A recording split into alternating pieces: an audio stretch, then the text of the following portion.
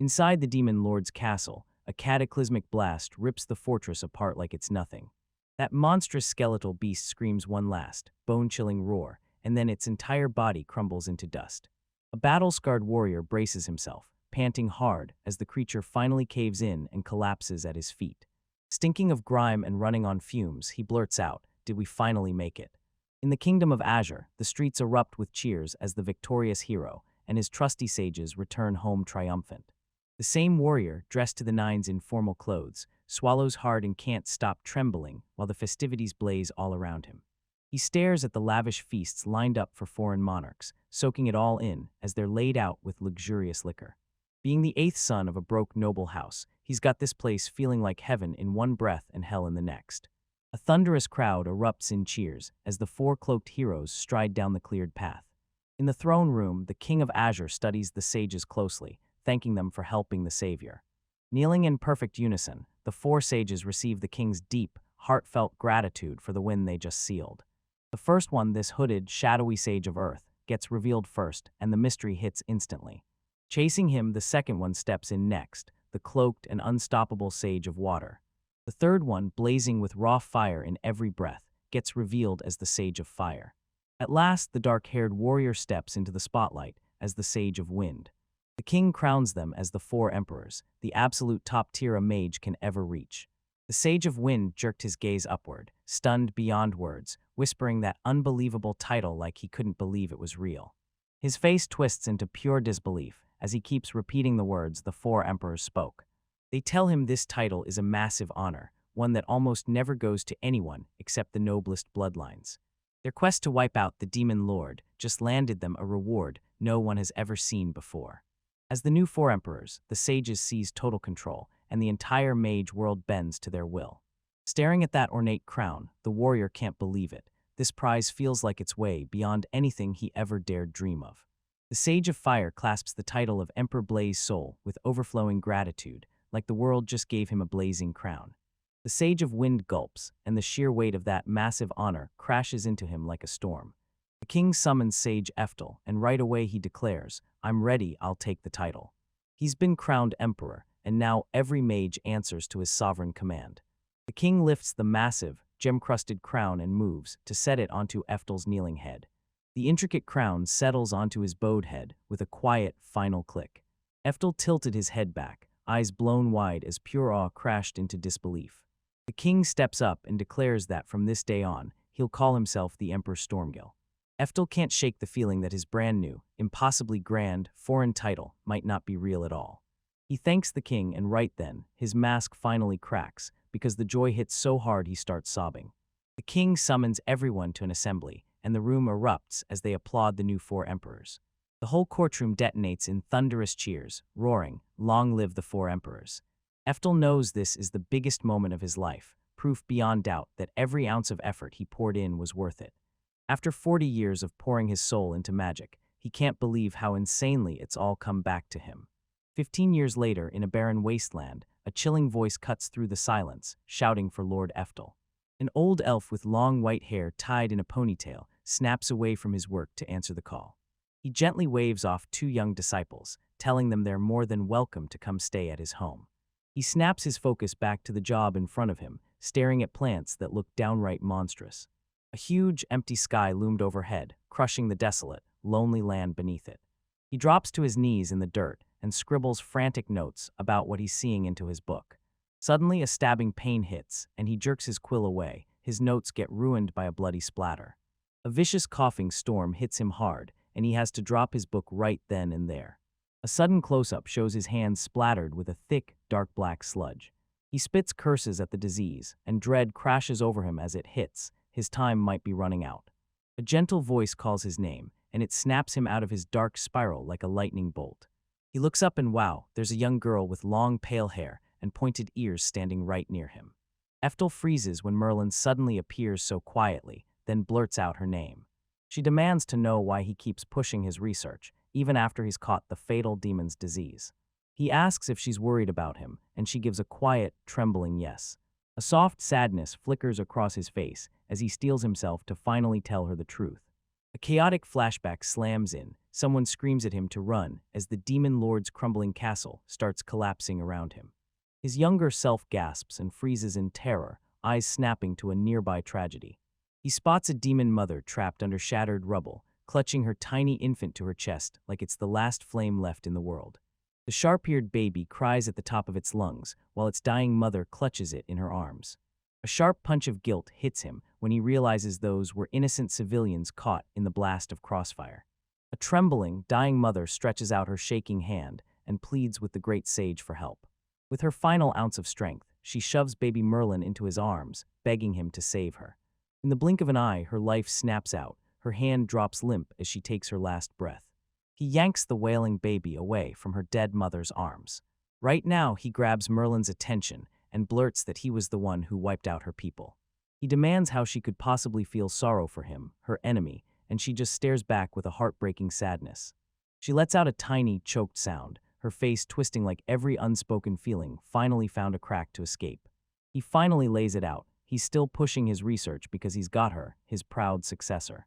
He confesses that his first real drive was simple. He wanted to carry the crushing expectations of his disciples on his own shoulders. That burning need to live up to everyone's expectations drove him to grind every day until he became the strongest sorcerer. Merlin shot out confused questions, totally thrown by the past tense he'd used. He admits every mage has one secret dream, to reach the top of their art and stand there like a legend. He admits that back then, he was exactly the kind of ambitious kid who chased big dreams. But one day, it hit him like a thunderclap. No one can just waltz up to the pinnacle and claim it. Merlin explodes in outrage, grilling him about what on earth he thinks he's talking about. She hammers it out with total confidence. He's the mighty Emperor Stormgill, one of the strongest mages alive. He shrugs off her praise and admits it straight. He's only mighty when you stack him against the average guy. In his head, he admits it plain as day. Compared to real power, he's only modestly talented. He measures himself against his old comrades, shadowed figures wrapped in unbelievable skill. They were just youths, born already stacked with insane natural magical power. These blessed youths stood by his side as he chased the mission to crush the demon lord. Standing next to their effortless brilliance, he felt like he was completely worthless. A memory flashes, he's gasping and straining, just barely able to keep pace with his prodigal companions. A messenger bursts in, tapping his way toward Eftel with what he swears is world-shaking news. Eftel finally looked up from his work, and a tired, curious look flickered across his face. He grabbed the panting messenger by the shoulders and demanded to know what's got him so desperate to see him right now. A messenger storms in and declares that Lord Blaze's soul has already rooted a breakthrough theory on magical aptitude. Eftel's mouth hangs open in shock as the messenger steps forward and confirms he's delivered a letter. He reads the letter and can't shake the doubt. Can anyone really measure aptitude with true accuracy? His eyes go wide in pure shock, a bead of sweat races down his brow, and the horrible implication finally hits. He lifts his gaze from the paper, stunned by how unbelievably simple the method is.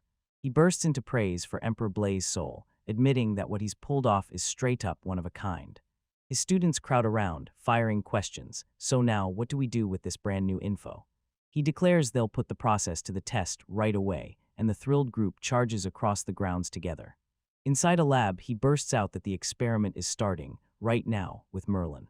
He breaks it down step by step, showing how 4 strands of hair get yanked straight from Merlin's head. Then the 4 hair strands get tossed into the test tubes, right as the solution pours in. The kids collectively gasp as the test tubes suddenly burst with a brilliant pop, like something magical just happened. The whole crew freezes, staring in pure awe at that rack of test tubes blasting out bright, glowing light. Up close, the blue and green tubes blaze so bright they feel like they're humming with power. Merlin leans in, eyes locked on the glowing, bubbling liquid, trying to figure out what every color is trying to tell him. Eftel digs into Blaze Soul's research notes, piecing together what the test results are really saying. The notes spell it out. Blue means water affinity, and green means wind affinity. In the lab, Eftel leans in and announces Merlin's jaw-dropping S-rank, wind and water under his command. Staring at the results, he blurts out in pure awe that they're absolutely the most impressive thing he's ever seen. Merlin quietly questions whether the test is legit, but Eftel insists she knows it's 100% right.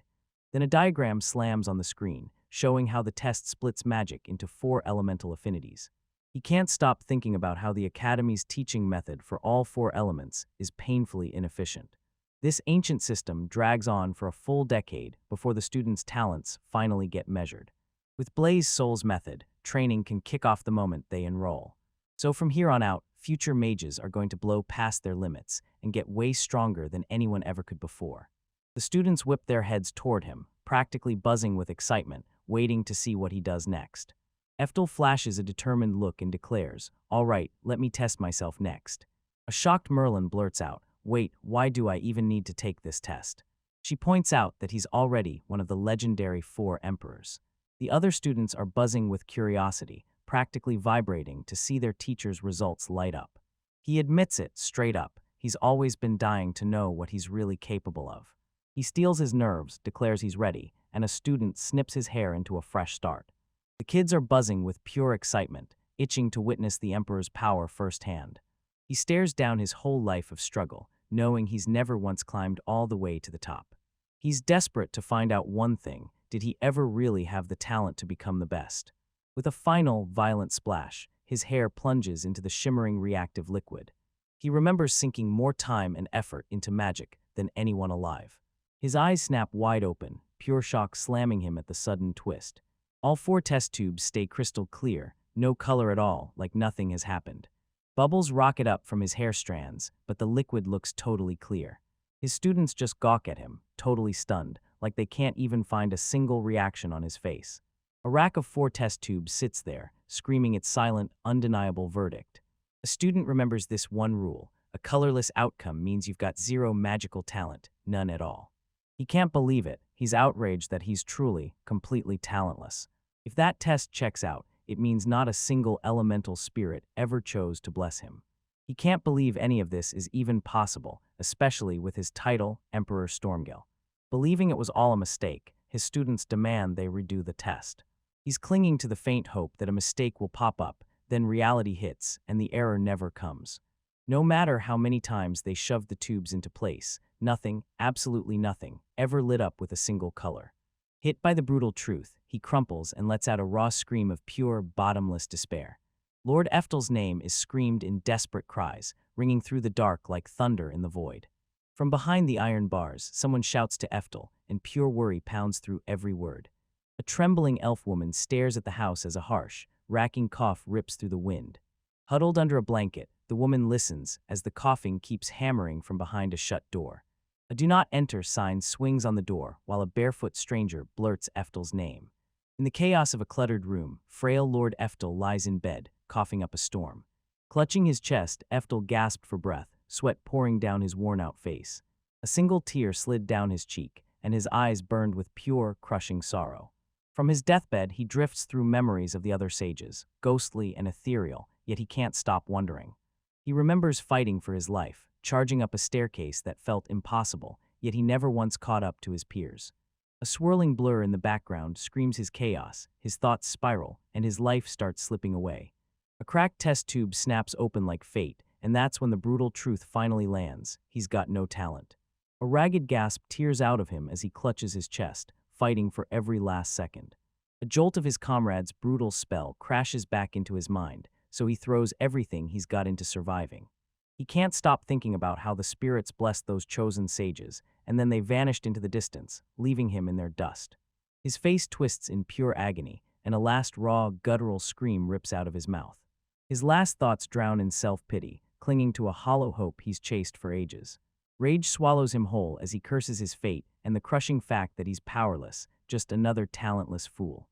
With a brutal final convulsion, Lord Eftel's life snaps out for good.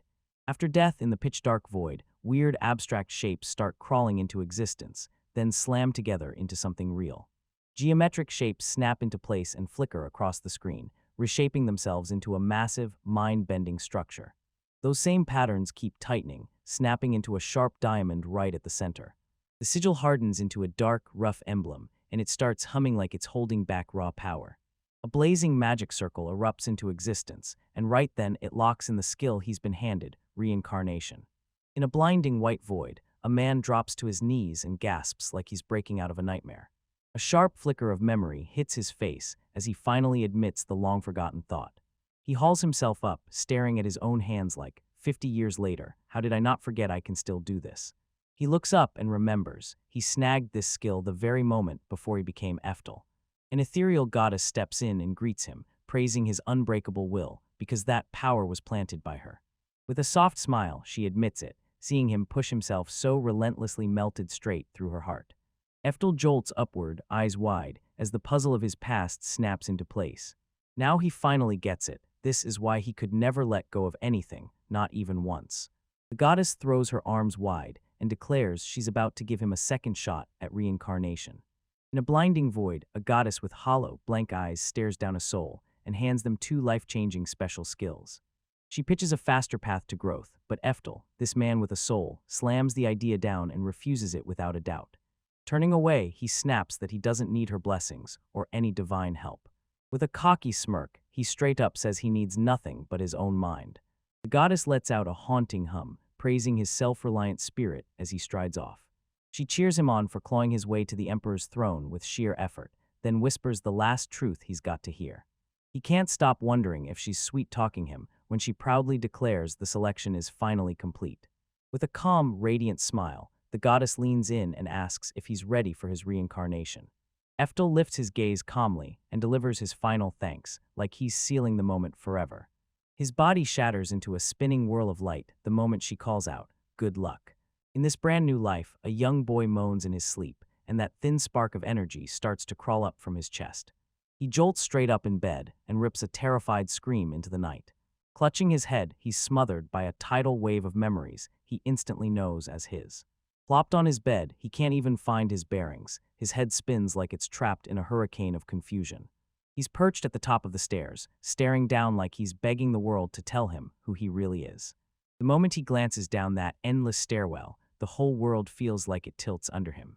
He tiptoes up to the towering arched mirror, holding his breath to finally catch his new reflection. When he spots that young face for the first time, he gasps, pure, total shock hits him hard.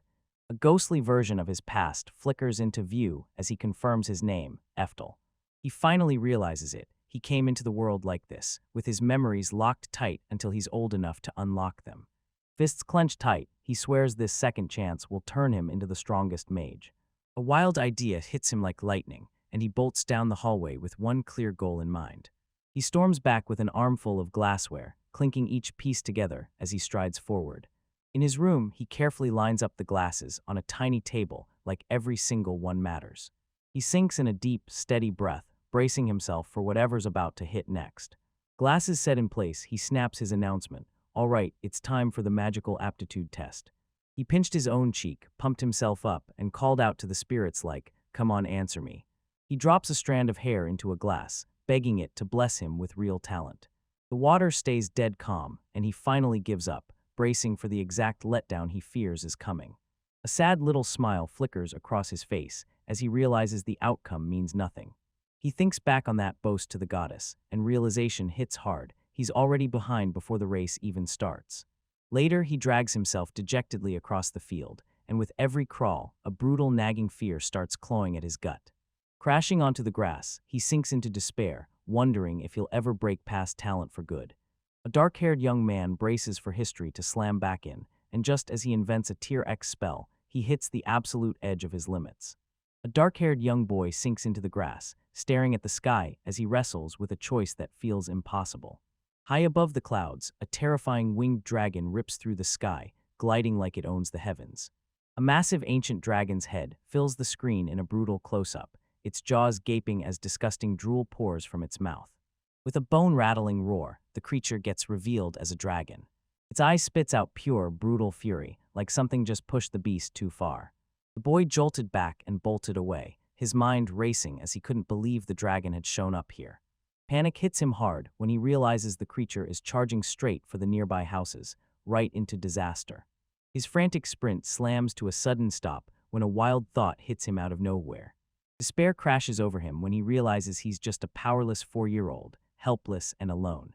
Riding hard, a band of knights spots the runaway dragon and launches into a furious chase at once. The knights' hearts drop as they spot it charging straight for the capital. The dragon rips the sky open with another earth-shaking roar as it swoops over the little village below. The boy stares as it flies off, gutted that he didn't pop out as one of those early blooming magic kids.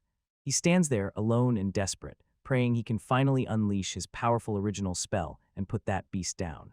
With grim resolve pounding in his chest, he goes for broke and attempts to cast his ultimate Tier X spell, Eftel. He snaps his fingers and launches straight into a dangerous, intricate incantation for the spell.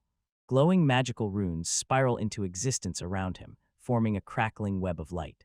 Suddenly, his eyes snap wide with shock as a terrifying realization hits him: something is horribly wrong. The charging knights slam to a stop as the dragon lets out a deafening roar, like some invisible force just yanked the world out from under them. A huge glowing magic circle suddenly slams into existence around the boy, and he just stares, completely, utterly lost. He's trapped in a swirling vortex of his own magic, and he's yelling in sheer panic, completely lost and terrified. A brutal bolt of lightning explodes from the ground and hurls him into the air like he's weightless. Knights get yanked off their horses, staring around in shock, desperate to figure out what triggered that world-shaking cataclysm. The dragon gets swallowed whole by a ferocious storm of black and white lightning. The boy got slammed to the ground, dizzy out of his mind, and he can't help but wonder, did he just accidentally fire off his ultimate spell?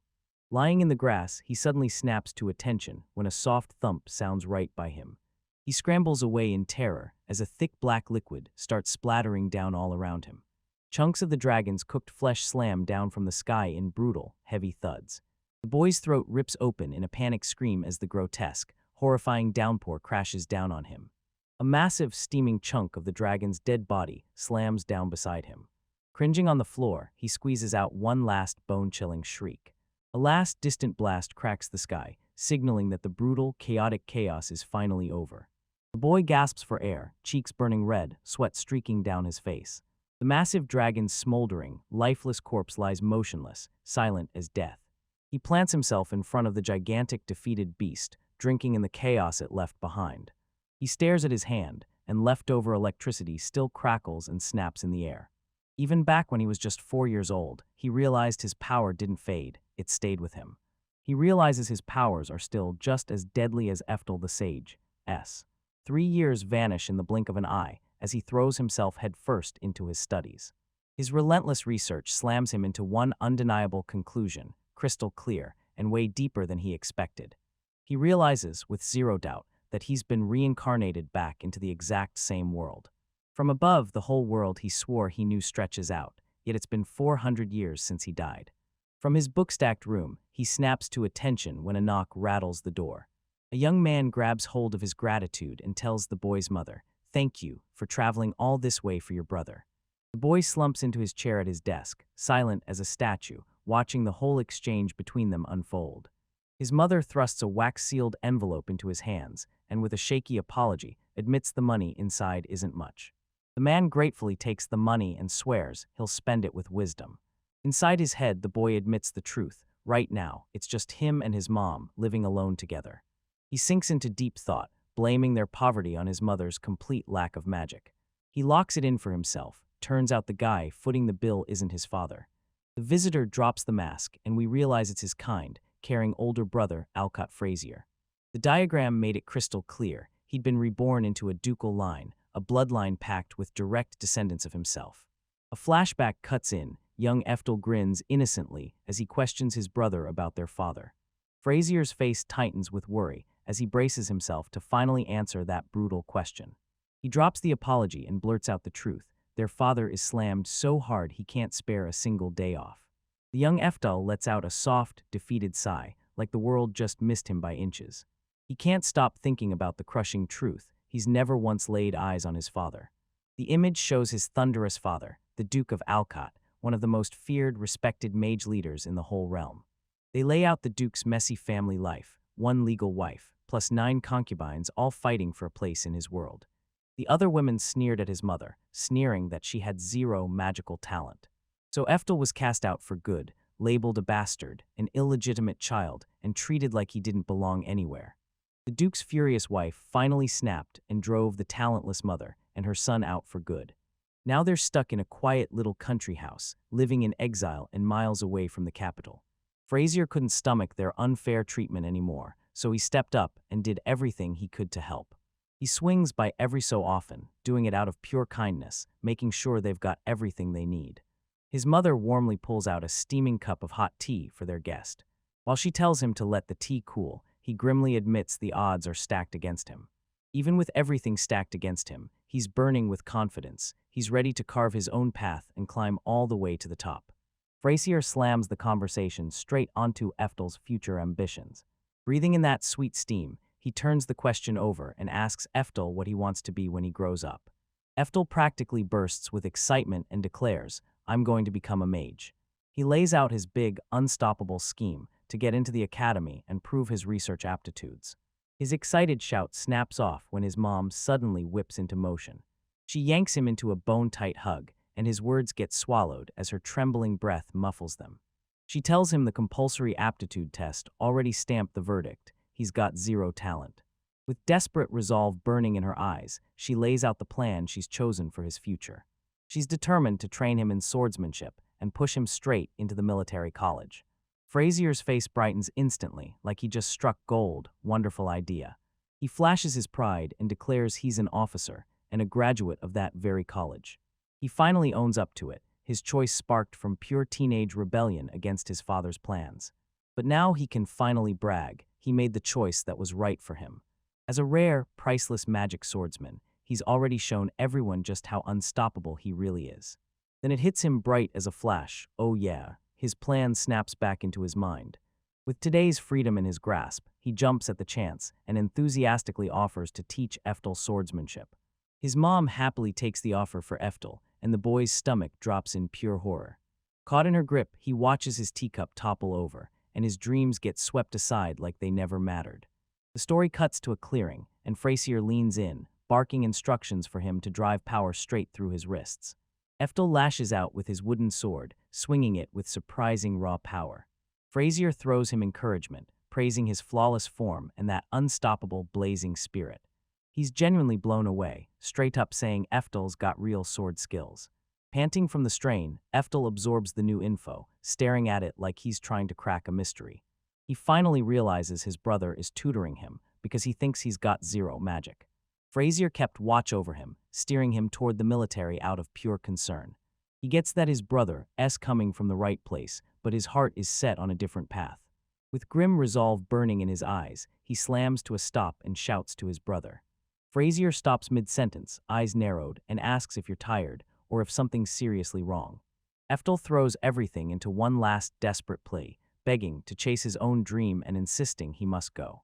Frasier is stunned when his younger brother delivers a fierce, unshakable promise with zero hesitation. With a tired sigh, his shoulders sagged, and the resignation hit him like a wave. He drops to his knees in front of the little boy, eyes locked on him, ready to hear every word he's about to say. In a sun-kissed clearing, a gentle Frasier leans in and tells you this: every single person has strengths. His eyes locked onto that distant academy, and Eftel vowed to break through the magical aptitude limits standing in his way. Frasier finally caves in with a simple fine, and the stunned Eftel just stands there, utterly blown away. Frasier switches gears and proposes a test. He'll show Eftel a real spell and prove it for himself. He pledges to back Eftel's skills if the kid can copy it, even with a few rough edges. A young boy bursts into wild cheers, grinning from ear to ear because the challenge sounds so simple. Eftel bounces around in pure excitement, shocked at how ridiculously easy the task feels. Frasier steals his mind, ready to slam Eftel with the brutal, no-lies truth about the real world. From way out there, Eftel's voice booms that he's starting, and he shouts a warning: don't look away. With a bright, confident grin, the boy shoots back, eager and sure, got it, I understand the challenge. With a thunderous shout, Frasier rockets his hands forward and kicks off the spell he's about to unleash. His incantation flares to life, summoning Sylphie, the spirit of wind, to come rushing in and answer his call. He throws himself at the spirit's feet, begging for the power to unleash a divine cyclone on his enemies. Eftel's face twists with confusion as he stares at his brother, wondering why he's reciting a chant. He blasts out his Tier 2 spell, Wind Edge, launching a razor-sharp disc of wind straight ahead. A razor-sharp blade of wind whips through the air, spinning faster and faster as it rockets straight for its target. The Wind Edge spell slams down with a brutal crack, shredding a thick tree in the clearing. The tree trunk groans and splits open, cracking under the brutal weight of the magical attack. The severed top half of the tree lurches over and crashes hard onto the forest floor, roaring through the silence. Frazier staggers in the spell's wreckage, panting like he's running on fumes after everything he pushed. With a smirk, he demands to know whether Eftel is blown away by his divine talent, because he's absolutely basking in that pride. Frazier brags, but Eftel just stares back with zero awe like, was that really all? Still gasping for air, he starts laying out just how brutal the training is to pull off a spell like that. With a casual flick of his wrist, Eftel readies his own spell, ready to unleash it the moment he wants. A monstrous vortex of wind detonates from Eftel, swallowing the size of his brother's earlier spell like it was nothing. Frazier's face twists with pure shock as he erupts into a scream of disbelief. The spell's raw power tears across the land, shredding a whole swath of forest into nothing. Frazier gets slammed backward by the shockwave, grunting hard as he fights to stay upright. After everything goes down, a horrified Frazier trembles uncontrollably, his face locked in pure, breathless shock. Eftel stands there stone calm, totally unfazed, like the destruction he just unleashed can't even rattle him. Frazier reels stared at a 7-year-old who somehow cast a spell so strong, like it came out of nowhere, and not a single outcome could stop it. Realizing silent casting isn't something a kid can pull off, his power finally breaks, then he crumples to the ground. Kneeling in the dirt, Frazier blurts his brother's name again and again, shaking as he demands to know what he did. The boy whips his head toward his brother, eyes wide with innocent confusion, and blurts, "What's wrong?" With a shaky laugh, he admits he forgot to copy the spell, and then, by accident, he blasts a Tier 4 straight instead. Frazier screams in pure horror, snapping, "Do you even realize Tier 4 is high-level magic?" Eftel shoots a confused look, then calmly drops the truth. Tier 4 spells are just low-level magic. Frazier pleads for the truth, but Eftel clamps down, because he can't spill the fact that he's been reincarnated. He fights to make it understood. His body is slowly unlocking the past and bringing his old knowledge roaring back. He admits his brain is already fighting for its life, just to keep up with all the knowledge as he grows. He leans in with calm confidence and says, at his absolute best, a Tier X spell is just child's play. The second Frazier hears the impossible Tier X spell, his mind erupts in pure, gut-churning horror. His mind spins as he realizes Tier 10 spells are vanished lost lore, right before his soul tears away from his body. Eftel jolts in shock, totally caught off guard by how wildly his brother snaps after what he just said. Frazier drops to the floor unconscious, and Eftel screams his name, racing to his side as fear hits like a punch.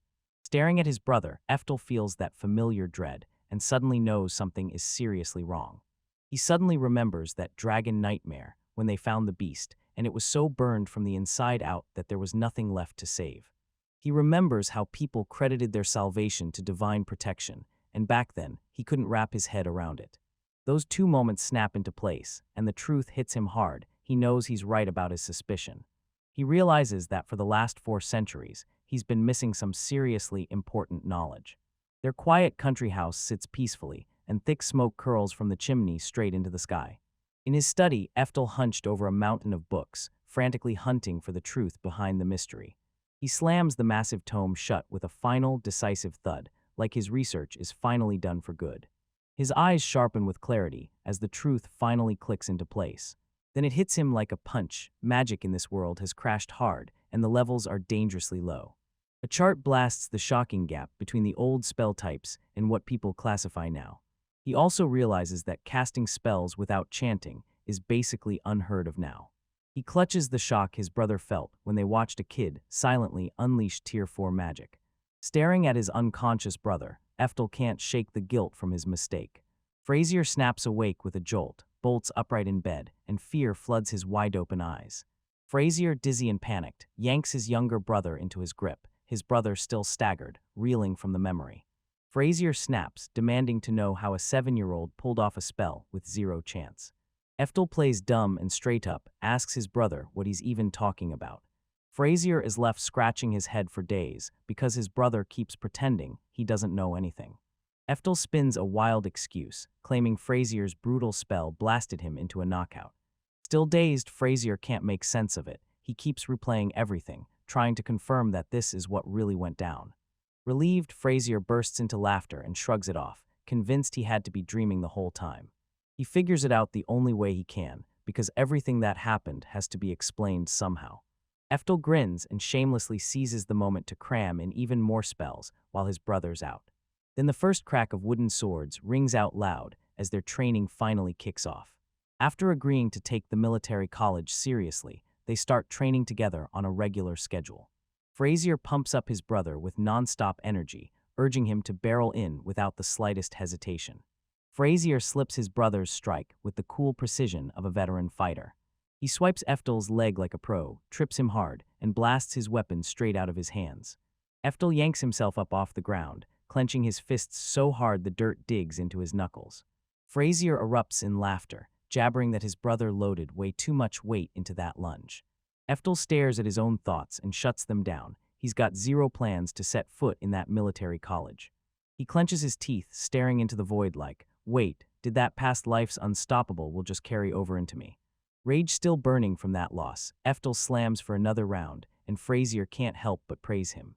Frazier keeps hammering through the grueling training, landing a crushing hit on his stubborn brother. Day after day, the battle never lets up. Round after round, their training rolls on with no end in sight. 10 years old and totally unshaken, Eftel stands atop a pillar above a roaring waterfall. His eyes snap wide open, and that raw fire in them sharpens into ironclad discipline. With a brutal swing, he slashes through the falling debris and splits a huge chunk clean in half. He darts through the chaos, dodging falling debris with lightning-fast, pinpoint moves. He drops in cleanly, landing in perfect balance on a giant log that's getting battered by the raging current. He sprints across the log, smashing it over and over to keep his insane balance from slipping. With a sudden jump, he launches into the air, lines up his shot, and fires, aimed at a floating water sphere, his training target. His sword cuts clean through the water sphere, and it explodes outward in a blazing fan of droplets. A massive, muscular figure stands his ground in the middle of the pouring rain, radiating raw power like it's impossible to break. He sits there, stunned by the fact that he threw his chips into swordsmanship by pure accident, then realizes this whole path has nothing to do with magic. Across the water, Frazier's voice thundered out, beckoning Eftel to come join him. He grins and flat out admits it. His new dream is to become the strongest magic swordsman alive.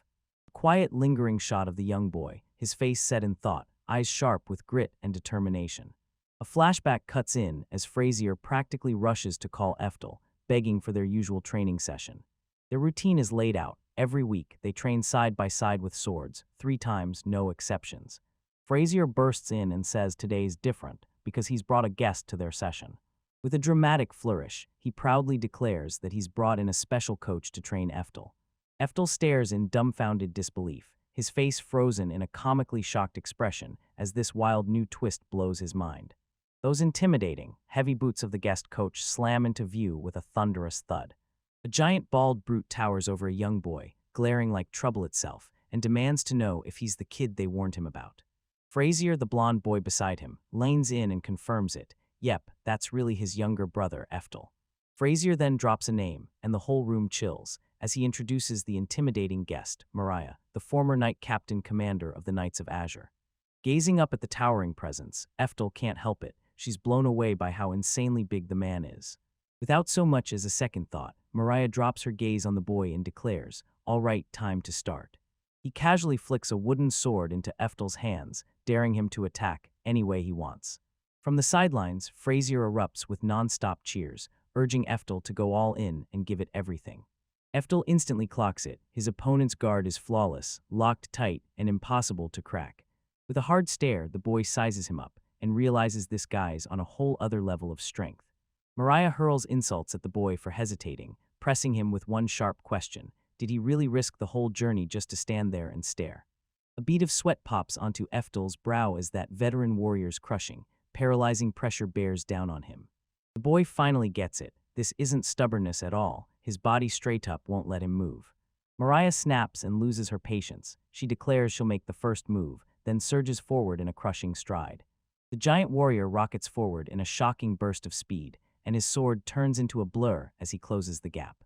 Eftel blurts out in shock at his opponent's insane speed, because the moment he tries to react, he can't even see him draw his weapon. With nothing but pure disdain in her eyes, Mariah sneers that he's way too slow and way too weak. Eftel shot back with pure defiance, then he snapped into action as swirling aura wrapped his body like a storm. He roars out the name of his technique, mana augmentation, and then blasts his hidden power wide open. Marion can't believe it. She's blown away that a kid this young can already carry himself with such control. Their blades slam together with a sharp thwack as the newly empowered Eftel rushes head-on into the veteran's brutal attack. A rage-fueled brawl erupts as they slam into each other with jaw-dropping speed and bone-crushing power. Laughing out loud, Mariah tells Frasier the kid has what it takes and that he'll land that recommendation. Frasier leans in and blurts an excited, yes, clearly proud as hell of his younger brother's performance. Eftel snaps his attention to the recommendation for a split second, and that mention leaves him totally thrown and confused. Frasier remembers catching it without even meaning to Eftel always slipped into the habit of wrapping his arms with mana during their everyday training. In a flashback, Frasier leans in and quizzes a younger Eftel, demanding to know if he can control the mana raging inside his body. He tells the kid that mana can be tapped for a blazing, split-second surge in raw physical power. Even with everyone claiming he had no talent, Eftel somehow proved them wrong by mastering mana control with effortless, unnatural ease. Frasier swore the kid's skill matched the legendary sage everyone talked about. Right now, Eftel flashes a smirk, because deep down he knows this insane skill is the gift he carved out of his past life as a sage. The seasoned warrior's jaw drops, and he gasps hard at the boy's jaw-dropping skill. Mariah keels over in a fit of roaring laughter, practically grinning at the punchline. Some talentless kid just became a master of mana control. From the sidelines, Frasier clenched his teeth, fully aware he could end this fight in an instant with his own magic. With both hands locked around his blade, Eftel hardens his resolve and charges straight into the next phase of the fight. He knows that winning with his magic would feel pointless right here and right now. Now he's setting his sights on going beyond his limits with pure swordsmanship, no more leaning on those old, overpowered tricks. Winning with his past life magic would feel like eating dust, hollow, pointless, and totally meaningless. He steels himself, razor sharpening his focus, because in this battle alone, determined to win, he swings his blade and charges straight at the still-laughing Mariah. Mary snaps into the right spot and easily blocks the boy's desperate rush, his brute strength crashing against her like a wave that never breaks. He taunts Eftel's weakness as their blades slam together, and the whole fight turns into a pressure-cooked battle of raw strength. With a brutal shove, Mariah easily flings the smaller boy, stumbling back across the clearing. Eftel fights to stop the crushing downward blow, and right in the middle of it, he admits to himself, his opponent is simply too strong. Mariah rips into the boys' sword skills, then declares the gap in their physiques has already decided the match. With a cruel grin, he spits that it's 3 years too soon for some runt like Eftel to even think about beating him. In a jaw-dropping, no-warning twist, Eftel throws his sword away on purpose, letting it rip through the air and fly. Mariah's eyes snap wide with shock, and his attack stumbles for just a heartbeat. The veteran warrior is left utterly speechless by the boy's audacious, unpredictable move. Eftel whips his sword around midair, using it as a deadly little distraction at just the right second. Mariah's gaze snaps to the flying weapon, and right then, Eftel erupts into motion. He rockets forward in a blink, slamming the gap shut and leaving his opponent stunned. Frasier, glued to the sidelines, blurts out in pure disbelief at how that boy's speed somehow shouldn't be possible. Eftel rockets into the air and whips into an insane midair spin, his body turning into a blur. He blasts out a thunderous kick, driving straight for the side of Mariah's head. The kick lands with a booming crash, the impact blasting the birds out of the trees as they scatter into the sky. The massive former knight captain slams into the ground with a brutal crash, out cold, crushed by the boy's jaw-dropping technique. Pinned on his back under a mountain of rubble, the veteran warrior gapes upward, frozen in stunned, wordless shock. From the clearing's edge, Frasier jabs his fist up, quietly muttering his approval of that slick move. Eftel freezes, staring at his own hands like they betrayed him, because his body moved on instinct, without warning. He realizes his body moved on its own, using a technique he hadn't even thought about in ages. A flashback hits him like lightning, one judo throw he learned 2 lifetimes ago, carved into his training memory. He grins, stunned that after all these years, his hands still remember the technique. Mariah jolts upright, roaring with laughter instead of anger, because getting yeeted by that little runt was honestly hilarious. He can't stop thinking he'd heard about fierce fighters in the East, yet here he is, face to face with a 10-year-old. Playfully swatting Eftel on the head, he admits defeat and declares with a grin that the boy has passed the test. With his head throbbing, Eftel rubs his sore scalp and blurts, "What test is my opponent talking about?" He whips around to Frazier and demands answers about that mysterious test. Frazier blushes and finally admits he totally forgot to mention one crucial detail about their guest. He throws it out there with full confidence. Mariah isn't just anyone, she's the headmaster of Azure's military college. Eftel freezes in total shock, and horror creeps in as the truth hits him. He finally understands what this means for his life. Frazier grins and tells everyone he snagged a place in college, so his mom will finally beam with pride. Eftel's mind erupts in a scream, stunned that his simple training session spiraled into this tangled disaster. Later on, the sky turns pitch black as storm clouds swarm in, and thunder starts rumbling like the world's about to break. Back home, the wind lashes like a fury, and the whole family sprints inside to snatch up every last piece of laundry before it flies away. Frazier jolts with a worried thought. Is Eftel still out there training in this weather? His mother confirms it, her face twisting with pure worry for her son. The first raindrops start to fall, and she silently prays he won't get sick. Deep in the woods, Eftel breaks his limits and unleashes his true power. Then a devastating Tier X spell tears the air apart. He plants his feet with laser focus, and a glowing, intricate magic circle suddenly blossoms in front of him. His face tightens with pure focus as he funnels an insane wave of power into the attack. A massive pillar of raw white energy blasts out of the earth, shredding straight through the forest canopy like it owns the sky. Staring at the massive crater his spell carved into the ground, he clocks that tiny, deadly lag right when he hammers down Tier 9 and Tier 10 magic. He grins with relief, letting the pounding rain mask his secret practice perfectly. Just as he finally gets a quiet second, Frazier comes charging through the trees, ripping the silence apart as he runs straight at him and bellows his name. Frazier gasped and panted as he told them he'd spotted ominous lightning nearby, and now his brother was the thing he feared most. Eftel pretends to crumble with normal training soreness, then insists, loud and clear, that he's totally fine and not injured at all. Frazier finally exhales in relief, then snaps at him for nearly scaring him half to death. He clamps his hands on Eftel's shoulders, eyes burning as he makes it crystal clear Eftel's signing up for the military college next year. A year later, Eftel finally gives in and publicly agrees to enroll in the college, filling Frazier with pure delight. Deep down, the young boy clutches the one secret dream he's been hiding from everyone. In their world, noble kids hit 15 and then blaze out of the house to start their lives as real adults. Now at just 14 years old, Eftel realizes the tradition reaches all the way to him too. His face tightens as he weighs his future in his head, knowing he can't dodge the decision any longer. He steels his resolve and tells himself over and over that he's not stepping into that military college, no matter how tough it gets. The moment he turns 15, he refuses to stay put. He storms out of home to chase his own dream. He vows to enroll in the Magic Academy and prove his worth, no matter what it costs. Frazier slams his name into the air from behind, cutting through his silent vow of intent. Frazier practically bursts with excitement, shouting to his younger brother that he's got great, amazing news. The story cuts to the family's humble rustic home, the perfect place where this huge news is about to land. At the tiny dining table, Eftel's mom leans in close, staring at Frazier and demanding to know if everything he said is actually true. With a dazzling grin and zero doubt, Frazier bursts out that their father finally agreed to meet Eftel. The moment Eftel's mother hears they're meeting Duke Alcott, her words die in her throat, and Eftel can't even breathe. Overwhelmed by emotion, the mother tearfully thanks Frazier for his relentless help. Eftel stands there, staring at his crying mother as she breaks down in front of him. Joy explodes on her face. She springs up and clamps Eftel in a fierce, bone-crushing hug. She chokes up and whispers that their father finally embraced him as his own son. As Eftel's wrapped in that hug, memories hit him hard. 14 years his father ignored him, playing on loop in his mind. He laughs it off, but that hug from his mom still feels like it's smothering the life out of him. Frazier's eyes brim and he wipes at them, crying for real with joy because his brother finally gets what he deserves.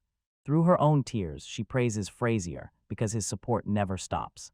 Eftel digs deep, reaffirms how much he loves his family, and vows to tear down anything that threatens their happiness. They pull up before the towering, magnificent Alcott Palace, straight to their father's grand residence. Even though he agreed for his family's sake, Eftel can't help it. Meeting his descendants sparks a secret thrill deep in his chest.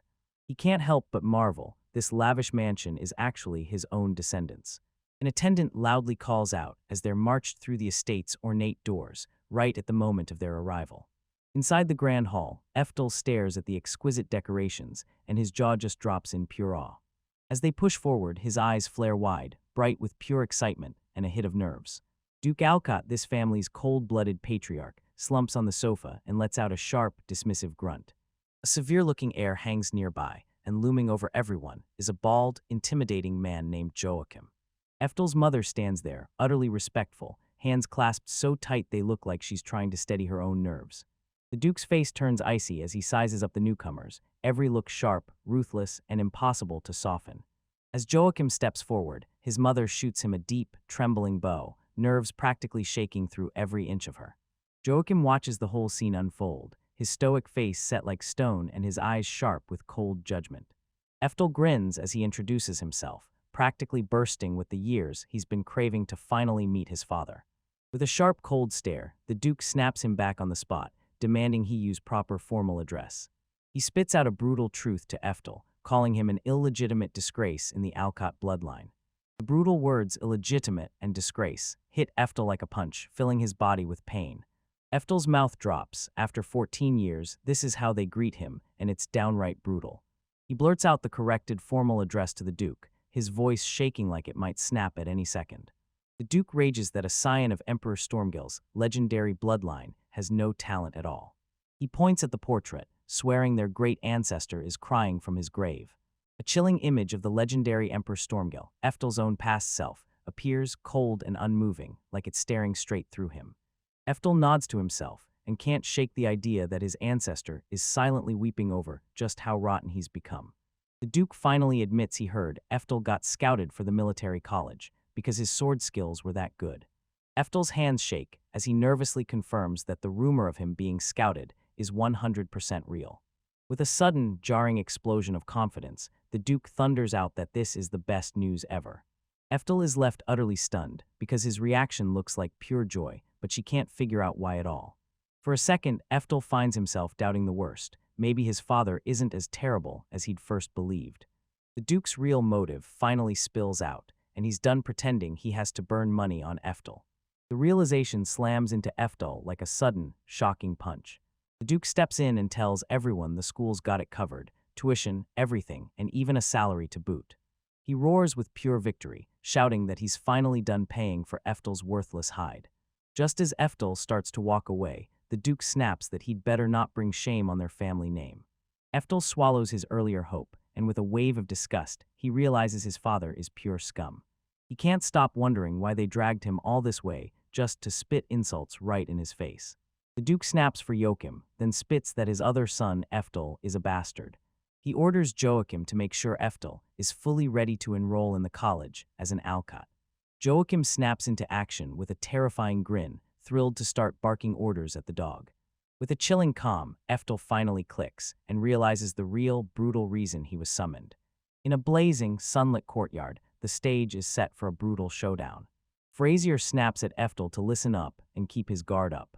As he tightens Eftel's armor, he leans in and says, "This isn't just a sparring match."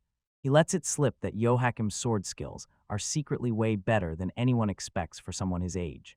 A flashback snaps to a younger Joachim, blood on his skin, grinning like he just conquered the blade. Frazier makes it clear, unlike their mentor, Sir Mariah, Joachim won't pull any punches. He begs Eftel to call his surrender the instant he senses real danger closing in. Eftel can't wrap his head around it. What in the world did he do to make his own family hate him this deeply? Eftel snapped into position with a sharp motion, jaw set and eyes burning as the duel loomed. Joachim jeers at him from across the yard, but Eftel digs in and flat out refuses to run. A smug, mocking smirk claws its way across Joachim's face as he readies himself. He casually flicks a wooden sword at Eftel and orders him, "Catch it." As Eftel snatches the practiced sword out of the air, shock rips through him. The blade feels insanely heavy in his hands. The heavy weapon slams into his grip with a brutal, solid thud. He can't help but wonder why this sword feels so brutally heavy compared to a normal one. Joachim finally drops the truth. This blade isn't just any training weapon. He leans in and tells them it's carved from ridiculously heavy wood, then throws out a chilling "what if that'll make your skin crawl." Eftel demands answers, pressing what he's really saying behind that dark, threatening implication.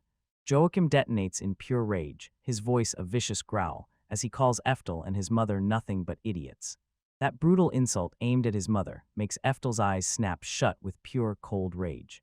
Joachim vows to teach them what it really means to belong to the family, no half measures. He sneers like the whole family never cared about Eftel or his mother from the very beginning. A memory slams him with the moment they booted his mother out, calling her nothing but a talentless pig. Joachim spills how she begged their father for a child, praying it would come out with unstoppable power. He spits that everything she managed to carry was nothing but an empty, untalented waste of space, like Eftel. His expression contorts with pure malice as he blurts out he wants to kill her, all because he thinks she brought shame to the family. Joachim hefts his heavy club and swings hard, sneering at his bastard brother as he charges in to attack. Eftel can't help but wonder in his own head how this vile, monstrous freak could possibly be his brother.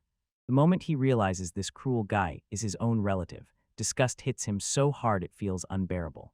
Joachim keeps firing off taunts, pushing Eftel to throw down, and even asks if he's wet his pants. Eftel clenched his teeth, stunned that this guy could even be connected to his family. That last vile insult about his mother completely shatters what's left of Eftel's composure. His shock snaps into white-hot rage the moment he realizes that monster is his own descendant. The whole thing feels like a cruel prank, then he snaps into motion with blinding speed.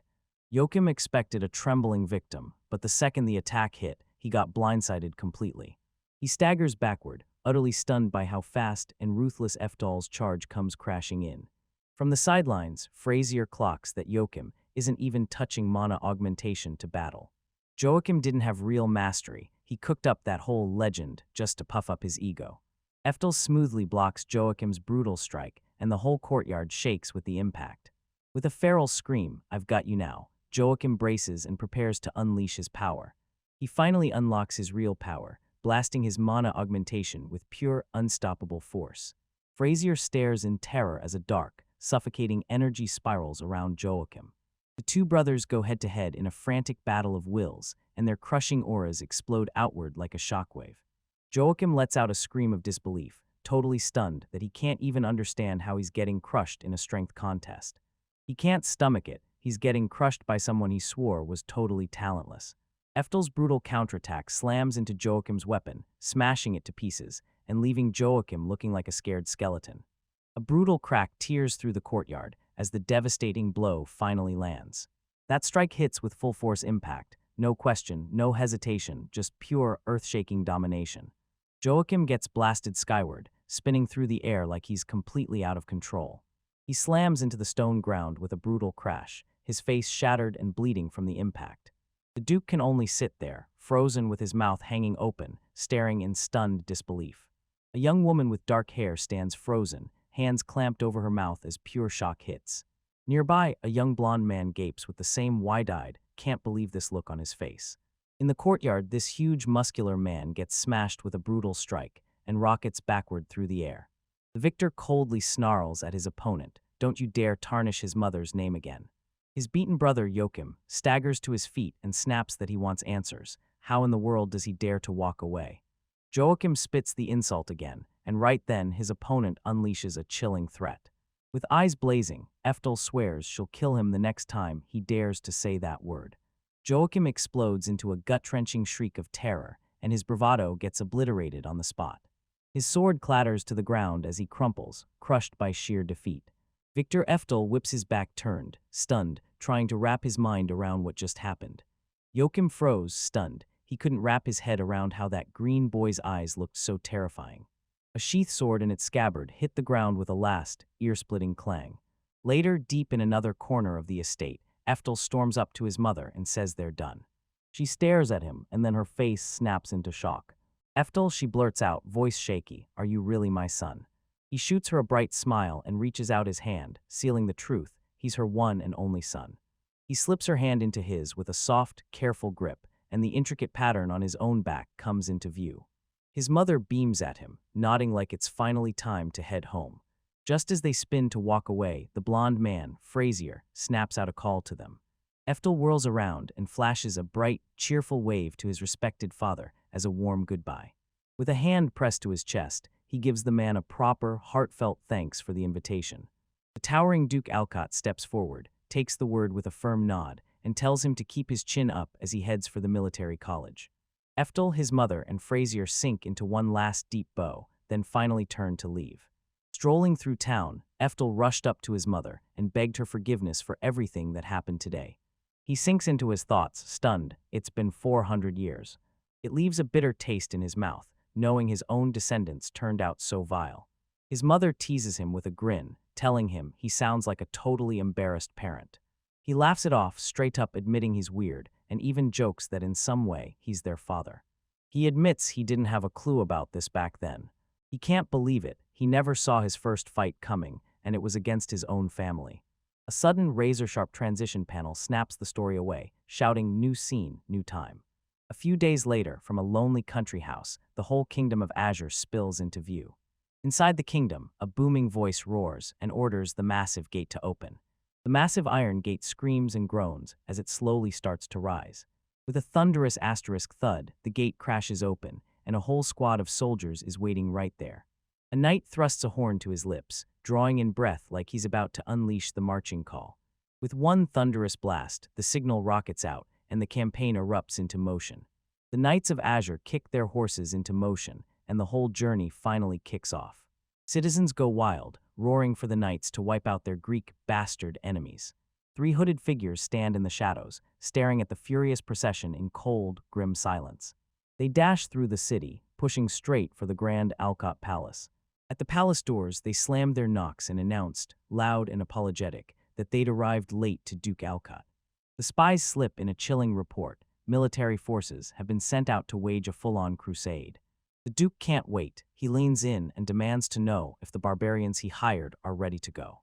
His informant shoots back the news. The advanced troops are already locked in and waiting in position. A gigantic horde of barbarians has slammed together in a brutal camp outside the capital. Spotting the signal, the barbarian leader snaps, ordering his men to wipe them all out. With the kingdom's defenses shattered, Duke Alcott steps forward and announces his coup d'etat is about to ignite. Almost 2 weeks have thundered by since Eftal's brutal, nail-biting showdown with his father. From a faraway house, a mother's voice booms across the distance and yells for Eftel to come eat dinner. Eftel can't stop thinking about how unnervingly silent his father's faction has been ever since they met.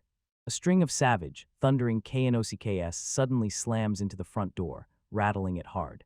Eftel nods and heads to the door while his mom stares, totally baffled by who would show up at a time like this.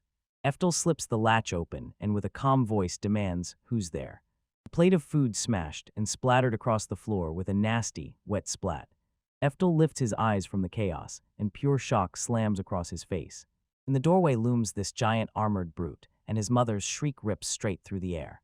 The drained man shoots out an apology for frightening them, and then blurts that it's an emergency.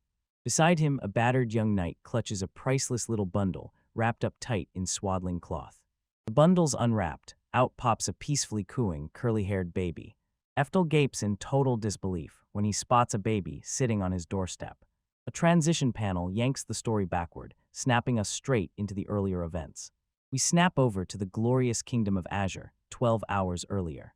Inside the king's castle, the royal guard's job is to stand their ground and protect the kingdom no matter what. A fearless young knight charges up to a towering, mustache-sporting officer. The officer snapped and demanded to know why the guard was being supercharged with fresh college recruits. The knight leans in and reveals they've got inside intel about a plot targeting the crown prince. He lays out how the kingdom's politics split into a brutal war of wills, kings on one side, the chancellor's faction on the other. For ages, the chancellor's faction had been dreaming of one thing, taking the throne for themselves. A miracle struck, and at last the king was blessed with a baby boy, his long-awaited male heir. The chancellor's supporters seethed with anger and slipped into secret plots behind closed doors. Whispers of a plot to assassinate the prince turned everything into a powder keg of tension. The knight snaps to the truth. His own father, Duke Alcott, is the leader of the chancellor's faction. A frantic messenger crashes through the door, screaming that barbarian forces are barreling toward the city right now. The mustached officer and the knight froze in pure shock at the news. A brutal explosion rips through the city, all of it laid out below the castle window in one terrifying flash. The knight snaps that this is a total disaster, and he orders everyone to get to the prince right now. Barbarians storm into the hall, and their victims scream like they've just seen the end of the world. The mustached officer throws himself into a brutal fight, smashing back the invading barbarians as he fights for every inch. Young Knight Frazier can't believe his eyes. Horror slams into him as the chaos erupts all around. A desperate war erupts all around the infant prince's jeweled cradle. An enemy crashes through the window as glass explodes everywhere like a violent storm. Frazier's face turns into a full-on mask of horror and desperation as he slams into the fight. The mustached officer lunges into the fight with grim determination, guarding his charge with everything he's got. Frazier lunges in front of them, throwing his body up to stop a brutal sweeping strike. The story snaps back to the present at a lonely country house perched on a hill. Frazier relived their desperate escape, racing to find a safe haven for the prince. A tight little crew crowds into the house, and the air turns so tense it practically snaps. Eftel rushes to the crying baby, staring in disbelief like this can't possibly be real. He can't wrap his head around it. Why would anyone dare try to murder a defenseless infant? Frazier can't believe it. How on earth did those barbarians smash through the castle's defenses? He blurts out his worst fear. His own father, the Duke, might be tangled in it. Eftel is horrified to realize that one of his own descendants is the one who did this. Sir Mariah, the mustached officer, leans in and demands, "So what's our next move?" Frazier finally snaps to a decision. They've got to drag the prince to the frontier and keep him safe. Their move is simple: get the prince into royal army custody, no delays. Sir Mariah leans toward the window, his face set in grim resolve. He worries sick for the prince out in the freezing night air, like the cold might swallow them both. Morning bursts in as birds on the branch start chirping like they're announcing the day. Eftel's mother pulls Frazier and Mariah close and tells them to go safely as they set off. Just as the two men are about to leave, a voice from behind breaks in, pleading, begging them to wait. Eftel, a young man in light armor, strides ahead with determination burning in his eyes. With unwavering resolve, he pours out his heart in a desperate plea, begging them to let him join their group.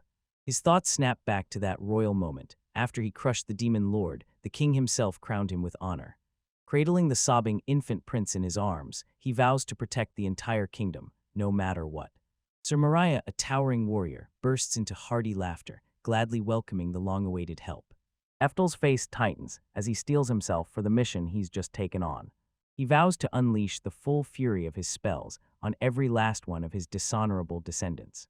With one last wave, he slips a silent apology to his mother, begging her forgiveness for what he did. He just can't bring himself to forgive his father for that betrayal. The brand new party maps out their deadly route through roaring plains and looming forests. While hauling the prince, Sir Mariah suddenly feels it. Something is seriously wrong. Deep in the thick woods, frantic rustling cuts through the trees like something unseen is closing in.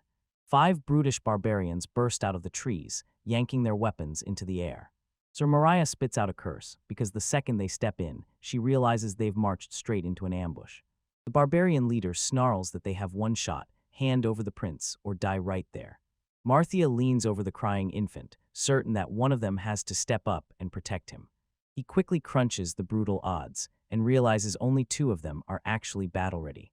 The battle-hardened veteran squares his shoulders and decides he'll face all 5 enemies alone. With an eye-blink burst of impossible speed, the barbarians get blasted off their feet and sail through the air. Mariah and his crew just freeze in shock, staring at the world flipping on them out of nowhere. They can't help but wonder, did their enemies really get wiped out in one impossible blink? Towering over the fallen, Eftel panted hard, still basking in the raw, unstoppable power he just unleashed. One of the defeated barbarians stared in pure terror, shaking his head like he still couldn't believe what he was seeing. Locking onto that lone survivor who's sobbing and begging for his mother, Eftel snaps into action, ready to hunt him down. He yells, muscles coiled, ready to chase down the last enemy standing. Frazier blurts out in panic, shouting at Eftel not to chase him, then begs him to turn back. He admits that wiping them all out might be the safest move. Their top priority is getting the heir to safety, and EFTOL doesn't even argue with that. Then Frazier bursts into praise for Eftel's incredible skill, even after that reckless moment passes. He watches Eftel's swordsmanship surge so hard it can even stand toe-to-toe with Sir Mariah's. Eftel shyly flicks his hand away, brushing off all that high praise his friend is throwing his way. Mariah quietly concedes that Eftel might be faster, and she blames it on her own creeping age. That thought sparks fierce competitive fury in the proud old warrior. His fighting spirit crashes back to life, roaring like it's offended. There's no way he's the slower one. After his outburst, he snaps off Frazier's concern like it's nothing, and they bolt forward anyway. The three companions press on through the thick, suffocating woods, their nerves screaming with every step. Eftel feels something off in the air and hears a weird, unsettling sound that doesn't belong. He can't shake the feeling that something's wrong in the eerie, dead-quiet forest. He whips his gaze to his brother, and a bead of sweat slides down his brow. Frazier clocks the creepy silence. Every animal and bird is gone. Eftel admits his brother clocked that eerie, breath-stopping silence too. A brutal string of distant, earth-shaking explosions suddenly slams through the forest. A thunderous shockwave tore through the trees with brutal, earth-shaking force. The brutal shockwaves keep ripping through the surrounding woods, shaking everything in their path. The trio snaps to attention, terrified and blazing with alarm after a magical hit lands from nowhere. A crackling wave of magical energy crackles in the air right in front of them. Frazier spots the ionization in an instant, proof that someone's unleashing serious magic. He clocks that staying right where he is would be a total disaster. He screams at them to hightail it and hide among the trees, now. The trio tears through the undergrowth, sprinting for their lives, gasping for air with every frantic step. Frazier abruptly screeches to a stop and yells at them to halt. At the tree line's edge, he spots an entire army lined up and ready before them. His expression snaps into a mask of pure shock, and then horror creeps in like a wave he can't stop. A massive army of soldiers stands locked in perfect formation across the endless plains. He knew they were moving in plain sight, but the sheer scale of it is straight-up mind-blowing. He spots the ducal mage corps, banners whipping and snapping in the wind. Sir Mariah stared ahead with grim recognition, fury simmering just under the surface. He couldn't believe the sheer audacity of the army that stood assembled right in front of him. Frazier spots the emblem of his father's personal army and realizes exactly who he's fighting for. Mariah leans in and asks, "So you're really going to hit the entire forest with spells?" Eftel watches his face tighten as the grave situation spirals out of control. A roaring wall of fire suddenly blasts up behind them, sealing off every path of escape. Frazier realizes the explosions weren't an accident at all. They were a calculated trap to smoke them out. Mariah realizes they're being driven out of the forest on purpose. He grins and tugs the wailing prince's cheek, trying to calm him down. Frazier blurts out, desperate, begging for a way to save the prince. He finally admits it. Storming that army is a dead end, because they'll get picked off the moment they step in, sitting ducks all the way. Pinned between the army and the roaring flames, they've got nowhere left to run. Mariah grimly looks at their situation and realizes they're trapped between a rock and a hard place. He thrusts the prince into Eftel's arms, then steels himself, ready to strike with everything he's got. He insists that with enough guts, anything can happen, and trust me, this isn't done yet. He strides forward and unveils his wild plan: hit the army head-on as a distraction so the others can strike. Eftel snaps his reckless idea out of existence the moment it's spoken, leaving the old warrior reeling in shock. Frazier nods along with Eftel, and you can feel his disgust. He hates the whole idea of that careless plan. He decides the only shot left is this. He has to sit down and negotiate with his own father. Mariah violently protests, screaming at Frazier to back off. This danger is massive, and it could get him killed. Frazier steadies him, dead sure his father isn't totally gone, still hanging on to reason. A thunderous voice booms across the field, calling out straight to their father. From a command post, the Duke's army cranes its ears as they hear the lone cry pleading for help. Frazier stands alone in the open field, arms stretched wide as if he's daring the world to find peace. The Duke's second-in-command stands up high and watches everything unfold. The Duke leans over his son and stares down at him, his face giving away nothing. Frazier pleads with his father to stop, swearing they can still end this peacefully. He begs them to drop this whole nightmare and head back to the city together. A subordinate snaps his attention to the Duke and demands his orders about his son. The Duke decides he'll deliver his answer to his son face to face. Frazier's heart pounds with hope as his father strides down onto the field. Pure, uncut relief floods Frazier's face like it can finally breathe. His father's towering figure strides straight toward him across the grass. On his knees, Frazier demands to know if this is the sign that he'll be granted his wish for peace. His father halts right in front of him, eyes locked on his, and makes sure he truly understands what's going on.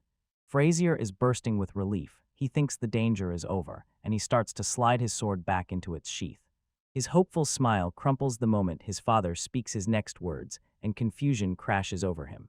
The Duke leans in and makes it crystal clear. He knows his son is dead set on blocking him. Frasier just freezes, utterly stunned, unable to wrap his head around the sudden twist. With a ferocious snarl, his father declares, "It's over for you." He clamps down on the gadget in his gauntlet, priming it to blast a raging storm of lightning. A brutal electrical blast tears out of his hand, smashing into Frasier and engulfing him whole. Frasier lets out a brutal, choked scream as the spell shocks him to the bone. In a barren field, a cloaked man looms over his fallen companion, dead quiet except for the dread hanging in the air. Two stunned onlookers, one young man and one towering warrior cradling a baby, freeze in terror, watching it all unfold. The robed man lifts a massive tool high overhead, ready to smash down with one last brutal blow. He flings his head back and erupts into a wild, maniacal cackle. From a high command post, he barks orders into his assembled mage corps, then unleashes it to fire at will. The towering warrior throws himself between danger and the infant, jaw clenched, while his grim companion keeps watching, eyes locked. The mages kick off a brutal ritual, calling down the Tier VI spell, Eftel. Eftel, the young man, howls a desperate warning to his brother, Frasier. Black lightning crashes down from the heavens, swallowing Frasier whole. At the forest's edge, a massive blast tears through the trees like thunder, ripping the sky open. Eftel lets out a raw cry of anguish, his hand shooting out on instinct toward the inferno. A massive warrior yanks him back from the mouth of the flames, right before the fire can take him. Reality buckles and collapses into a roaring vortex of pure, no-holds-barred destruction. With his hand still held out like a lifeline, Eftel breathes his fallen brother's name in a trembling whisper. He drops to his knees, eyes locked on the smoldering wreckage in front of him. His mind spins as he remembers the moment his brother tried to settle everything peacefully. That heartless move tears him up inside, and all he can choke out is one painful question: why? Frasier's mind gets hit by a blazing montage of bright, happy memories, snapping into focus like memories with a heartbeat. With a violent mental snap, something deep inside him finally shatters. He rises to his feet and murmurs that what he's done is unforgivable. A defeated figure lies crumpled on the ground, battered by what just happened. The huge warrior's face went rigid with shock, pure and total confusion written all over it. Eftel stands amid the wreckage, shaking violently as pure, unchained rage surges through him. His face contorts into a savage snarl, and his eyes blaze with unstoppable vengeance. His companion shot him a question, stunned by the huge shift in his presence. Eftel can't forget Merlin warning him that when anger hits, he turns into a whole different person. He announces that it's finally time to show the enemy what real magic looks like. With a sharp raise of his hand, he declares his ultimate spell, Tier 9, Cosidus. A brutal wave of absolute zero energy blasts outward, instantly turning the whole world into ice. The warrior gets blasted backward by the brutal, freezing storm's raw power. The ground groans, then gives way, cracking and shattering under the crushing weight of endless magical force. Jagged spires of pure ice explode out of the ground like the earth is screaming. A vicious gust of ice-cold wind screams across the barren wasteland. In an instant, the whole forest gets trapped. Crystal ice snaps around every tree like a frozen cage. An ice-cold wave of pure horror barrels toward the enemy army, no stopping it. In a forest turned to ice, the massive warrior snaps upright, completely shell-shocked. He blurts out in pure disbelief, staring as the whole forest sits frozen solid. The enemy army suddenly explodes into chaos, fear and confusion roaring through their ranks. Their commander can't help but stare, shocked that one lone mage can unleash power this massive. Eftel strolls in total calm, smirking as he admits he's not even good with water magic. He sneers at his father, laughing at the pathetic army he's managed to gather. The commander spots his son and lets out a strangled cry, roaring with pure, horrified disbelief. He erupts in denial, absolutely shaking as he can't accept that the talentless bastard pulled this off. From his platform, he tears into his frozen soldiers, screaming at them for doing nothing. He snaps at them in pure fury, demanding they unleash the full, unstoppable power of their mage corps before Eftel. The mages start charging up a Tier V explosive arrow assault barrage. Their hands flare with radiant light as they pour immense power straight into their magical circles. The commander roars one last desperate order, "Kill me," as the chaos closes in. A storm of thousands of magical arrows crashes down on the lone Eftel. He scoffs at the pathetic idea that they need a whole army just to handle a Tier V threat. The moment the arrows hit, they detonate into a colossal, blinding explosion that swallows everything in light. A storm of fiery blasts tears through the battlefield, swallowing everything in thick smoke. The massive Udaea slams down and blasts a towering cloud of dust and wreckage into the air. From his own platform, the commander pats himself on the back too early, throwing premature praise at his men. A lone figure calmly steps out from the settling smoke, like the world holds its breath.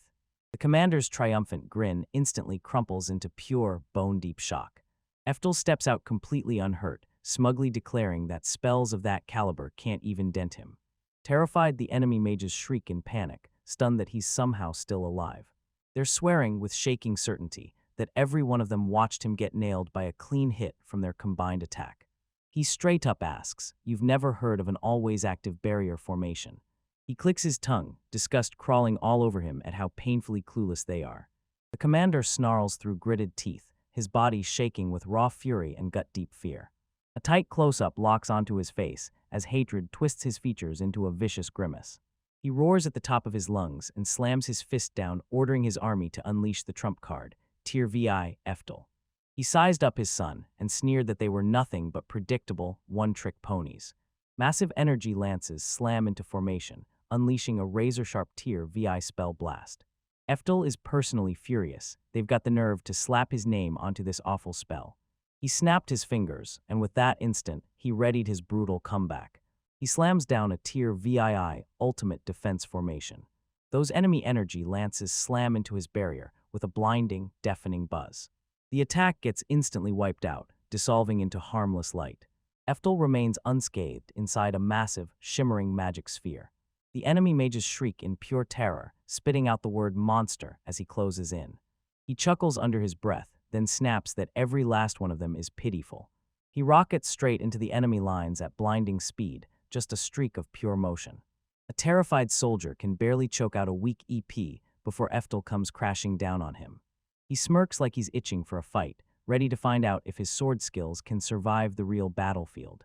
With a sharp SCUCK, he yanks his gleaming blade free from its sheath. He glides like it's not even fair, slicing with a silver blade that carves a flawless arc through the air. His sword drives straight into a soldier's skull, and blood bursts out in a brutal spray. With a calm voice, he calls out another takedown as soldier after soldier crumples in front of him. A frantic subordinate officer screams at his men to halt the rampage right now. Eftel laughs out loud, claiming Legion Slayer as his new title. He slashes through two more soldiers, and as they hit the ground, he marks each one off like a countdown. Blood splashes across his face, and he can't help but grin as the sounds of battle light him up. Another soldier erupts in screams of pure agony as a ruthless blade cuts him down. He's feeling great, then it hits him. Wait, I've got an even better idea. He decides to slam a Tier 2 Thunderburst spell into his sword. His blade morphs into a huge arc of crackling lightning, fast, brutal, and deadly. A terrified mage frantically kicks off a desperate counter-incantation. Eftel just watches that pathetic spell attempt, lets out a dismissive hum, and shuts it down with a single look. He snarls and calls the mage's magic arrow pathetic, like it's a joke every time he fires it again and again. He lunges forward and snaps that sparing the mage is a total waste of breath. The lightning-charged blade strikes down the mage, then explodes in a blinding burst as his head flies off. He looms over the fallen, and the army's morale crumbles to dust. A cold iron mask settles on his face, then his eyes ignite, spilling pure, unchained power. Shaking with terror, the soldiers shout that he isn't human at all. He snaps at the fleeing mob, calling them out for turning their backs to the enemy. He bursts into the retreating crowd, a wolf cutting through the panic like a predator among sheep. Every time his blade screamed through the air, lives slipped away, and bodies hit the ground. Amid the chaos of a brutal battlefield, a young swordsman plants his feet and stands unshaken, towering over the piles of defeated foes. Blood splashes across his face as he admits the fight feels damn good, but there's still something missing. He looms over the terrified survivors, cursing that this brutal one-sided massacre doesn't even count as training. He wipes the blood off his blade with a cloth and, with chilling calm, chooses to end the fight.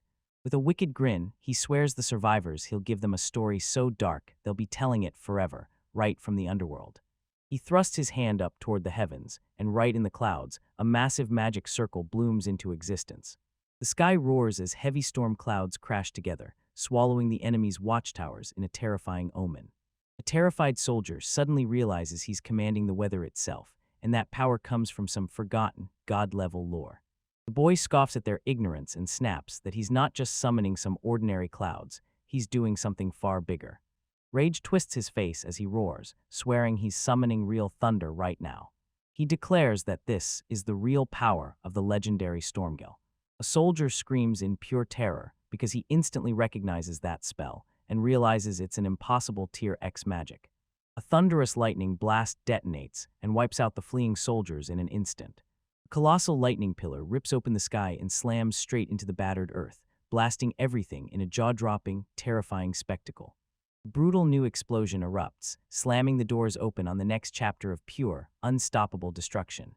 The leftover watchtowers and soldiers get hurled around like toys, completely powerless as the tempest rages on. Electric energy rips through the soldier, scorching him until only a screaming skeletal silhouette remains. The army's commander gets trapped in the raging storm, and as lightning rips through him, his body contorts in electric agony. More soldiers get hurled around like toys, their bodies battered by a crushing surge of electricity. A final, massive burst of energy detonates and swallows the last scraps of the battlefield. The commander screams in stunned disbelief as his command post gets completely obliterated. He clenches his teeth in pure agony, crushed by the spell's overwhelming power. His son rips out one last gut-wrenching scream as the lightning crashes down and swallows him whole. The world gets ripped apart in a blinding white flash of pure, destructive power.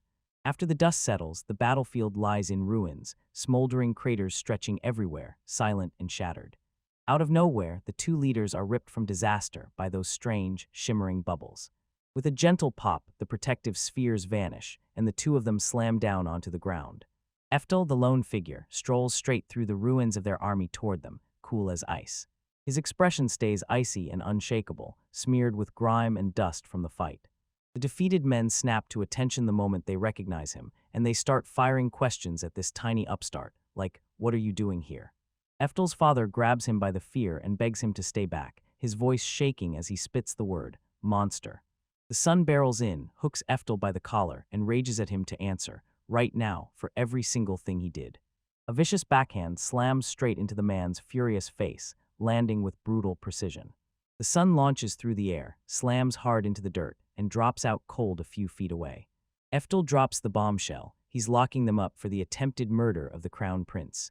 With his strength fading on the ground, the father lashes out, accusing Eftel of treason and every other crime he can name. He vows to make Eftel pay for his uprising against the kingdom's military. Eftel doesn't even speak. He fires off a brutal, lightning-fast kick that slams straight into the man's face. The man slams straight into a stone lion statue, and it explodes into shattered rubble the second he hits. Eftel roars that he won't spare a single soul, the kind of man who would butcher his own son in cold blood. In the dead silent wreckage, Eftel towers over the two conspirators he's just crushed. The wreckage scattered across the battlefield proves one brutal truth: his power was too overwhelming to survive. A harsh black and white panel slams shut the screen, declaring the brief coup is over. After everything goes down, Duke Alcott and Joachim, the real masterminds, are dragged into the spotlight for a public execution. Their feet kick wildly, then suddenly go dead still, because they're hanged in front of a whole crowd. Eftel barrels down a corridor, gasping for breath, his mind racing over how shaky his family's life really is. A huge grin spreads across his face as he waves off every single political worry like it's nothing. He bursts into the room and spots his bandaged but smiling older brother, Frazier. Eftel asks if he's really well enough to get up, and Frazier fires back that his recovery is solid. Frazier rips open the truth: this old family heirloom was the only thing that could save his life. He lifts the necklace, Oberon's guard, an artifact stolen from his own past life. A sudden memory kicks in, and you realize that necklace shielded Frazier from the Mage Corps' devastating magic. Frazier cracks a joke and swears Emperor Stormgale was basically the one who rode in and saved him. Eftel is choked with emotion as he barrels forward and clamps his brother in a fierce, tight hug. He lines in and whispers that he's never been more relieved. His brother made it through the ordeal. Frazier's caught off guard, but he swallows the shock and gladly wraps back into his younger brother, Eftel's emotional embrace. Eftel tells the story, Frazier's heroics in shielding the prince kept their family's status standing strong. In the end, the king finally relented, letting their family keep their lands and titles. Once the traitors were wiped out, the ducal title snapped to the next person in line. New Duke Frazier didn't waste a second. He made sure his mother and brother got the most lavish palace suite in the whole place. After a while, Eftel and his crew find themselves standing on a cliff high in the mountains, staring out over the wild peaks. Frazier and Sir Mariah lean in, asking if Eftel's ready to kick off his demonstration. He shouts for them to back up even more, insisting they stay safe even with the barrier standing guard. Eftel locks in with razor focus and starts pulling together a massive storm of magical power. He rips loose a Tier VII demonic heatwave, an enormous vortex of black fire that swallows everything in sight. Frazier freezes in pure disbelief, mouth hanging open at what he can't possibly be seeing. Sir Mariah is absolutely blown away by the massive power surging into the world right in front of them.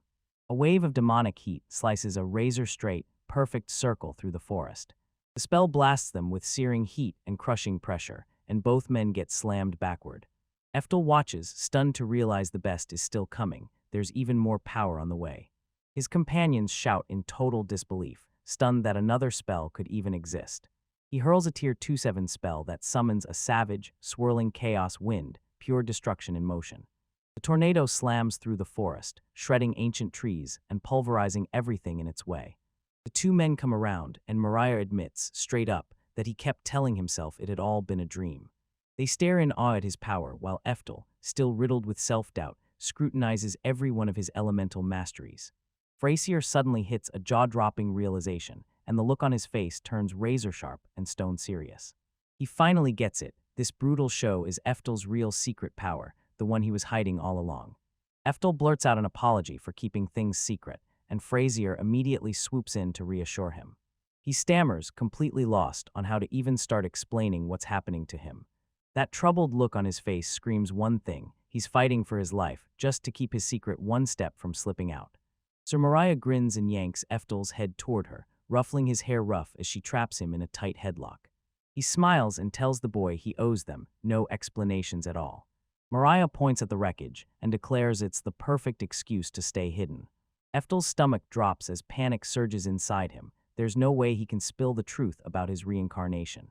Mariah vows that this jaw-dropping secret stays locked between the three of them. No one else gets a piece. Frazier fully backs Sir Mariah's call to keep the secret locked down. He slams it down with conviction. This power is way too strange for anyone to know about it.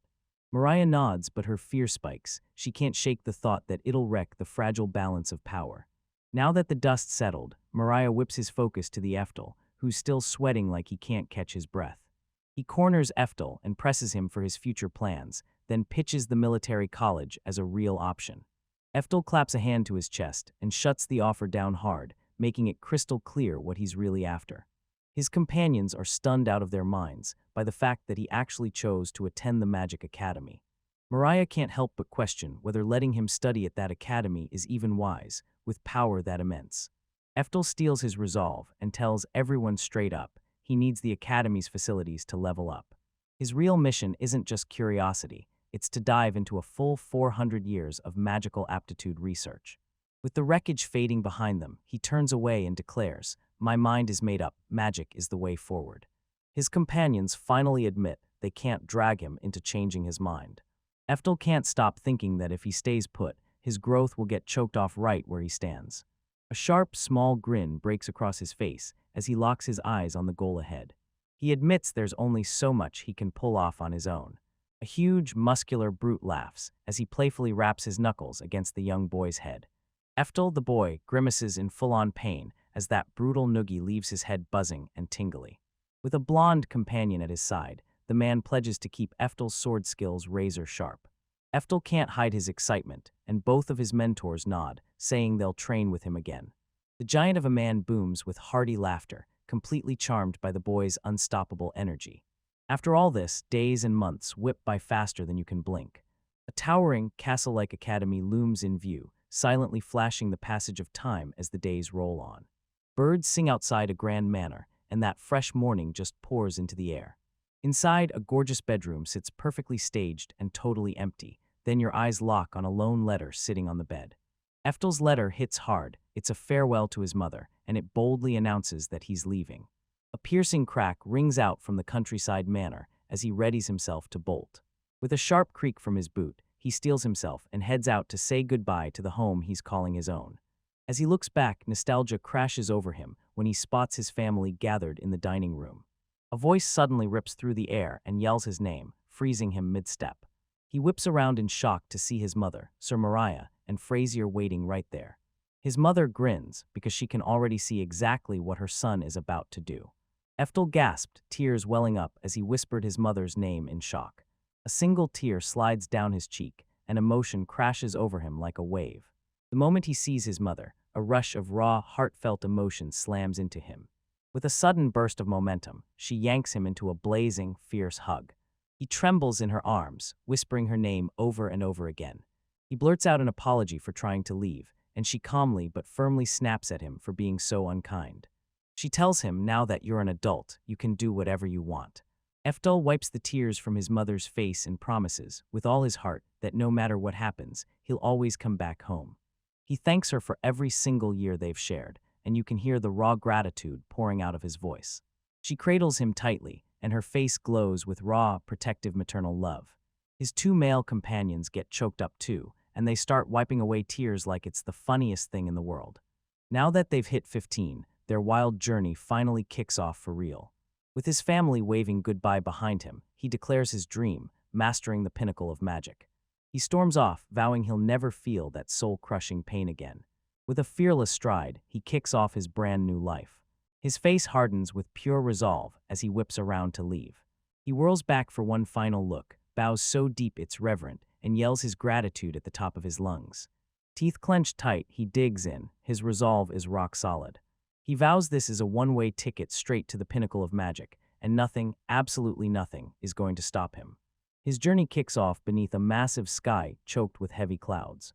He rides down a paved road, and a rattling carriage thunders past him.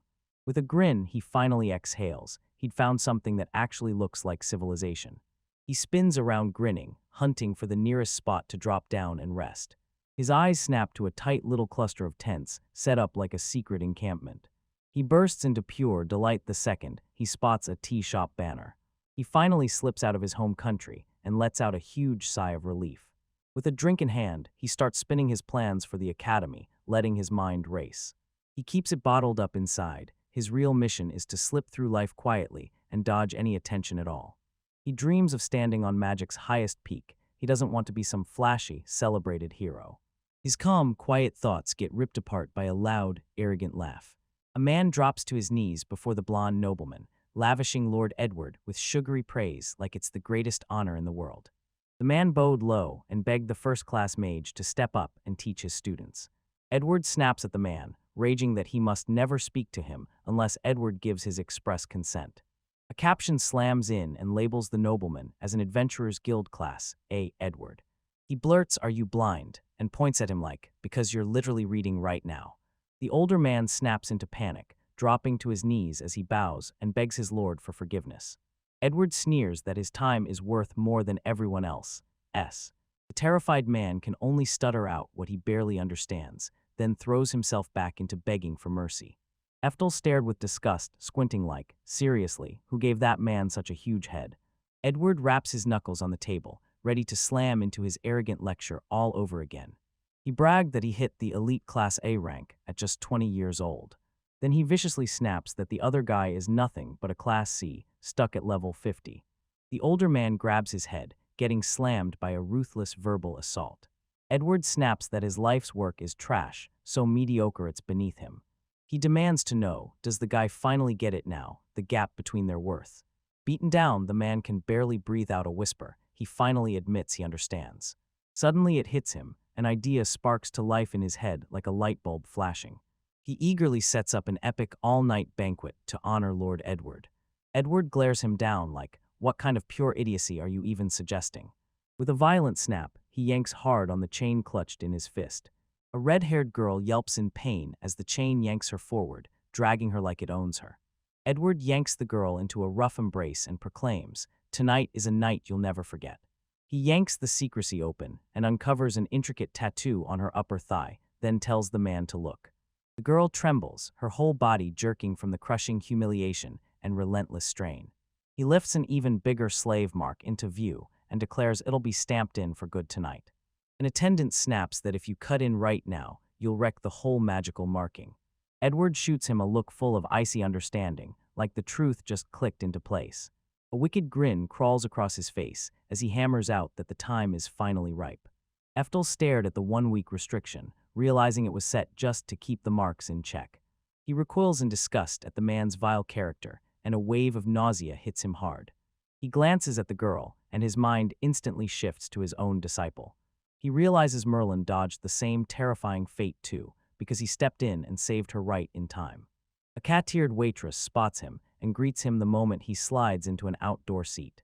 His meal gets ripped apart when a man lurches into the square, gasping for breath. The man erupts in a terrifying scream, blaring a warning as the giant orc crashes in. Eftel rockets to his feet, spotting the truth. This whole encampment is in deadly danger. A monstrous orc titan is rampaging right now, smashing and crushing every single thing that dares to stand in its path. A hulking beast rips into a cart's wreckage, chewing like it's starving for something it'll never be able to get full of. The boar-like monster keeps tearing through the wreckage, its eyes blazing with ruthless light. Eftel bursts onto the scene, his mind racing as he scrambles to figure out what he can do against a monster like this. Terrified townspeople shriek for the knights, convinced not a single adventurer in town can save them. An older man snaps his hand up and roars, ordering everyone to calm down. He jabs a finger at Lord Edward, announcing that the raging blaze has arrived. He loudly declares that an all-powerful Class A adventurer is right here with them. Relief crashes over the crowd, and they shout praises to the gods, swearing they got blessed by luck. They're well aware that an orc giant isn't just tough, it's a high-difficulty Class B monster. Edward thrusts his wand up and strikes a bold pose, swearing he'll deal with that weakling. The crowd swoons over his cool swagger, and Eftel watches with an impressed look that gives him away. Eftel can't believe it. After 400 years, Class A adventures are still blowing his mind. Edward raises his wand and dares the vile beast to come at him. He smirks and tells everyone he's about to show them what a real mage fight looks like. He's absolutely convinced that out in the sticks, nobody's ever laid eyes on glory like this. The townspeople hold their breath, eyes wide, totally locked in on the spectacle. Edward shot his wand up and launched into a massive incantation, summoning spirits with every word. A monstrous orc berserker shrieks, its eyes burning with pure rage, then it charges like a living nightmare. Facing the beast, Edward chants called on spirits and unleashed an almighty blaze. The hulking beast plants its feet, jaws snapping wide as its tusks flash, bracing for the magical assault coming in hot. With a furious roar, Edward tears into his Tier 4 spell, unleashing a whirling burst of holy light. Blazing inferno erupts when that deadly sphere of dark energy smashes into the orc, blasting everything into fire. Thinking the monster is finally gone, the whole town explodes into wild cheers of pure joy. Edward bragged that his magic couldn't be beaten, calling the whole spectacle a priceless sight. The crowd erupts in applause for his so-called win, while a dark-haired kid watches every move with razor-sharp suspicion. Eftel the young man clocks it in his head. This attack was downright unimpressive. Edward smugly barrels through the crowd and declares, loud and clear, that the show is officially over. A sharp sound slices through the smoke, and he whips around, staring like he has no idea what he just heard. The orc berserker lunges out of the smoke totally unscathed and smashes him away with a brutal swat. Edward sputters, staring in shock, certain his deadliest attack was supposed to land. The beast rumbles a low, deadly growl, and still not a single scratch mars its hide. A brutal realization hits Edwards. This isn't just any orc giant. He snaps into realization. This isn't just any foe. It's a far stronger, far deadlier orc berserker. With dawning terror, he realizes a Tier 4 spell won't even scratch this monster. A man surges ahead, checks Edward's abilities, and seals it. Edward doesn't stand a chance to win this fight. Panicked, Edward slams into a brand new incantation, demanding a supreme wall of defense. He erupts with a Tier 3 holy wall, one massive, shimmering barrier of light crashing into place.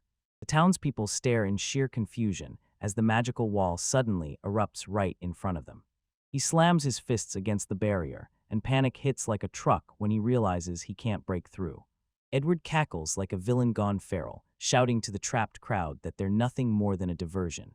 He spills his cowardly scheme, using them as monster bait to guarantee his getaway.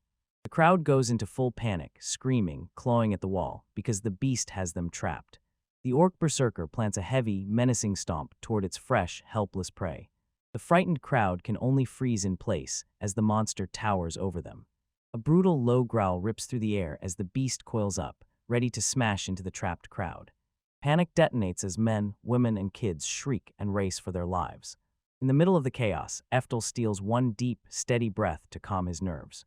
Anastasia, trapped in chains, snaps out a terrifying tier VI spell, **seraph, as gospel **. Tens of thousands of light shards blasted down from above, smashing the holy wall with jaw-dropping force. Edward's expression locks into full-blown shock as he stares at this jaw-dropping burst of power. Even his elderly attendant is hit like a truck, mouth hanging open, totally stunned. Anastasia watches in calm silence as her devastating spell lands, success at last. With the wall finally down, the crowd explodes into shouts of relief and races for safety. Edward is left staring, baffled. How on earth did that kid manage to shatter his barrier? His attendant can't believe it. The boy pulls off a spell with 0 incantations. Eftel's ear twitches as he realizes, oh no, they've noticed him, and now they're locked in on his presence. He raged at himself for it, but he knew he couldn't just stand there and let people die. Confronting the orc berserker head-on, he's got to slip through this moment and move without drawing a single eye. A brilliant idea snaps into his head, and his face lights up like he just found the perfect plan. He opts for a weak flame strike, just to spark a quick distraction. Beneath its cover, he'll secretly unleash a tier IX spell and end the beast for good. Then he can swear that the beast was already limping from Edward's earlier attack. This flawless plan will let him end the crisis without even getting a single suspicious glance. Eftel throws himself aside and feels the orc's heavy blow slice the air just inches from his face. He steels his nerves, pushing himself to make it look like nothing, just a weak fire attack. With a loud, fearless shout, he blasts out his Tier 3 flame strike. An onlooker stares in disbelief as the kid casually pulls off Tier 3 spells. Eftel steadies himself, ready to unleash his hidden, earth-shaking spell, right as everyone's eyes are totally off him. His face snaps from calm to pure shock as the spell's power suddenly surges past anything he expected. The orc berserker shrieks in pure agony as a towering inferno engulfs it from head to toe. Eftel stares in stunned silence, thinking, how the hell is a Tier 3 spell wrecking things this badly? The crowd erupts with cheers as the kids ignite the orc berserker, pure shock on every face. Edward staggers backward, his mind completely wrecked by the impossible turn of events. He can't believe it. How is this even possible when his own Tier 4 spell did absolutely nothing?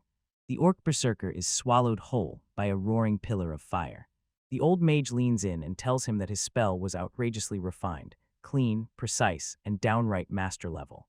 Eftel's ear twitches the moment he catches their sharp talk about his magic. The old mage leans in and declares that when a spell is cast with true mastery, its power doesn't just grow, it explodes exponentially. He slams the claim that the kid's Tier 3 spell now hits like a full-on Tier 5. He can't believe it. How can a mage this young pull off skills that strong? Eftel lets out a shaky laugh, realizing he completely blew his plan and doomed everything. He grumbles that he totally blanked on the basics of magic training. Meanwhile, Edward's busy strutting like he owns the lesson. He failed hard at the one thing he needed most, staying invisible, and now everyone notices him. As the adventurers close in, he blurts out a shaky, nervous explanation that barely holds together. Panic tightens across his face as he braces for the questions he knows are coming. The orc berserker sprawls on the ground, a scorched, smoldering carcass still roasting at his feet. Spectators gape as the defeated beast crumbles into nothing but steaming cooked meat. Eftel lets out a breath of relief, because to regular folks, it just looks like a normal spell.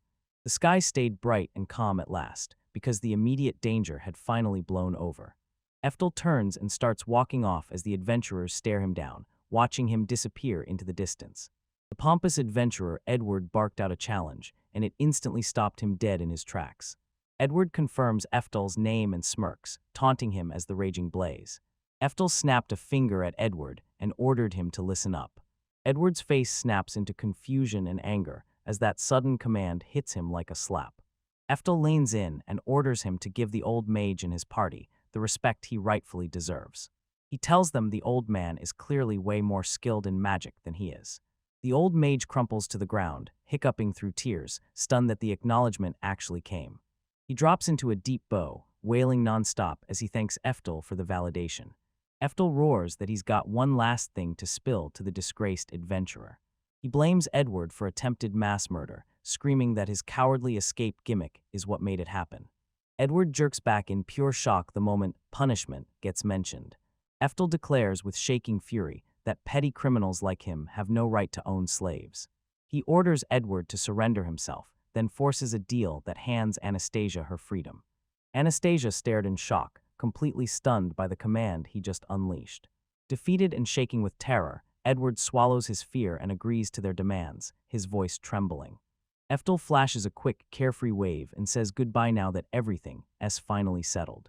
Anastasia grabs the reins and marches her former masters out, only now they're not in charge, they're her prisoners. Her heart thunders with pure awe and a spark of hope, because everything just turned in her favor. A brand new chapter kicks off as Eftel strides through a dead quiet, desolate rocky wasteland.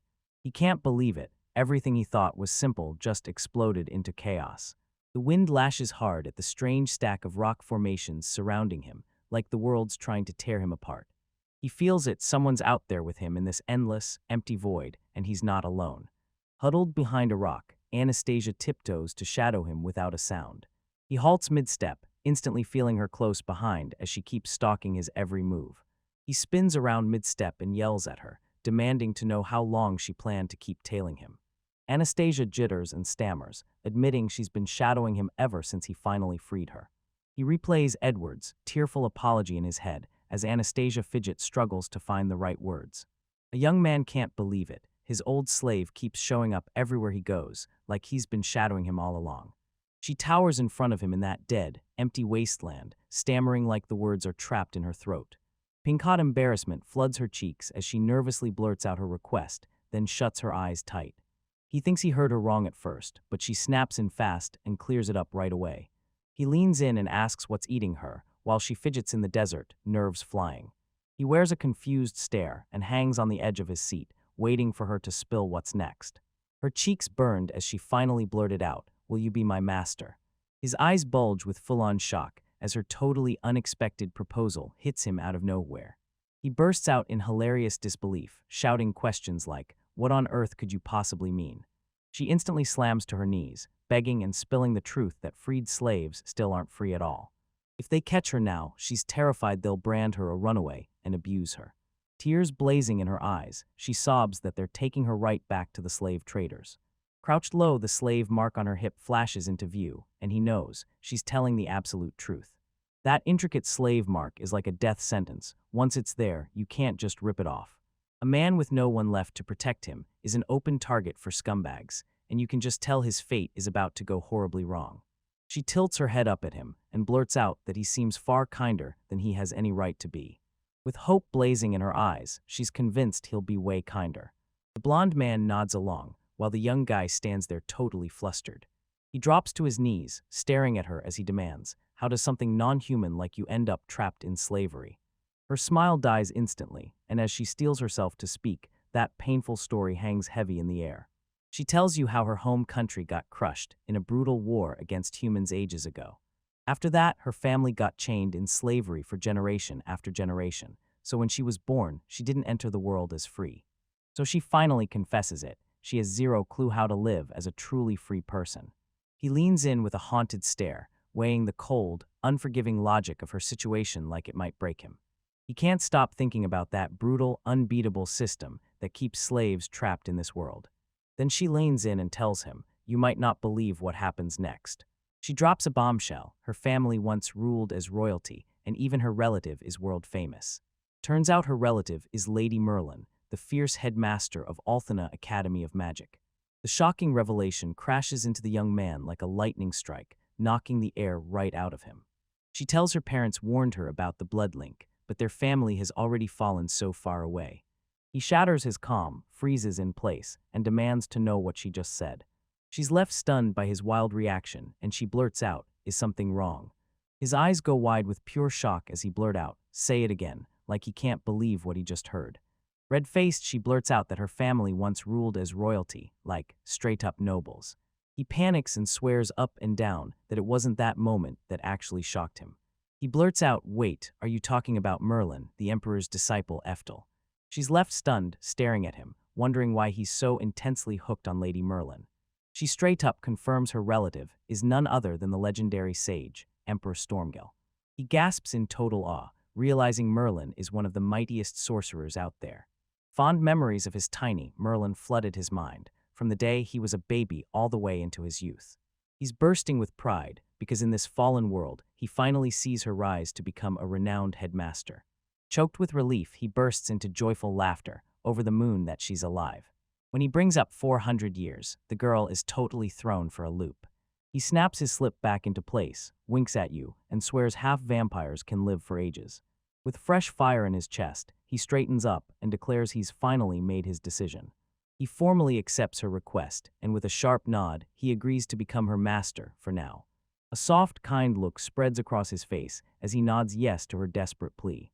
She stares back, and her face turns into a shocked, blush-red mask of disbelief. He locks in his choice, bluntly saying he'll never walk away from a relative tied to Merlin. With the chaos finally settled, he drags a thoughtful finger across his chin, lost in his own thoughts. He leans in and demands her name, and she lights up on the spot. "I'm Anastasia." He tells her it's great to finally meet, and she practically beams as she agrees, then calls him master right on the spot. She begged him no excuses, to promise her he'd take good care of her from this day forward. Their adventure charges them straight into the sprawling city of Darmstadt, tucked right between jagged rocky cliffs. Cloaked and ready, they step into the loud, busy streets right before sunset. She asks if this city is where he's headed, and he nods, confirming it's exactly his destination. He tells them he's here to crush the entrance exam for the local academy. She's stunned, firing off the question, does he really plan to enroll as a student? He grins and tells them to hunt for the ending first, and it totally scrambles her brain. A thunderous, humiliating growl rips out of her stomach and shatters their whole plan. Her face turns red with fury, mortified by that loud, betraying growl her stomach just let out. He chuckles warmly while she frantically tries to deny what just happened. He slams down his new plan and orders them to hunt for food first. They roll up to a restaurant stamped with a giant bull's head sign, Steakhouse Flesh. Anastasia gets totally intimidated by the restaurant's fancy, over-the-top luxury the second she lays eyes on it. He leans in and tells her, don't stress about the prices, because you've got zero money anyway. He's dead set on one thing. On their big day, they're going to fuel up with the finest meat and lock in, no shortcuts. Inside, it's even more breathtaking. Crystal chandeliers blaze and sparkle like they're alive. With zero hesitation, he strides up and confidently demands a table for two in that grand, checkered floor hall. She's stunned by the fancy place, while he's thinking only about getting meat. The other wealthy patrons sit there, looking smug and untouchable, like they own the whole restaurant. They're greeted by nasty whispers from the other diners. Everyone's calling out the fact they brought a slave. Anastasia cowers under their judgmental glares, feeling like she doesn't belong. She flicks her eyes to the side, and her nerves start spiraling fast. He's completely lost in a blissful trance, daydreaming about juicy meat. A Major D steps in and politely guides them to a stunningly set table. He tells her, go on, order every bite of meat you want, no shame at all. His eyes snap wide with confusion as he swivels in his seat. He notices the seat across from him is totally empty, then blurts out, where'd you go? He spins around and blurts her name in shock. A fresh bead of sweat blooms on his face the moment he lays eyes on her. He spots her kneeling on the floor and snaps, demanding to know exactly what she's doing. She leans in and quietly tells him, this is the seat I'm meant to have. He grins and points to the open seat, urging her to take it right away with a cheerful push. She's frozen in shock, staring in disbelief like, can a slave like me really sit at the same table? He waves off her protest like it's nothing, then tells her in plain terms that yeah, she can sit there. She shrugs and says it's just common sense that slaves should kneel right beside their masters. He slams the idea down hard, saying that logic just doesn't work for them. She hesitates, fear clawing at her expression, terrified of what could happen next. He lets out a tired groan, sick of how deep her indoctrination runs. He can't stop wondering how deep that pointless belief has burrowed into her mind. He taps into his power and barks an order. He's her master, and she's going to obey. He reaches out, smiling warmly, and invites her to the table with him, side by side, as equals. His kind gesture hits her like a lightning bolt, and her eyes go wide with pure shock. Heat rushes to her cheeks, half mortified, half bursting with hope. She fidgets and nods in agreement, and he grins like he's proud, saying the chairs are so soft. She slides into the comfy seat like it might bite back, and her body stays rigid with nerves. As she sits down, he breaks into a satisfied smile, loving that she listened. The maitre d' looms in the distance, growling at those insolent brats like it's ready to tear into them. They lean over the menu together, eyes lighting up like they can't wait to dig into their meal. Fresh-faced in a lavish restaurant, he sits down as a voice in a stiff, formal tone calls him out. An intimidating maitre rocking a grand mustache, smirks down like royalty and kicks off the establishment's policy with a condescending start. With a menacing glare, he snaps that slaves are absolutely forbidden from sitting at the table. The young man's face tightens instantly, and his irritation flares at that discriminatory rule. Anastasia's breath caught in instant shock and burning shame, as her own slave turned her into a brutal reminder of exactly what she was. Major D leans in and reveals it's called steakhouse flesh, and it only serves the upper echelon of society. He sweeps his arm toward the glittering chandelier and declares that their establishment is among the most exclusive in the world. With a snide look, he dismisses the young man as nothing more than a backwoods student. He blurts out whether they can even afford the menu, and it instantly kicks up a full-blown scene with the other patrons. Leaning in close, he tells the waiter he must have put them at the wrong table, like he's trying to make it sound like they can't possibly pay. A tight close-up catches his contempt-filled glare as he fires off more insults, dripping with that arrogant, haughty attitude. Anastasia panics to calm things down. She even offers to sit on the floor or just walk away and leave for that street stall. With a cool rebuttal, the young man slams 3 huge, sparkling gems onto the spotless tablecloth. The maitre d' is left utterly speechless by the sudden, undeniable flood of insane wealth. His face twists into pure shock, and his mind scrambles because it can't make sense of what he's seeing. The young man stays icy calm and asks, straight-faced, if the gems still aren't enough to pay for their meal. With a cocky grin, he flings open his coat, only to reveal the lining is packed with dozens more. Brilliant, sparkling gems flood the panel, screaming just how endless his fortune really is. The manager lunges in and snatches one, his hands shaking hard as he spots the impossibly rare dragon's drop. He stares in awe at its sheer size and spotless purity, and his mind immediately snaps to a price tag of 50 gold coins, or even more. His arrogance crumbled, then he dropped to his knees on the checkered floor, prostrating himself and begging for forgiveness. The young man tells him to fire up their best steaks and to pocket the leftover money.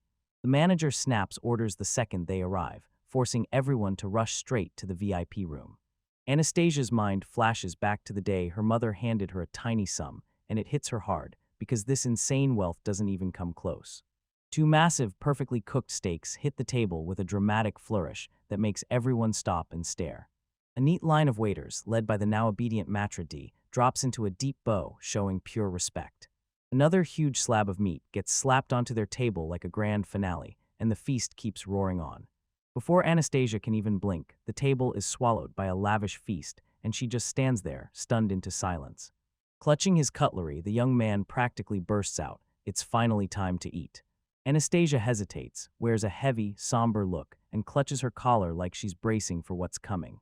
Her master leans in, asks what's wrong, and urges her to eat up, telling her she doesn't have to hold back.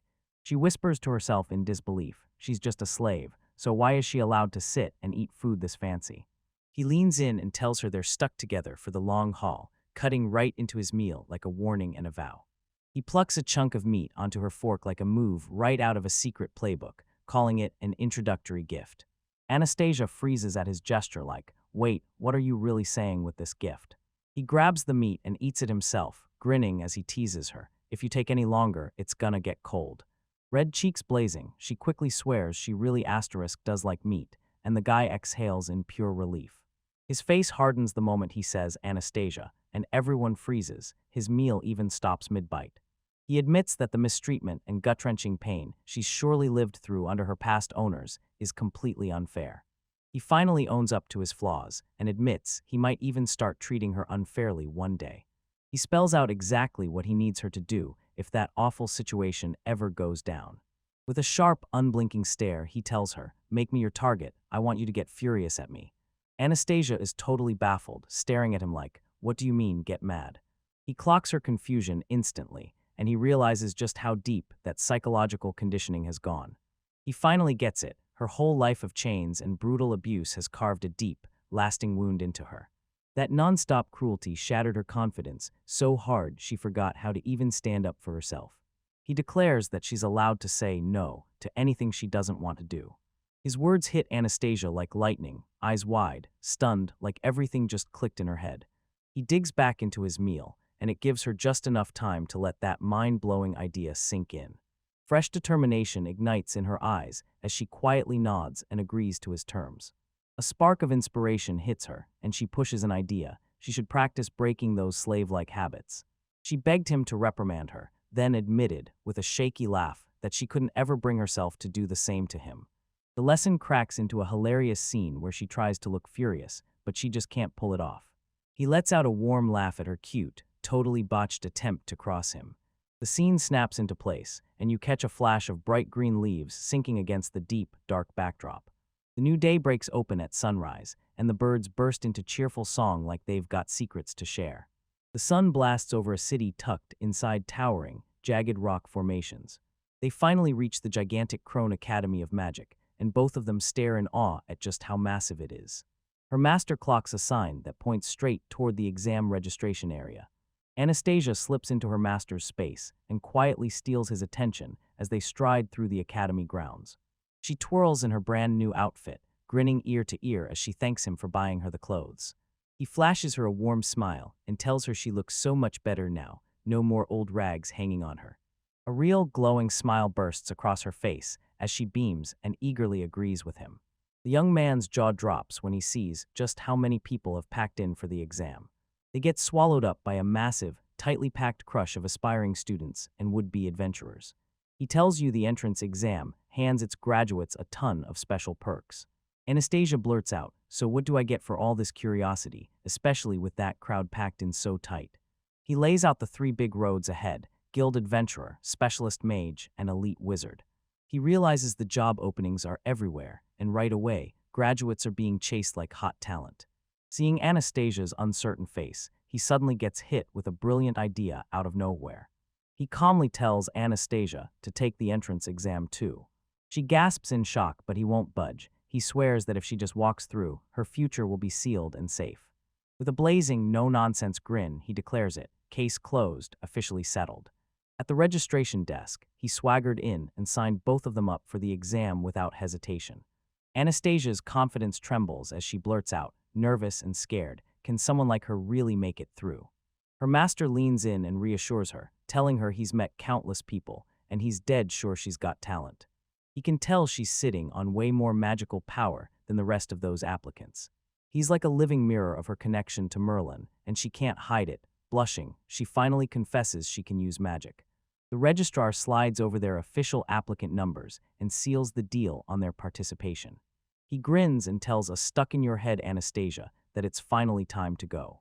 They spot the exam location dead ahead and clock exactly how far they've got to cross that courtyard. An official shoves aside the roaring swarm of examinees and herds them straight toward the Colosseum. They plunge into the roaring river of people, all streaming toward that massive, intimidating monster of a structure. The view opens on a massive, gridded arena, ringed by a sea of screaming spectators stretching as far as the eye can see. Inside, the air is packed with battle-scarred warriors who stare you down, and mages who radiate raw, unstoppable power. A hulking brute with a face stitched together in grotesque horror glares straight at them like he's ready to strike. Another eerie figure with a long tongue and dark, staring eyes watches from the shadows, dripping pure disdain. Anastasia leans in and whispers to her master, confessing she's terrified of the other intimidating examinees. A thunderous voice suddenly orders every examinee in the hall to snap to attention and listen. A lone figure steps onto a towering dais and roars out to the entire crowd of eager hopefuls. He steps forward and introduces himself as France Bauer, a Class B adventurer, right there to serve as the exam proctor. He roars out the first exam, 50 students locked in a total chaos battle royale on the arena floor. The test keeps going, no one gets to breathe easy, until only 5 people are left standing on that platform. He tells them straight up, only those 5 will be allowed to sit for the written exam tomorrow. He declares they're free to unleash any weapons, spells, or wild tricks their minds can come up with. The announcement slams shut, and both protagonists just stand there, a little shaken by how brutal the rules are. France yells for the first 50 eager participants to step up right now and start the fight. Anastasia hisses to herself that the test is downright idiotic and unbelievably irresponsible. The proctor whips his head toward her, and his ear twitches like he just caught something she said. From the dais, he glares down at her like he's caught every word, because he clearly overheard her quiet complaint. With fierce determination in his eyes, a young man and his female companion sprint ahead, unstoppable. A giant proctor towers over the crowd, barking that his job is to hunt for talent, even if he has to dig through the maggots. He throws his hands wide, saying only the genuinely talented kids get in, because the real doors open through recommendations. His face twists into a furious scream, and it's clear he believes they're all nothing but worthless. He blows off their whole bloodline, calls it trash, and tells them they should be grateful just to take the test at all. Young Eftel just swallows the proctor's tirade in silence, his calm resignation hanging in the air. Spotting their reaction, the proctor smirks and mocks them as he pushes forward the attention he's sure they're begging for. He jabs a finger straight at the duo and barks for them to come running up to the battle platform. With a cruel laugh he taunts, "So, are you happy now?" and warns them not to mess it up and get themselves disqualified. With nerves already snapping, the proctor yells for the first group of participants to rush onto the stage. A bunch of intimidating, rough-looking recruits can't wait to step up and eagerly volunteer for the very first round of combat. Eftel grabs Anastasia's hand and drags her forward, telling her it's time to go, no more hesitation. They kick off their climb up the steps toward the massive, gridded battle arena. On that massive stage, Eftel stretches and sharpens his body while Anastasia hovers right beside him, nerves shaking in her eyes. His face tightens the second he spots a fresh squad of fighters closing in on them. A pack of the most terrifying-looking examinees stalks in, locking eyes with deadly leers and predatory grins. That terrifying pack of bullies barrels in, straight for them, with nothing but mean, hostile intentions. Anastasia spirals into panic and blurts to her master that she's useless when it comes to fighting up close. He speaks to her with steady confidence, urging her to stay right by his side as the fight explodes. The second the exam starts, the whole mob of fighters explodes forward, charging straight at the two of them. Eftel's face is locked in fierce focus, and a cocky little smirk curls at the edge of his lips. From a dizzying height, the battle royale ignites inside the Colosseum, packed, roaring, and ready to explode. Proctor France Bauer strides up with an intimidating, all-knowing confidence and introduces himself like he owns the room. He can't help but think, man, running this exam is a total cakewalk, and the pay is unreal. The image shows him grinning like he just struck gold, easy money with zero personal risk on the line. After years of proctoring, he can't remember a single hopeful worth remembering. The proctor breaks into roaring laughter, loving how easy it is to sit back and watch kids tear into each other just to earn his pay. His eyes sharpen as he starts wondering, could this be the year we finally get someone truly interesting? His gaze locks onto Eftel and Anastasia, just them, standing alone out on the platform. He stares as two massive groups of fighters crash together, closing in on that vulnerable little pair like they've already picked their moment. With a smug little snicker, he clocks that everyone's zeroing in on the loudmouthed duo. A vivid diagram in his mind lays out the plan, take out the weakest opponents first. Realizing he set them up, he spits out a mock prayer for their crushing defeat. A thunderous crash launches a giant, stitched-up fighter blasting through the air. The giant's face turns into pure shock as he gets spun through the air, completely helpless. The proctor's faces twist in pure shock as the world flips on them in an instant. Eftel plants his feet, then sends the next attacker flying with a violent knockout. France screams in total confusion, demanding to know what's going on out there on the battlefield. More bodies get launched into the air, wiped out with insane force and breakneck speed.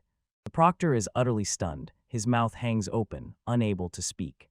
Eftel launches into motion, slicing right through the chaos and breezing past every threat around him.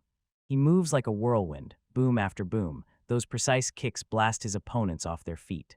An official wipes out 9 participants in the blink of an eye.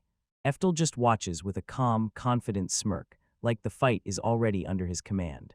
Proctor Franz can't even process what he's seeing. Power like this floors him completely.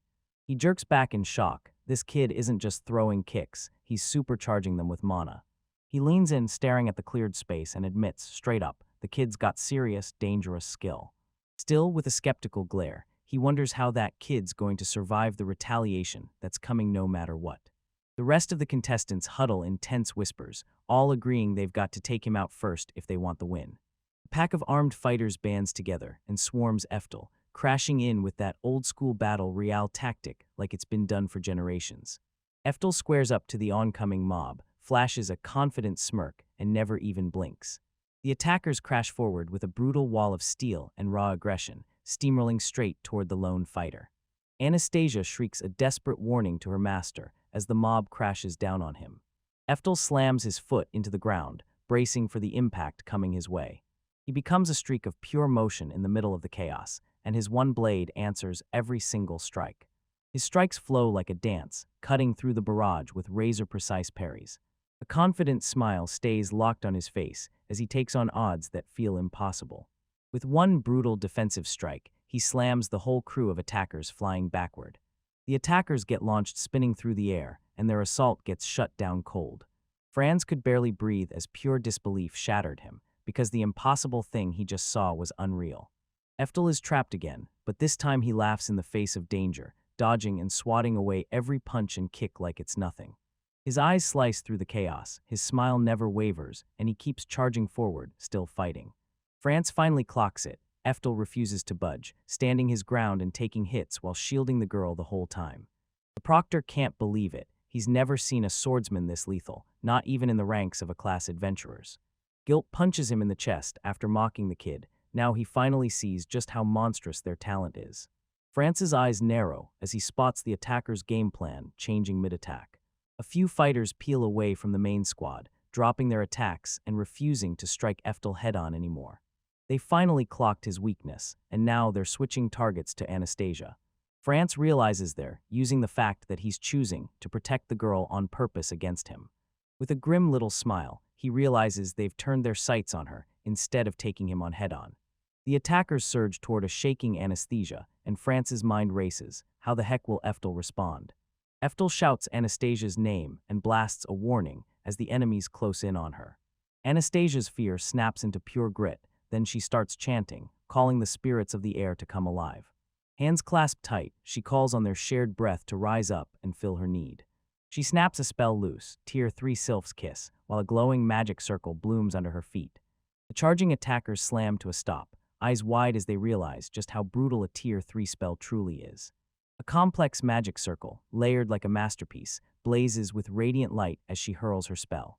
A violent vortex of wind explodes from her, swallows the attackers whole, and blasts them flying through the air.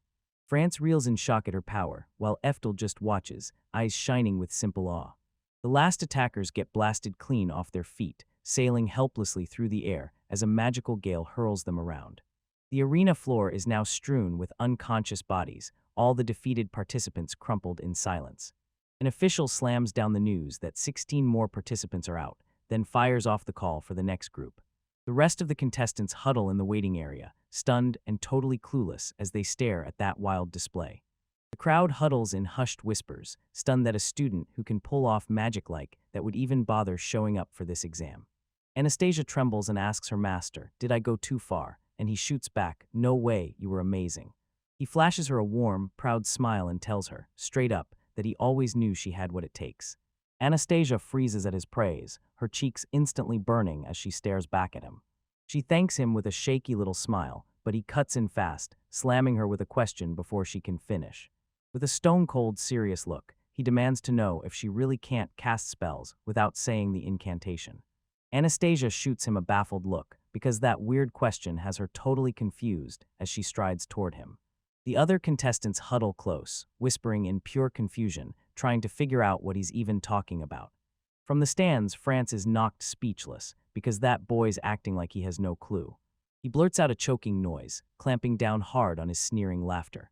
His self-control snaps, and he erupts into roaring laughter, slamming the kid with, "You're a stupid amateur." Anastasia rushes to lay out the core law of magic. You can't cast a thing without incantations. Eftel doesn't flinch. She shuts her down cold and says, "No, your understanding is totally wrong." He breaks it down for you. If you gamble your time on luck, it locks the mage out of key things they have to do. With his arm thrust forward, he roars that he's going to unleash a Tier 4 spell, Sylph's Howl. In a blink, 4 glowing magic circles burst into existence in front of him, all summoned at the exact same moment. France's laughter cuts off instantly. Horror floods his face as he screams, stunned beyond belief. The last examinees freeze in terror. One guy yells that there's no way this can be happening. In the blink of an eye, a massive storm of wind detonates right from the center of the arena. The blast ripped the last fighters into the air, and their screams vanished the moment the gale swallowed them. More bodies are flung through the air, without a chance to fight back as debris whirls around them. From the stands, the goateed proctor chokes out a stunned gasp, like he can't believe what he's seeing. The spell hits with brutal force, smashing into Anastasia so hard she staggers, and her skirt flips up in the blast. Breathing hard, her heart hammering in her chest, she stares in awe at how her master can move at pure, unbelievable speed. Eftel stands dead still in the arena, now empty, and somehow looks perfectly unshaken. A jolt of memory rips through Anastasia's head, and in the same breath, a brand new truth finally crashes into place. She remembers him shattering yet another brutal barrier. No chant, no incantation, just pure power. With awe blazing in her chest, she blurts out that her master is nothing short of incredible. Exhaustion finally smashes into Eftel, and he crumples onto one knee, groaning through the agony. In the stands, the proctor was sobbing openly, utterly shattered by what he had just seen. Staring at the burning wreckage, he can't help but wonder, what the heck are the two doing here? A student dials the proctor for the day, desperate to grab his attention. His face is a total wreck, tears and sweat blurring everything as the shock still rattles him. Eftel and Anastasia raised their passes and hurriedly asked if the exam was finally over. Defeated participants sprawl across the ground, groaning through waves of brutal pain. Now he sprawls on his back, the proctor huffing out a few tired laughs, half in disbelief, half in pure exhaustion. From his shattered spot, he blurts out that participants 588 and 589 have already moved on. Eftel clenches his fist, grinning like he can't believe it, because they actually made it through the first test. He stares ahead, locked in, because that written test is the last wall standing between him and the finish. His thoughts spiral back to his past life, when he ruled as the Emperor of Knowledge. He's so sure of himself that he figures he'll just glide right through the written part of the exam. He remembers how he had to whip up brand new spells just to stay one step ahead of everyone else.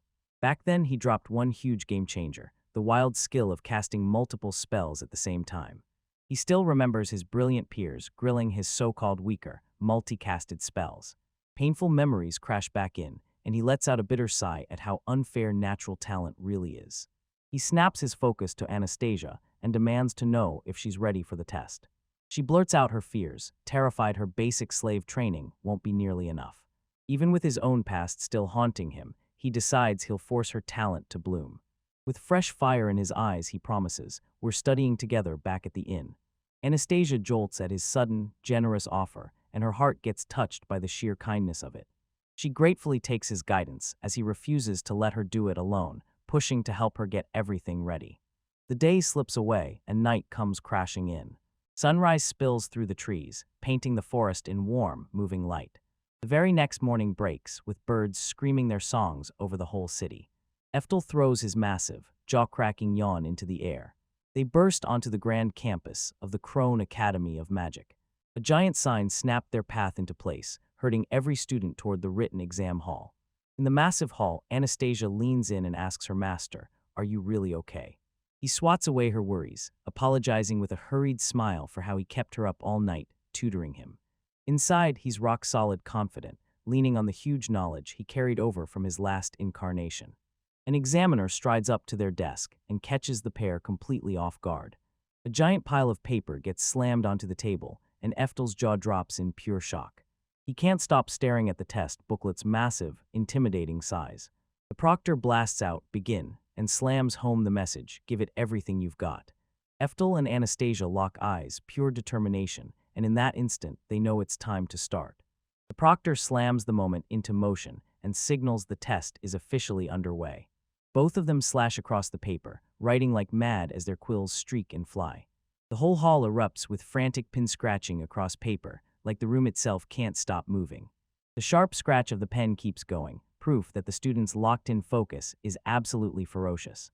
Hours streak by in a blur while their focus locks in hard.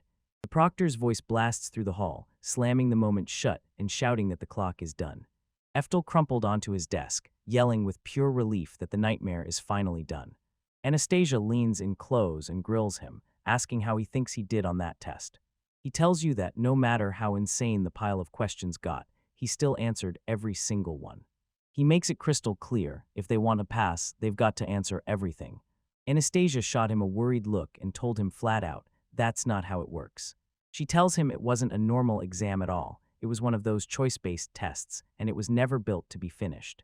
Eftel's jaw drops when he realizes this crucial information was buried right there in the instructions. With a grimace, he admits he only skimmed the very first page. Anastasia thinks the passing line is stuck at about 30%, like that's the only shot anyone's got. She tells them the academy lets students earn their path through choices, if you've got the right talents. Eftel finally gets it. His past bullied him into studying every subject, and that's why he nailed every single answer. He stares at the score he needs and realizes the passing mark is just 30% of the whole test. A terrifying thought hits him hard. What if the examiners judge his score and write him off? Inside an office, a council member slams his fist down and roars, demanding everyone explain that impossible 958-point score. Eftel's giant pile of finished answer sheets sprawls across the table, taking up the whole space.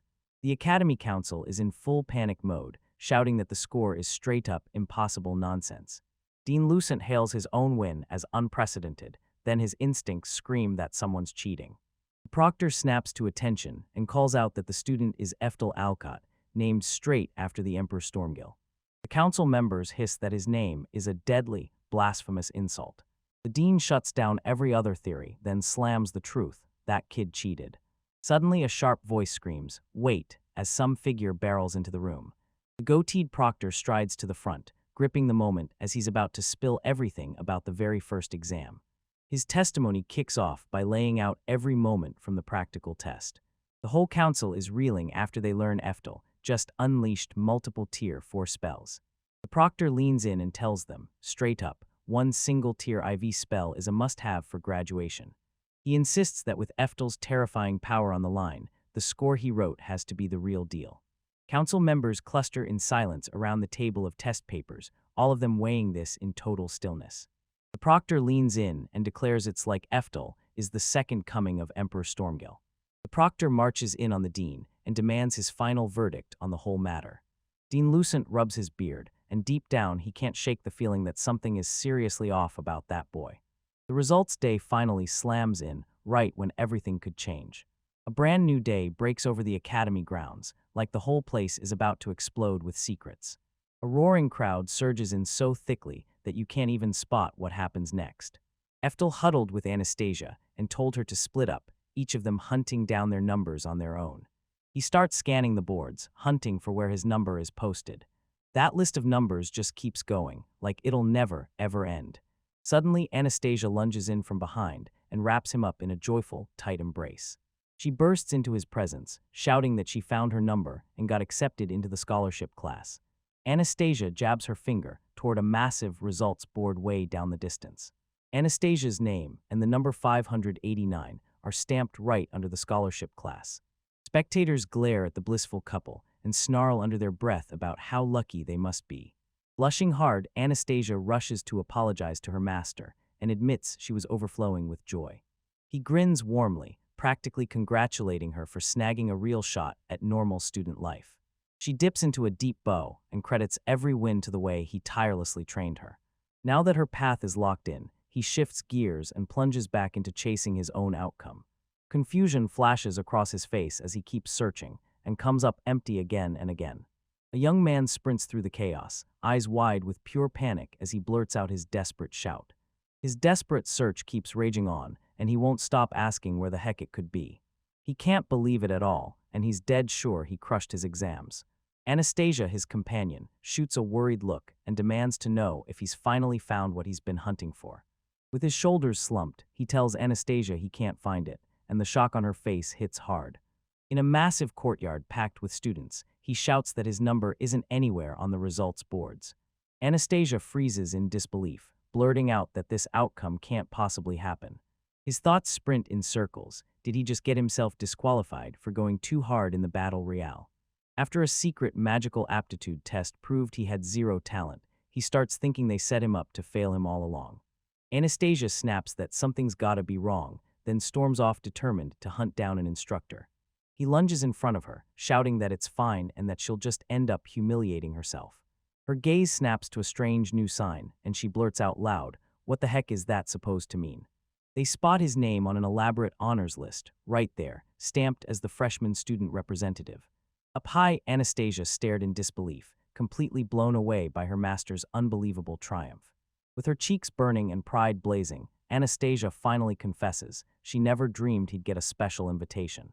He lets out a jittery laugh, relieved he survived the test, but his mind races, because he has no clue what these brand new, prestigious duties are going to demand. The academy looms under a heavy, cloudy sky, and it snaps the moment his wild, unexpected new school life begins. Anastasia pointed out the welcoming ceremony and teased all the perks he'd get thanks to his special invitation. The list lays it out: his perks, tuition fully paid, a fat allowance, and brand new responsibilities as the representative. He crushes the paper in his fist, and terror hits. He's suddenly the academy's mascot. All he wanted was to be a normal student, no drama, just studying magical aptitude in the library. He looks back on the peaceful academic life he thought he'd sail into the moment he enrolled. Now that he's been accepted, he can't bring himself to turn it down. He's resigned to his fate. Just as his mind spirals with worry, he feels it, an overwhelming new presence crashing into the grand hall. An elegant elf woman glides past with regal poise, guarded on both sides by two male attendants.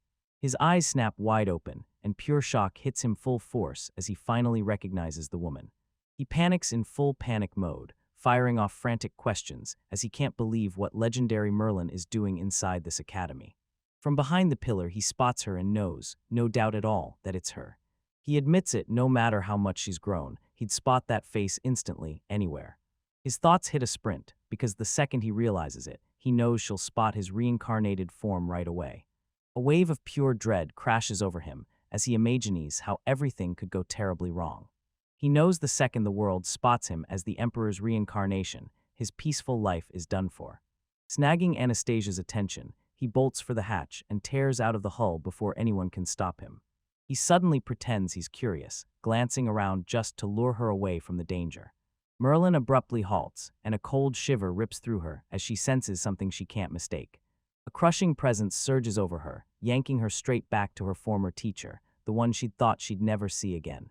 Her eyes pop wide with shock as the realization hits: this impossible presence can only be one person. She rockets into motion, spinning back so fast her confused friends get left in the dust. She shoves the feeling aside, convinced it's impossible for him to be there. Her sharp eyes lock onto Eftel and Anastasia as they slip away into the distance. Sure it's her teacher, she bolts after the boy, completely brushing off her aide's baffled confusion. Her voice snaps through the air with pure authority, ordering the two of them to stop, right there, no arguments. A sharp blare of sound cuts through the air, and in a blink she's right there, so fast it's unreal. She finally catches up to them in a sunlit colonnade, breath shredding in her chest as she sprints to a stop. Merlin snaps in a sharp breath, and her blazing stare pins the two startled students in place. Eftel clicked his tongue in pure annoyance. His escape plan had crashed hard and spectacularly.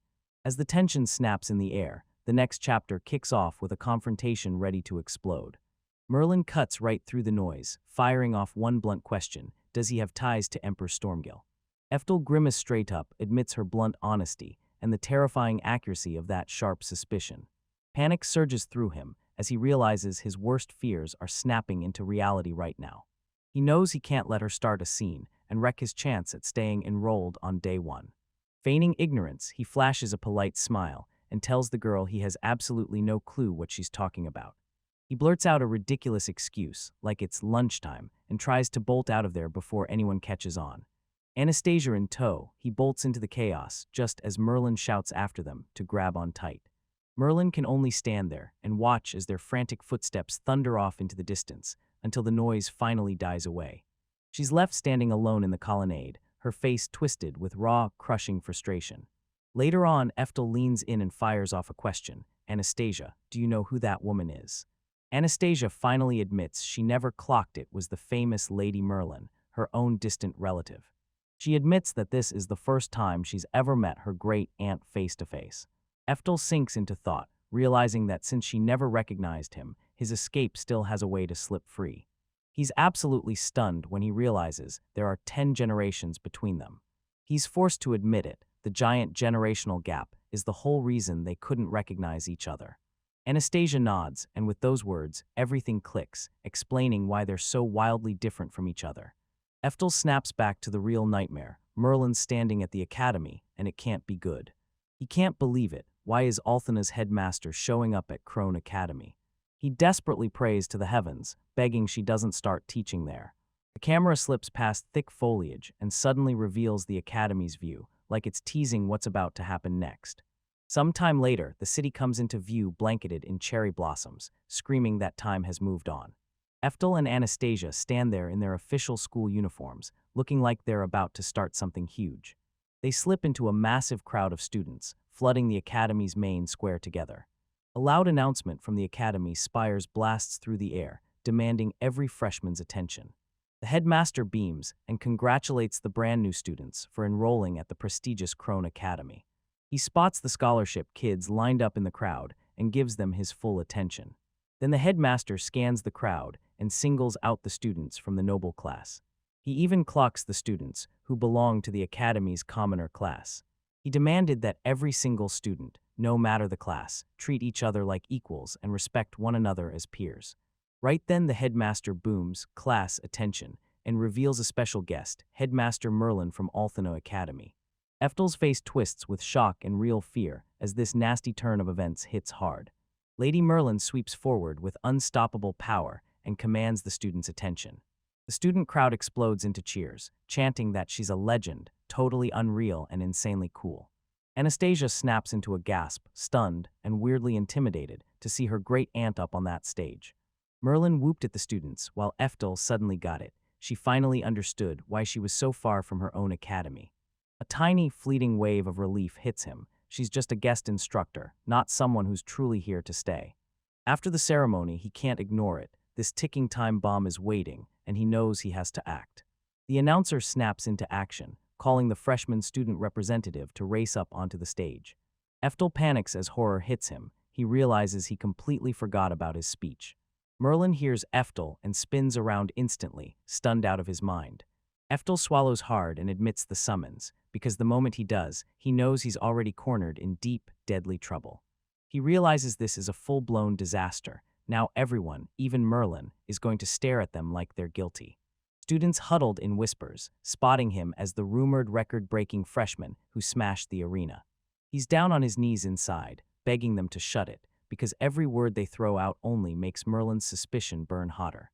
As he slips by, Merlin snaps around with a quick, sharp twitch, like she's just been hit by a sudden question. Her stare hits like a brick wall, intense, unblinking, and razor-narrow as she locks eyes with him and refuses to look away. A tight close-up of her eye shows razor-sharp focus locked onto him. He keeps moving past her, and all he can manage is a sweaty, nervous vibe that screams he's out of his depth. A hilarious scene flashes as he stands on stage, while Merlin stares him down like he's trying to read his soul. The headmaster strides to the front and formally declares the welcoming ceremony officially over. A transitional panel snaps to the stage's edge, where the ceremony has just wrapped up. Later, Eftel gets trapped in the school lounge, and the situation turns scary fast. He's totally smothered and cornered, surrounded by a pack of adoring female students who won't let him breathe. A young man snaps a look over his shoulder, his expression set in grim focus. A bunch of female students can't help it, faces lighting up with blushes, while one of them leans in and squeals that he actually looked straight at her. Now Eftel's surrounded, and his new admirers pepper him with questions from all sides. One of the girls snaps into a bold pose, daring him to notice her. From a distance, Anastasia watches him and growls that she got there first, then snaps that the girls are just locusts. A towering, intimidating elf woman slams a fat stack of papers onto Anastasia's table like it's an ultimatum. A sudden blast of loud noise erupts down the hall, and the other students all jump in shock. The elf woman's gloved hand settles on a towering pile of documents she's painstakingly gathered. Eftel snaps his head over, and the shock on his face screams, "What is happening?" At his table, Merlin drops a bombshell and announces that she's been digging into him. Anastasia erupts in anger, insisting they're right in the middle of talking to him. Merlin locks eyes with her, a fierce glare burning through the air as he demands to know if she truly understands how serious this is. The moment the adoring fangirls see her, terror hits them like a storm, and they blurt out frantic apologies to Lady Merlin, words tumbling over each other. With terrified screams, the girls scatter away from the table in a frantic retreat. Merlin's face sets like stone hard, unshakable, while she locks in on her goal with fearless focus. Anastasia's companion points out that Merlin has only gotten fiercer with every passing year. The elf woman kicks off the interrogation, and with cold precision, she confirms the young man's name is Eftel. After that public ceremony, he finally realizes there's no point in pretending, denying his name won't change a thing. Merlin leans in hard, her intensity surging as she braces to fire off one make-or-break question. She leans in and fires a sharp question at him. So, have you ever heard of reincarnation? Her direct question hits Eftel like a sudden electric jolt, slamming pure shock straight into him. He can't believe it, centuries have passed, and her razor-sharp intuition is still deadly. He can't believe it, but she lands the bullseye on her very first try. Feigning innocence, he demands, what even is reincarnation, while Merlin casually slips him his exam answers. She says his 958 score is so massive it's like an emperor himself aced the exam. Eftel freezes, staring in disbelief, as she finally realizes how deep and thorough her investigation into him really went. Merlin sighs and says the faculty couldn't make sense of a single word he said. She leaned in and demanded to know why his work had left them so completely confused. She drops the real truth and the theories he's been banking on. They're all lifted from 400 years ago. Anastasia takes in the shocking revelation, and quiet concern creeps across her face. Her red-haired companion goes completely pale when he hears the news. Eftel gets caught, and you can see the shock hit him as her accusation slams into him.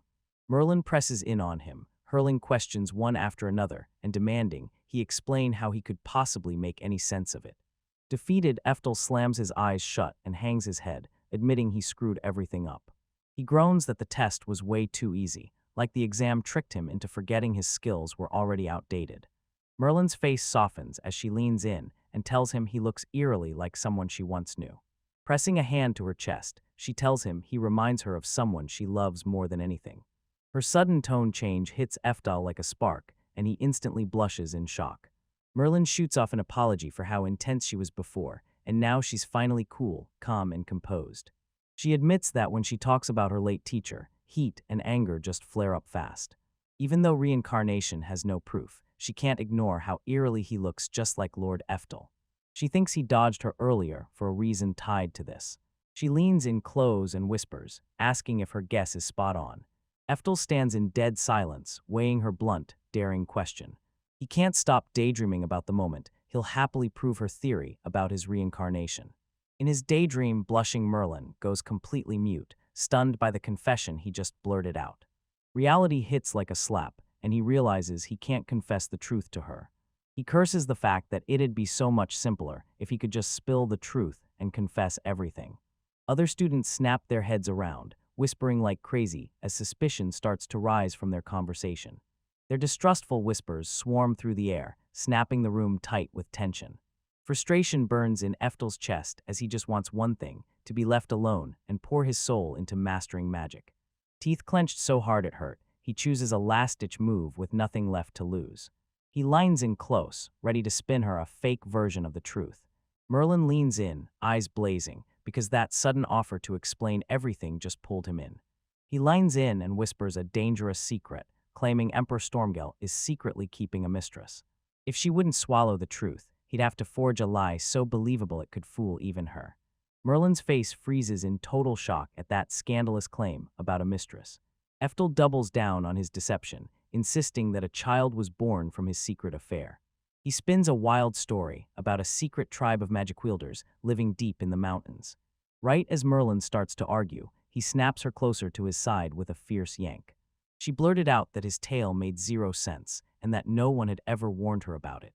He adds that the original Eftel spiraled into despair the moment he realized he was talentless. Merlin is absolutely horrified and he snaps at him like, "You idiot," over that wild, outrageous suggestion. With a sharp snap, he lunges and clamps his hand over her mouth. He clamps her in a tight, suffocating hold, swallowing her protests before they can even ring out. He leans in and warns her, This secret has to stay buried, or the Emperor's honor will be ruined. Merlin quit fighting, and right as a fresh idea hit, her face instantly changed. She realizes one scary thing: if he's holding this info, then there's no doubt about it. He has to be Eftel.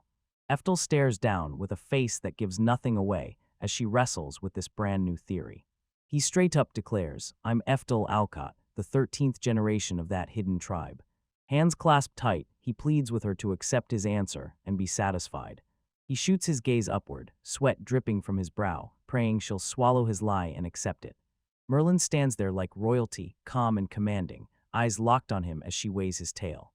With a calm stare, she seems to buy his explanation. She finally admits she hurt her teacher's heart, hid it from him, and just shrugs like, "I get why he's upset." Her sadness evaporates, and a fierce need to prove herself ignites as she can't wait to test their skills. Eftel is totally stunned by the sudden, explosive shift in her attitude. She declares his bloodline isn't the only one destined to march in Lord Eftel's footsteps.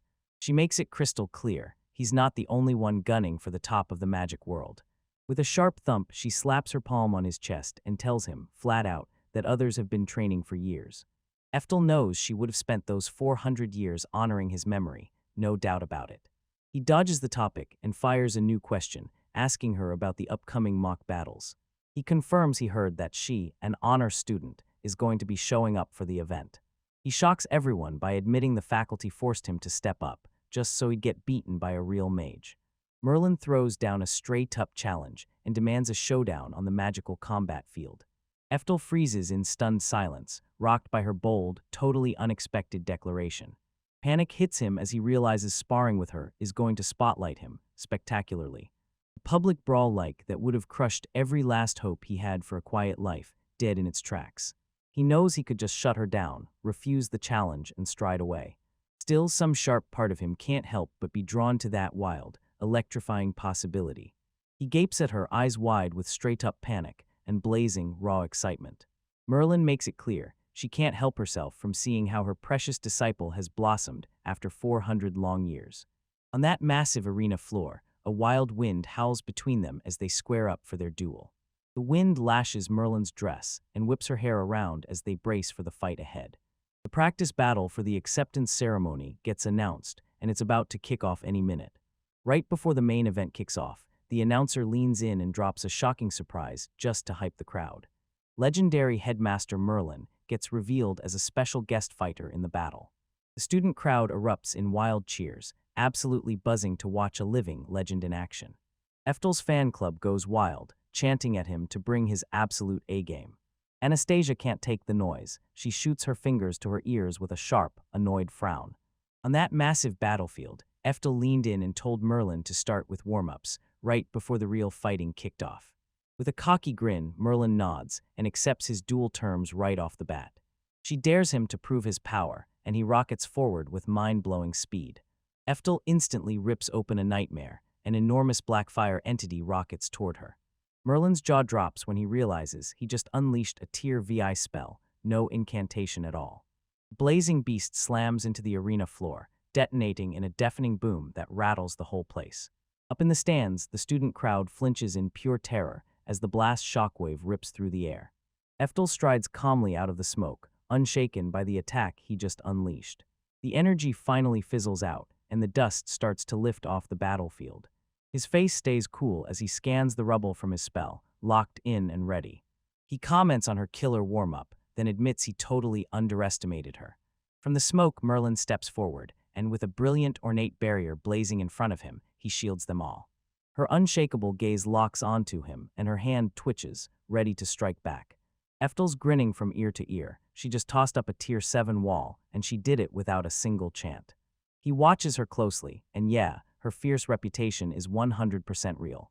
Merlin snaps that she's still got her dignity intact, Lord Eftel's 13th generation disciple through and through. She whips that exact tier 6 fire spell right back at him, with a blast so brutal it hits like a wall. Eftel smirks and slams up his own tier 7 impregnable wall, locking it in place to stop her attack cold. Two unstoppable spells slam into each other, and the whole field erupts in a violent shatter. Merlin steps in and dares him, grilling him about whether he can really survive the power she learned from Eftel. Eftel can't contain it. he blurts out that he hasn't seen skill like this since his reincarnation. Merlin seethes at the smug amusement on his face, demanding to know how he dares to act like that. His eyes go wide. She's already done casting another terrifyingly powerful spell. With a thunderous cry, she smashes down her second-tier VI Extreme Flame formation. A gigantic explosion rips through the arena, blasting the whole area to pieces and hurling debris into the air. The students watching are suddenly blasted into terrified, open-mouth shock. A scorching wave of black fire blasts the gridded floor of the combat field. A spectator blurts out that pulling off high-tier spells usually comes with a brutal, long wait. She lays it out clearly. At Emperor Stormgel's school, rapid casting isn't a trick, it's the whole curriculum. Eftel smirks to himself, fully convinced he's got every bit of this figured out. Merlin shoots a quick look back, stunned by that knowing smirk and the sheer confidence radiating off him. He nods to himself, realizing he's not just watching, he's part of that same school too. He springs upward and blasts forth a Tier 7 freezing specter to smash her flames. His skeletal ice beast dives out of the sky, and with one brutal impact, it turns her roaring inferno into solid ice. Those once raging black flames crackle, then explode apart into a storm of freezing ice shards. Merlin is left speechless because he saw her strike coming and already had a counter ready. Eftal snaps that the assault isn't over, he's just getting started. The frozen battlefield starts to hiss and crackle as he raises his next spell. He can't help but think about how this lightning-fast casting is a skill he fought to master, just to stay one step ahead. He blasts out a brutal Tier VII Glacial Lance, the same old move he learned back in his past. Merlin can't believe how fast he's casting, stunned that there's basically no pause between his spells. Inside his head, he dares her to keep up with his insane casting speed. A colossal Iceland rockets through the sky, screaming straight for its target. Panting hard, Merlin plants her feet and braces for the crushing attack barreling toward her. She snaps up an unbreakable wall at the last second, stopping the lance dead in its tracks. Eftel cheers for her own win, but then a grin flashes. He announces he's about to crank the intensity up to the max. Merlin rips into action and unleashes a relentless volley of icy lances, faster than you can blink. She erupts in fury and blasts him as a cheeky brat for shoving her so damn hard. He whips up a storm of unbreakable walls to slam shut and stop her volley of spells. He stuffs her attack aside and dares her to survive whatever he throws next. He fires a massive, razor-barbed shot, and she barely slips out of its path. That fierce, spiked projectile buzzes in midair, packed with so much raw energy it feels like it can't hold itself together. Merlin's eyes go wide as he realizes his spell's refinement just leveled up to a whole other beast. She can't shake the feeling that he's testing her, trying to write off her power like it's nothing. She calls up a Tier 7 wall, and in a blink it slams straight into his attack. Believing her wall could stop anything, she clenches her teeth and braces hard for the impact. Still, his lance keeps grinding against her defense without mercy, crushing it under the pressure. A sharp crack spiderwebs across her barrier, then it starts buckling under the pressure. The wall explodes into shards, and she gets slammed backward by the blast's full fury.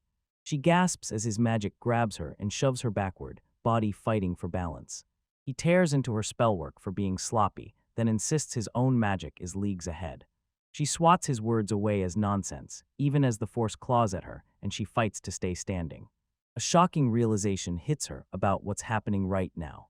She's convinced he's ripping the mask off and laying bare every single crack in her armor. She realizes he isn't just fighting, he's hunting them down and calling out every target he sees. A memory snaps back as her teacher repeats the exact same cutting words. That eerie lookalike to her master hits her like a shockwave, and she freezes, just for a heartbeat. With a ferocious scream, she decides to blow the lid off and unleash her own powerful advanced technique. Her hands snap wide apart as she gears up to unleash multiple spells in a single burst. She slams down 2-tier VII impregnable walls at the exact same time, like it's nothing, an absolute jaw-dropper of a move. Two dazzling, powerful barriers suddenly form out of thin air, stacking into a ruthless double-layer shield. From a distance, a red-haired young man just freezes in shock at how insanely skilled she is.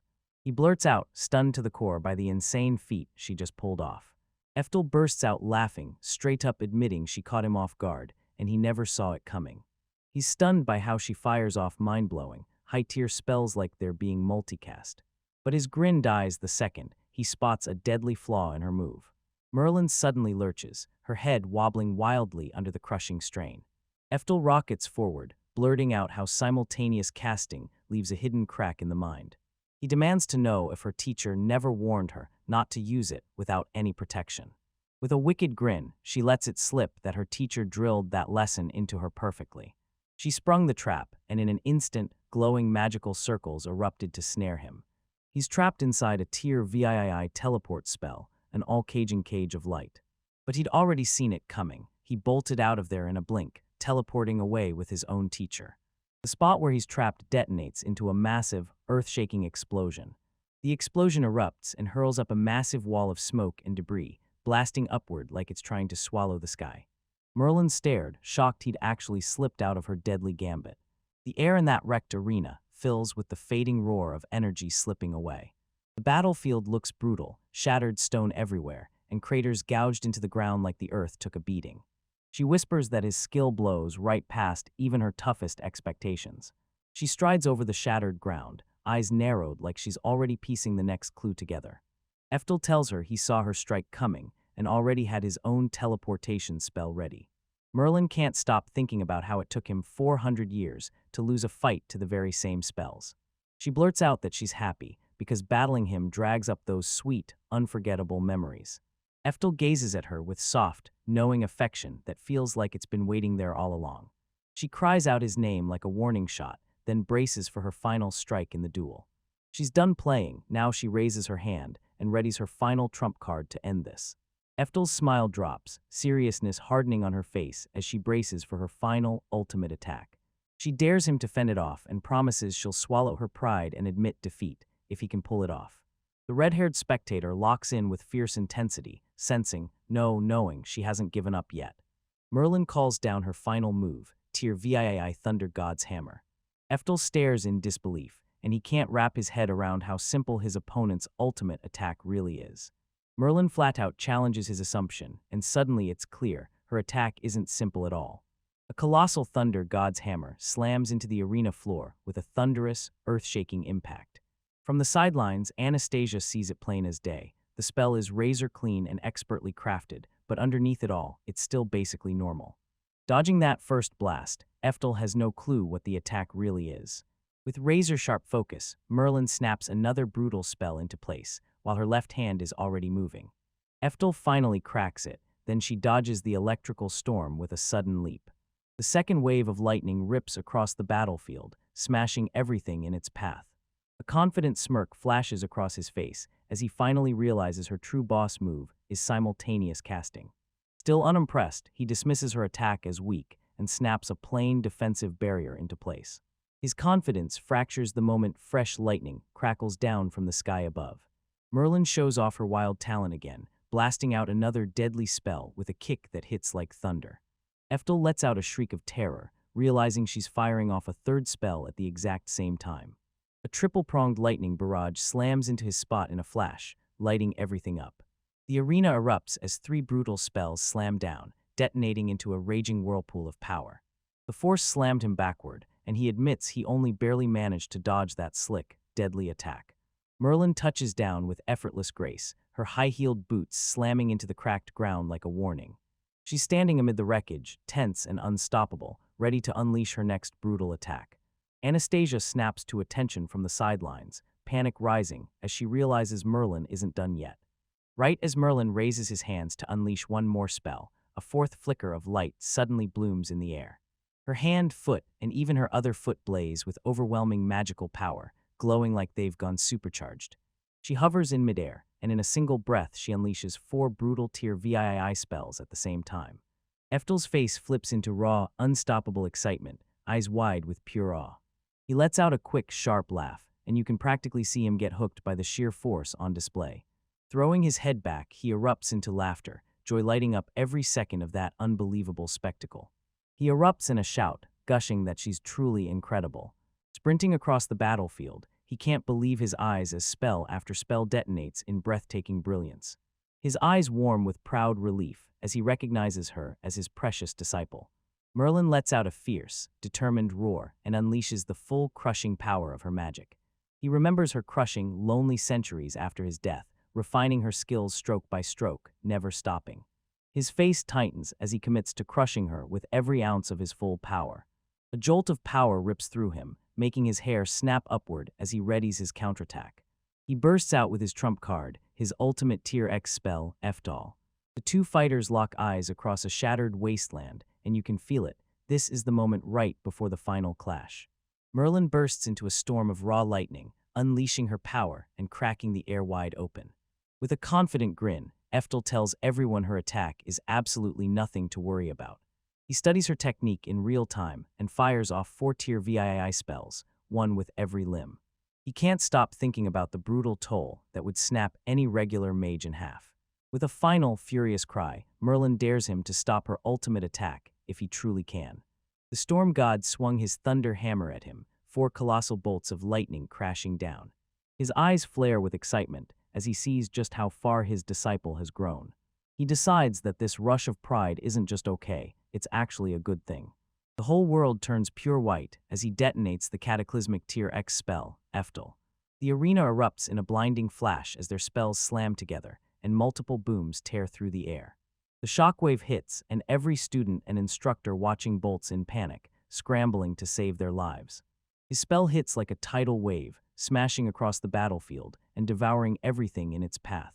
Merlin screams in shock as her ultimate strike gets fully swallowed, like it never even touched the enemy. She gets hurled through the air, slammed into an unstoppable wave of magic that won't let her go. Eftel snaps his fingers with a sharp, decisive crack, gearing up to jump in. With chaos roaring all around him, he stays cool and commands the spell to shut itself down. The world-shattering spell finally dies out, and Merlin drops straight through the silent air like gravity just snapped back. The spell's leftover energy crackles one last time, then dies into nothing. Her lone figure dives out of the sky, crashing toward the ravaged battlefield below. She slams to the ground with a brutal thud, snapping her weight onto her knees. Utterly drained, she gasps for air, her whole body shaking from the sheer effort.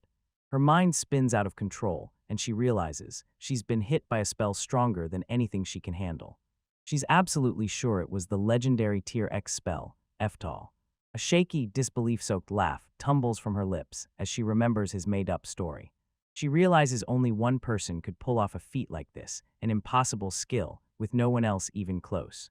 She tilts her chin up, and there he is, standing on a ledge right above her. She clings to his title, whispering Lord Eftel like it's sacred, then jolts with raw shock. He leans in and gazes at her, wearing that soft, knowing smile like he already understands everything. As it all clicks for her, she blurts out, "Wait, are you Lord Eftel's reincarnation?" He stands before her, saying nothing, yet his silence screams that her deduction is nothing short of incredible. With a nervous scratch behind his head, he sheepishly blurts out that his identity has been exposed. He pauses for a beat, trapped in his own tangled web of lies. Then he nods like it's obvious. She'd crack it, of course, after that kind of performance. Merlin stammered, and the full weight of the truth finally hit her. He gestures at the wreckage, insisting it's the only explanation that makes sense. She lowers her gaze and whispers her quiet acceptance of the impossible truth. He playfully messes up her hair, grinning as he praises her jaw-dropping trump card. With real pride blazing in his eyes, he praises her, 400 years of non-stop training. His praise hits her like lightning, and she flushes so hard her eyes go wide with pure emotion. She stammers, completely overwhelmed by the thought of seeing him again. Tears spill down her face as the weight of centuries of grit finally pays off. Still stunned by her tears, he stumbles over his words and insists she stop crying. She wipes her eyes, shoots him an apology, and admits she turns into a total kid the moment he's around. Just as the emotions hit hardest, a panicked shout erupts from far away and shatters the moment. Anastasia tears across the shattered wasteland, sprinting straight toward them. She stumbles in totally out of breath, shoulders folded in sheer exhaustion. With wide, panicked eyes, she looks up and snaps at her master that things have gone seriously wrong. Eftel and Merlin stare at the newcomer, thrown off by her sudden arrival. Merlin's eyes sharpen the second Anastasia calls Eftel master. Another student strides up and demands to know if Eftel has actually bought a slave. A deep rumble snaps their awkward conversation in half, warning that a whole new problem is about to explode. A flashback cuts in, and suddenly a swarm of adoring students crashes into Eftel, mobbing him like a hero right after his victory.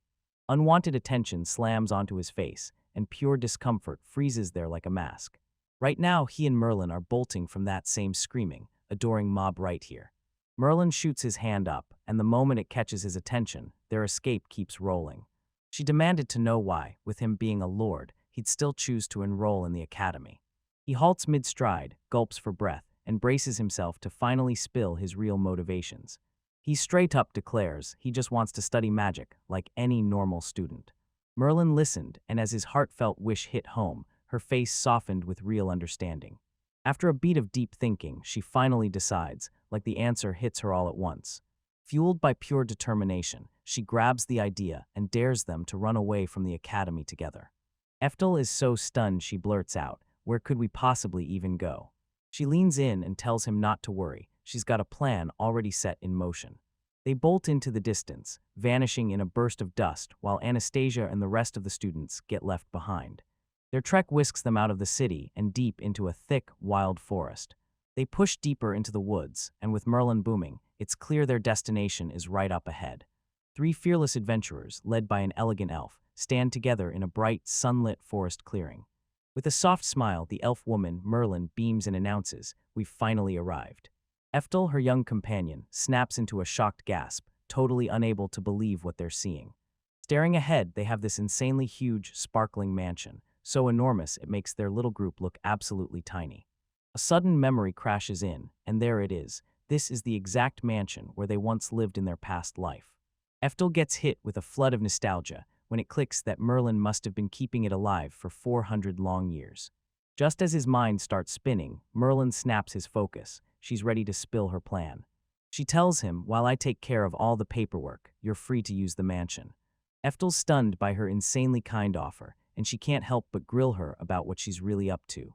Merlin flashes a confident grin and announces her plan. "We're enrolling at my Althana Academy." The news hits Eftel like a punch, and she quickly realizes she's about to pull the ultimate move, sending them off to her elite school. His surprise snaps into pure joy the moment he realizes he can finally run his research there with zero limits. Merlin locks in the deal. Once she's his student, she gets total, unrestricted access to every academy facility. Gripping her heart with pure gratitude, Eftel barrels ahead and hugs her tight, thanking her over and over. Merlin lets out a bashful smile as she hugs him back, whispering, "Just leave it all to me." They've decided to hunker down at the grand old mansion until their transfer finally comes through.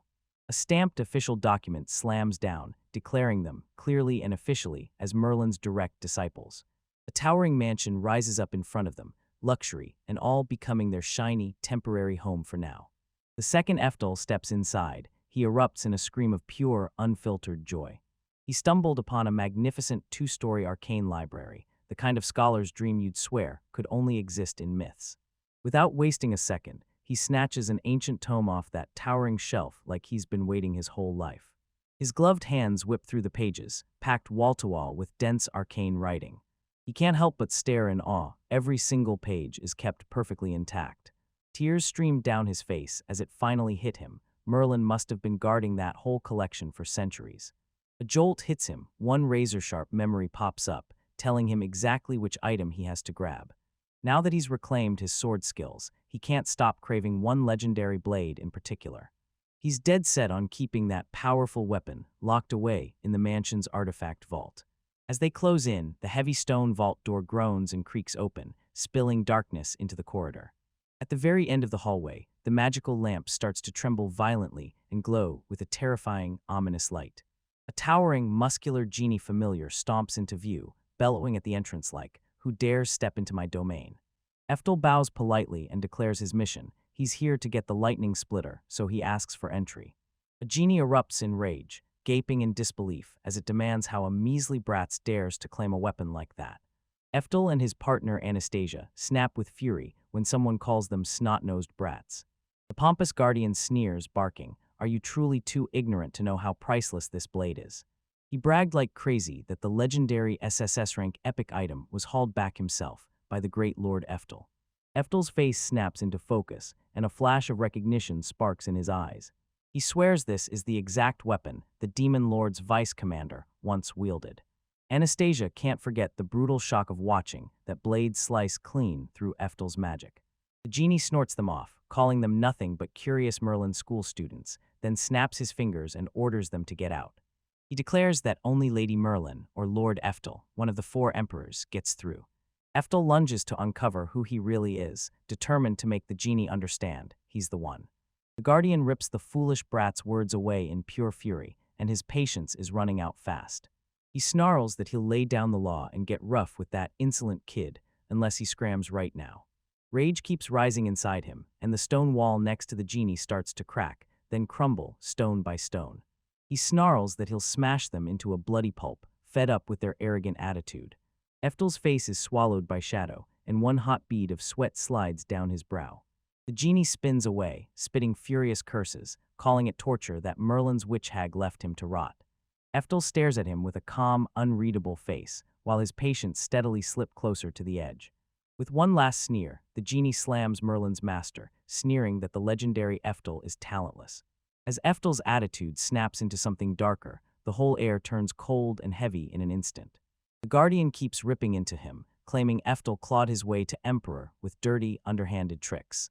Eftel's voice drops to a venomous growl as he demands to know where the lightning splitter is. The genie snaps to attention when the boy's tone suddenly flips, hard. Eftel's eyes blaze with rage as he roars the question again, demanding to know where that sword is. Three shadows loom in the stone courtyard, and the tension hangs so heavy it feels like you could slice it. The genie, hooked by the boy's raw intensity, finally relents and promises to point out where it is, just this one time. He jabs a thumb toward the back of the vault, like there, that's where the sword is resting. The guardian leans in and blasts the truth into their faces. Every artifact is sealed behind brutal spells built to crush any thief who dares to steal. As Eftel strolls straight toward the sword, the genie glares on, amused like it's already laughing at him. He bursts into laughter, telling the boy to quit, because only Merlin could ever dream of even reaching those artifacts. Eftel's grip locks down on the hilt of the legendary sword, and his laughter instantly chokes to silence. The deadly weapon snaps to its true master instantly. No magic, no resistance, just pure submission. From the entrance, Anastasia snaps her hand up and hammers the genie with absolute dispel, an eye-popping tear VII spell. The magical enchantments guarding the other artifacts in the vault suddenly snap, vanishing into thin air. The genie blurts out in shock, staring in disbelief as the impossible just happens right in front of him. He's drenched in sweat, staring in disbelief as every protective spell gets wiped out in the blink of an eye. Eftel grips the sword now and whips out a few practice swings, nodding as the blade gleams under his approval. Merlin swoops in, her voice slicing through the air as she snaps at the cowering genie, calling him an impertinent fool. Fury carved across her face like a blade, and her power roared around her like thunder. The genie shrieks her name in pure terror as she rips into him for daring to call her an old hag. Merlin calmly asks Eftel, "Were you checking the vault?" And Eftel answers, "Yeah, that's exactly why I'm here." He tells everyone he finally got his sword back, because now he's strong enough to swing it again. The genie snaps into a horrifying realization. The boy just cast the dispel spell without a single chant. Eftel clenches his sword, and that wordless threat hangs in the air like a blade waiting to strike. He shoots the genie a cold, cutting glare, and it seals it, proving the guardian's worst fears are right. The genie's mind snaps in an instant, and he erupts in a guttural scream of pure denial. He drops to the ground and prostrates himself hard, clinging to Lord Eftel's mercy as he begs forgiveness for every sin he's committed. Eftel calmly tells the groveling genie to drop the apology and stop stressing about his insolence. He rolls into Anastasia, puts himself on blast, and begs the genie to remember them from now on. The genie jerks to attention, salutes sharply, and promises his lord absolute, unwavering loyalty. Anastasia watches with pain in her eyes and begs Merlin to go easy on the poor Jenny. With the crisis finally smashed, the crew surges ahead, leaving behind the vault that's now wide open and unguarded. The scene flips over, and the light dwindles as evening rolls in. Inside the opulent mansion, a new and way more serious talk is about to kick off. A sharp knock rattles the door to Eftel's study as he burns the midnight oil. Merlin strides in and, with all the formality in the world, asks Lord Eftel for a moment of his time to talk about something big. The two of them sit across from each other in that massive dining hall, and pure tension crackles in the air between them. Eftel took a sip of tea and asked Merlin, "Why are you acting so damn formal all of a sudden?" She tells him she just got back from hanging out with Anastasia in the baths. Merlin slips her secret plan into motion. She checks whether Anastasia's body is ready for night services. Eftel's jaw drops so hard, he sputters his drink out in a ridiculous spray across the room. He slams the brakes on that rumor, vehemently denying that he and Anastasia even share that kind of intimate bond. Merlin declares that the best man alive deserves a queen by his side, the best woman in the world. A flashback cuts in as she studies the blushing anesthetist down to the last detail, checking every part of her to make sure she's truly physically fit. Eftel is completely rattled, blurting over and over that this relationship isn't and never will be physical. Merlin drops her stern mask, and her whole tone softens as she moves on from the topic. She shoots him an apology for being too forward and for making him uncomfortable. Pushing Jess to the side, she admits she caught something weird during their bath time. Flashback snaps into place and shows Anastasia's buttock branded with a glowing, razor-detailed, straight-up demonic tattoo. Merlin shot Lord Eftel a grave, worried look and demanded to know if he realized this wasn't a normal slave mark. In the grand dining hall, Lord Eftel leans in and tells Merlin, still kneeling, that the truth he fears is real. Merlin snaps into wide-eyed shock, stammering through disbelief as he tries to process what he just heard. She grabs him by the heart and screams that keeping Anastasia close is a deadly risk he can't afford to take. Eftel whips her a furious glare and snaps that she better not make him repeat his unshakable decision. A storm of energy erupts as he declares it with unshakable, pounding determination. Clutching his cup like it's a vow, he announces, no room for doubt, he's taking Anastasia in. Merlin stares at him, and her first protest melts into a whole new understanding. With her head bowed low, she offers a formal apology, confessing that she had doubted his judgment. She realizes he didn't make that call as himself, he made it as Emperor Stormgill. Eftel calmly sips his drink, eyes sharp as he makes it crystal clear he knows every single risk. Before long, Merlin finished the paperwork and got them both enrolled at Alcina Magical Academy. Fresh out in their new school uniforms, Eftel and Anastasia gear up for the wild ride of academic life. It all kicks off on their very first day at Grand Alcina Academy, surrounded by a sea of other students. A blonde elf girl with a ponytail whips around, eyes wide, shock hitting her face hard. Two other guys from class huddle together and whisper, and one of them can't even believe what he's seeing. The crowd surges around them, peppering questions. Why on earth is a human showing up at their academy? Anastasia can't stop worrying about the hostile whispers, but her master already has the whole thing figured out. He lays out the academy's history, how it started as a shared school, then got swallowed into a demon-only institution. Eftel straight up admits he figured the only human wouldn't exactly get a warm welcome. They track down the classroom Merlin pointed them to, then brace themselves and step toward the hall. A massive wooden door creaks open, and the sound booms through the room like thunder. In the stacked lecture hall, students sprawl around like they own the place, while a winged girl glares at them with pure, burning attitude. Other students lounge around, but their eyes lock onto the newcomers with raw, open hostility. Anastasia jerks behind her master the second they enter that tense room. The winged girl hurls out her contempt, demanding to know why a human transfer student has shown up. A long-haired elf sneers at him, snarling that the human reeks just like his own natural stink. Eftel grimaced hard, already sensing his studies were about to blow up into constant trouble. A title card flashes as Merlin wields her headmaster clout to sign the pair up, like it's already decided. Chapter 10, Underlying Evil, begins on the long-awaited day of their enrollment. A female student stands her ground and repeats the cruel belief that humans are born hopeless at magic. Another male student smirks and snipes about how humans naturally stink, as if it's some kind of fact. With a swaggering grin, Eftel tells Anastasia to grab their seats. The moment they step into the lecture hall, whispers crash around them, buzzing about the presence of a human. As they stride down the grand lecture hall steps, the young man spots his companion's distress flashing across his face. Anastasia grips her uniform so tight her knuckles turn pale, her face twisted with pure anxiety as sweat pours down her brow. Across the room, a male and a female elf glare at the newcomers, like they've already decided they're not worth their time. She snapped her gaze away fast, trying to mask her terror from her master. He asks what's wrong, and she panics so hard she insists it's nothing at all. Her master watches in stunned confusion, clearly not able to make sense of what's happening. Suddenly, the young elf girl darts across the aisle, blocking their path like she means business. She storms in and brutally questions how they even dare to call themselves worthy of the prestigious academy. From his seat, Abel, the white-haired elf, leans back with a smug smirk, soaking in the confrontation like it's already won. Now unwanted eyes are on them, and the pair keeps charging down the steps.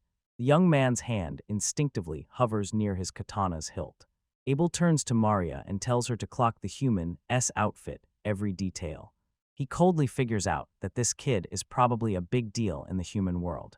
Abel can't shake the feeling that he didn't earn his place at all, that he just bought his way into that prestigious academy. Soft whispers tear through the lecture hall as the elves' cold, dismissive judgment hangs in the air. The young man grimaces and realizes, yeah, the accusation hits way too close to the truth. A sharp wave of embarrassment crashes over him as he remembers the crazy lengths he went through just to get admitted. Abel starts taunting him, sneering that even scum like him couldn't possibly keep pace. With a cool, calm grin, the young man promises he'll give it everything he's got. His opponent slams both hands onto the desk with pure, furious force. A sudden, violent burst of rage rips through the hall and shocks the other students out of their seats. Abel rages as he tells everyone about the brutal battles he survived just to claw his way to this place. As he walked, the other students whispered, swearing that the academy only opens its doors to elite demons and elves. He slams the human off as useless, then challenges him hard, questioning whether he even has the right to study among them. A girl with tiny dark wings strides by as the confrontation rages harder and harder. She slides into a seat near them and insists, with a cool smile, that none of this is personal. She admits they don't like humans living here, yet she doesn't give a damn about it herself. Her smile drops and a serious look hardens her face as she finally confesses what she's really worried about. The girl shoots back that she does care about the school's reputation. With a sharp flick of her wrist, she snaps a warning, "Don't you dare embarrass them in front of everyone." The young man throws in the towel, admitting with a grim nod that their magical skill gap is real. Anastasia realizes that this prejudice has been haunting the world for over 400 years. An elf woman with authority storms in, barks, "Sit down," and the class finally kicks off. A long-haired elf girl with pale hair and a stone-serious face watches everything unfold, eyes locked on the scene. In the lecture hall, she whips around and demands the unseen person's name. The powerful elf woman swallowed her pride, apologized on the spot, and announced, boom, the class had a brand new instructor. From his seat, Eftel locks eyes on her, Merlin, and his face snaps into pure, stunned shock. With a thunderous slam, Merlin whacks his hand onto the lectern and instantly steals everyone's attention. The cavernous lecture hall goes utterly silent the second it happens. She steps up with pure command and declares her name, Merlin Alcott, the dean of the academy. Her razor-sharp stare cuts across the students as she announces she'll personally oversee them. Eftel Grimace quietly wonders, was this the plan all along? The students huddle in stunned whispers, shocked that the legendary dean is right here, actually teaching them. A long-haired elf student named Abel pops to his feet and goes straight for the dean's attention. Merlin meets his eyes and asks, cool as ice, if he's got something he wants to say. Draped in roses, Abel smirked and assumed she'd come to bask in his greatness.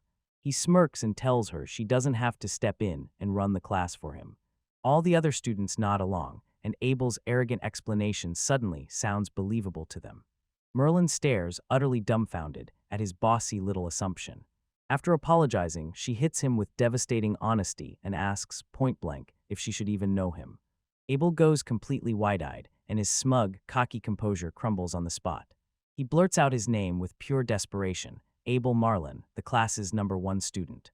Merlin just tilts his head and says his name with a dead, unimpressed look that screams, yeah, I know.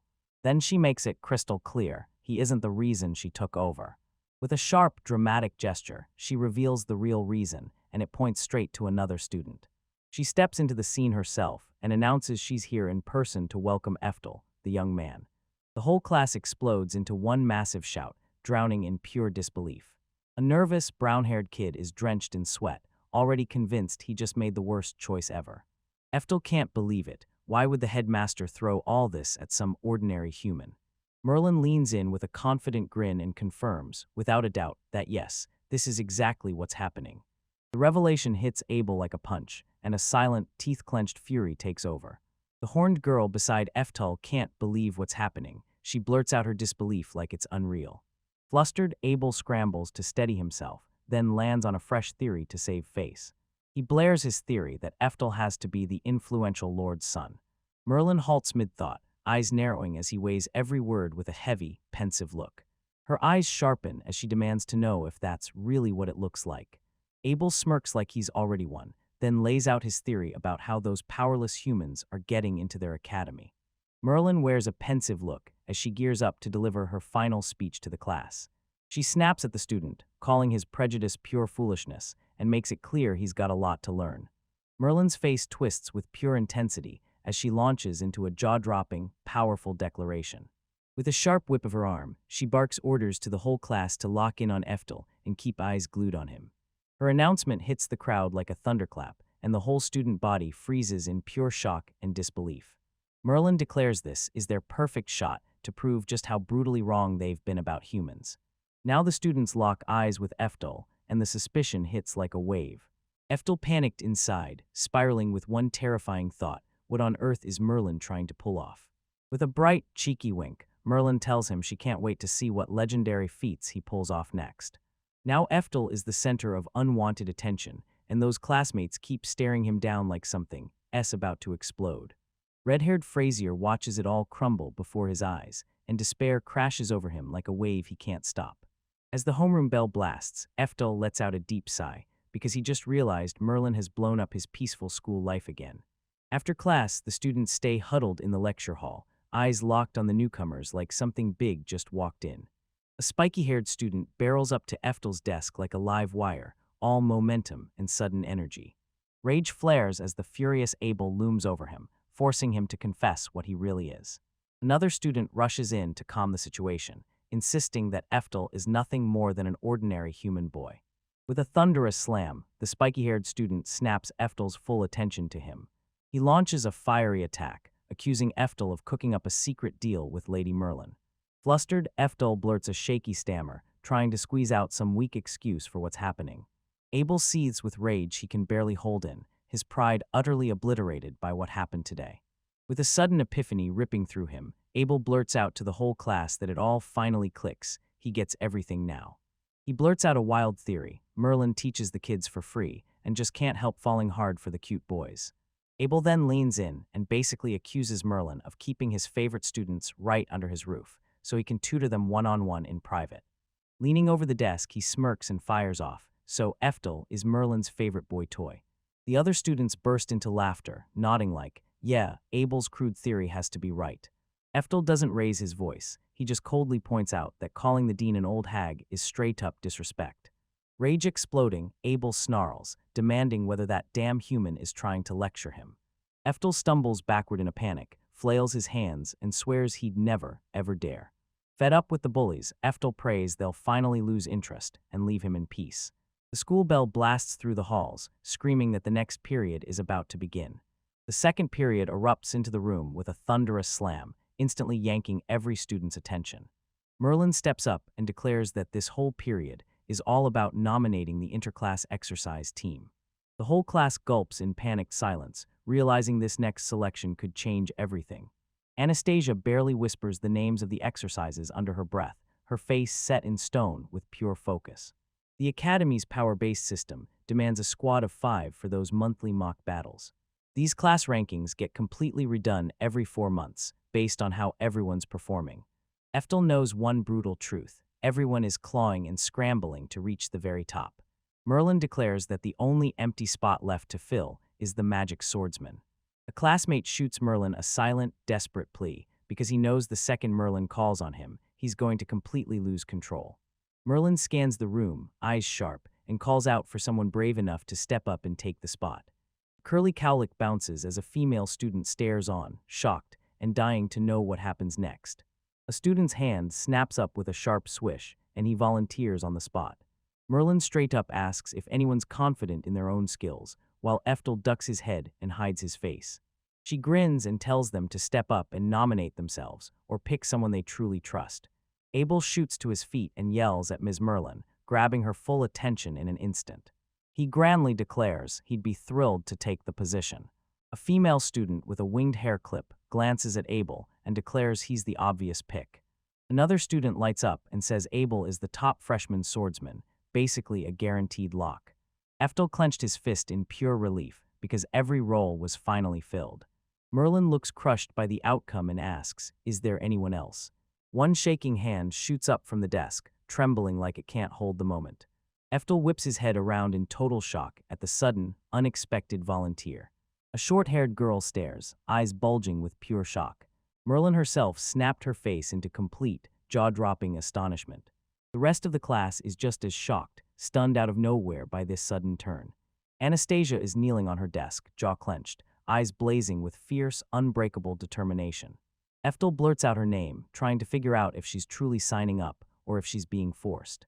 She stammers through her nerves, trying to deny what she's clearly doing. With a steady voice, Anastasia nominates Eftel for the role.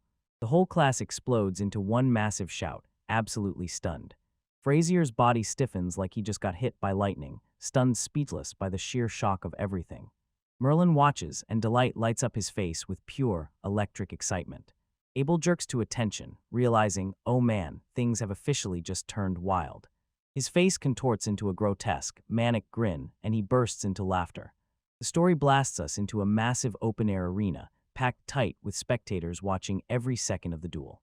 Merlin steps right between the two opponents and fires off a question, "You ready to start?" She swings the spotlight onto Abel and Eftel, calling for a friendly duel to crown the team's swordsman. Frazier sweats like crazy, stunned at how fast everything exploded out of control. Eftel whips his gaze to Anastasia in the stands. Anxiety makes her twitch as she sits trapped among the other students. He snaps his eyes away, sensing something off about her behavior. He realizes she's never bold enough to pull something like this. Abel bares his teeth, snarling that he'll make the inferior humans see just how worthless they really are. The duel is officially underway, and the moment it starts, everything changes. Both fighters surge ahead with blades poised, ready to crash for the very first clash. Eftel's eyes bulge with shock as his perfectly aimed attacks finally hit. He snaps his sword up at the last second, blocking the first deadly strike. Abel swings in hard, but the attack gets parried, and the rebound yanks him stumbling forward. He taunts Eftel, daring him to raise his sword and come at him. Eftel stares, baffled by the taunt his opponent just threw at him. Merlin applauds Abel's true sportsmanship, but a student heckles Eftel for supposedly being scared. Frazier clocked it instantly. Abel is putting on a hero act while stomping on the weak. Eftel smirks, clocking this moment as the perfect opening. He rockets forward, determined to prove Abel wrong and make Merlin's expectations impossible to doubt. With a fierce, determined glare, he readies himself and charges straight at his opponent. Their blades slam together in a thunderous arc, the shockwave booming across the entire arena. They traded a breakneck barrage of punches, moving like a storm that wouldn't let up.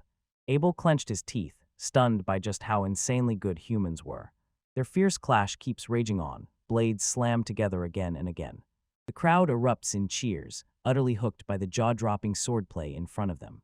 Eftel can't hide his joy. He pulled off the perfect strike, and it looked like a clean hit.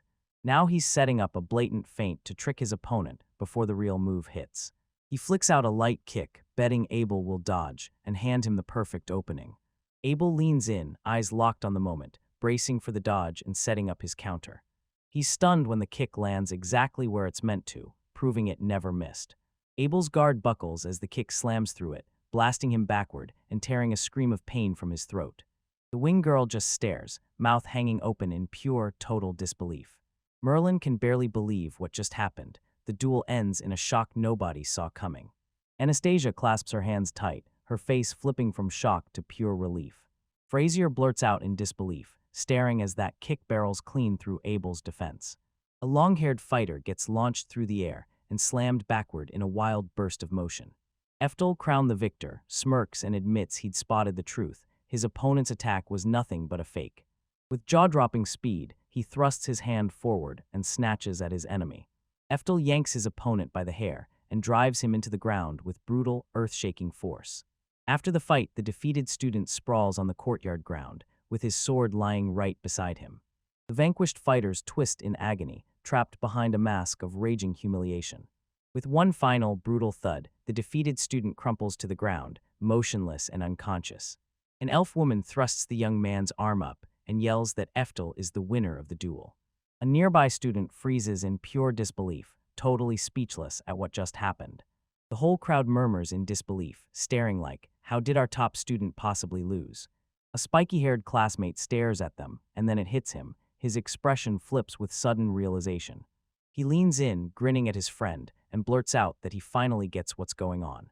With a smug grin, he declares to the crowd that every last move is straight out of Lady Merlin's master plan. He tells them straight up, humans may be lousy at magic, but when it comes to fighting, they're insanely exceptional. So that's why Merlin carved out a special exception for a human transfer student. The other students nod along, and his explanation clicks perfectly in their minds.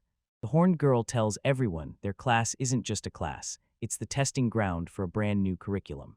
Another student slams their hand down and declares, no doubt about it, this is the only explanation that makes sense.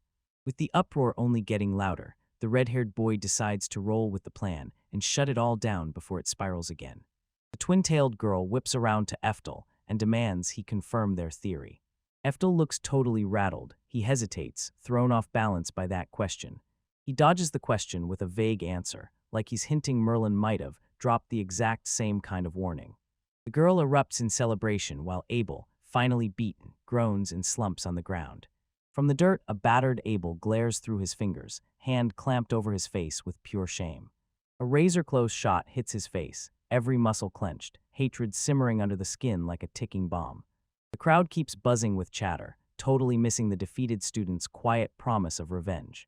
Eftel stares at his fallen opponent, wearing a calm, almost knowing smile like he already saw it coming. That evening, the whole crew dives into a jaw-dropping feast in a massive grand dining hall. Eftel celebrates his win by sinking his teeth into a huge, sizzling steak. He tears into that juicy meat, and his face lights up like pure bliss. Chewing with pure joy, he keeps going, tucking into that hard-earned meal like it's the best thing in the world. Anastasia, his red-haired companion, swallows hard and softly calls out, "Master," like she's afraid he won't answer. Eftel tears her gaze off her food and asks, "So what's really on your mind?" In the lavish dining hall, Anastasia throws compliments at her master, gushing about how he crushed the top student with pure strength. She can't stop fidgeting, and she blurts out, "What will you do when raw power can't fix this?" Her master slams his chopsticks to a stop, thrown off by the sudden seriousness in her question. Hand on his chin, he pauses and wrestles with her shocking, deep question. Across the table, a red-haired boy shoots a quick look over at their intense conversation. Anastasia studies her master's face with a worried stare, bracing herself for whatever answer he's about to spit out. With a bold flick of his hand, he declares without hesitation that all anyone can do is throw everything they've got into trying. A disappointed chuckle slips out of Anastasia as his seemingly simple answer lands, way too easily. She says this is exactly the kind of reply she'd expect from someone truly strong. She pushes again, firing one more question. Would he swear the same about a cruel, unavoidable fate? He shoots back instantly, no doubt at all, that his answer would stay exactly the same.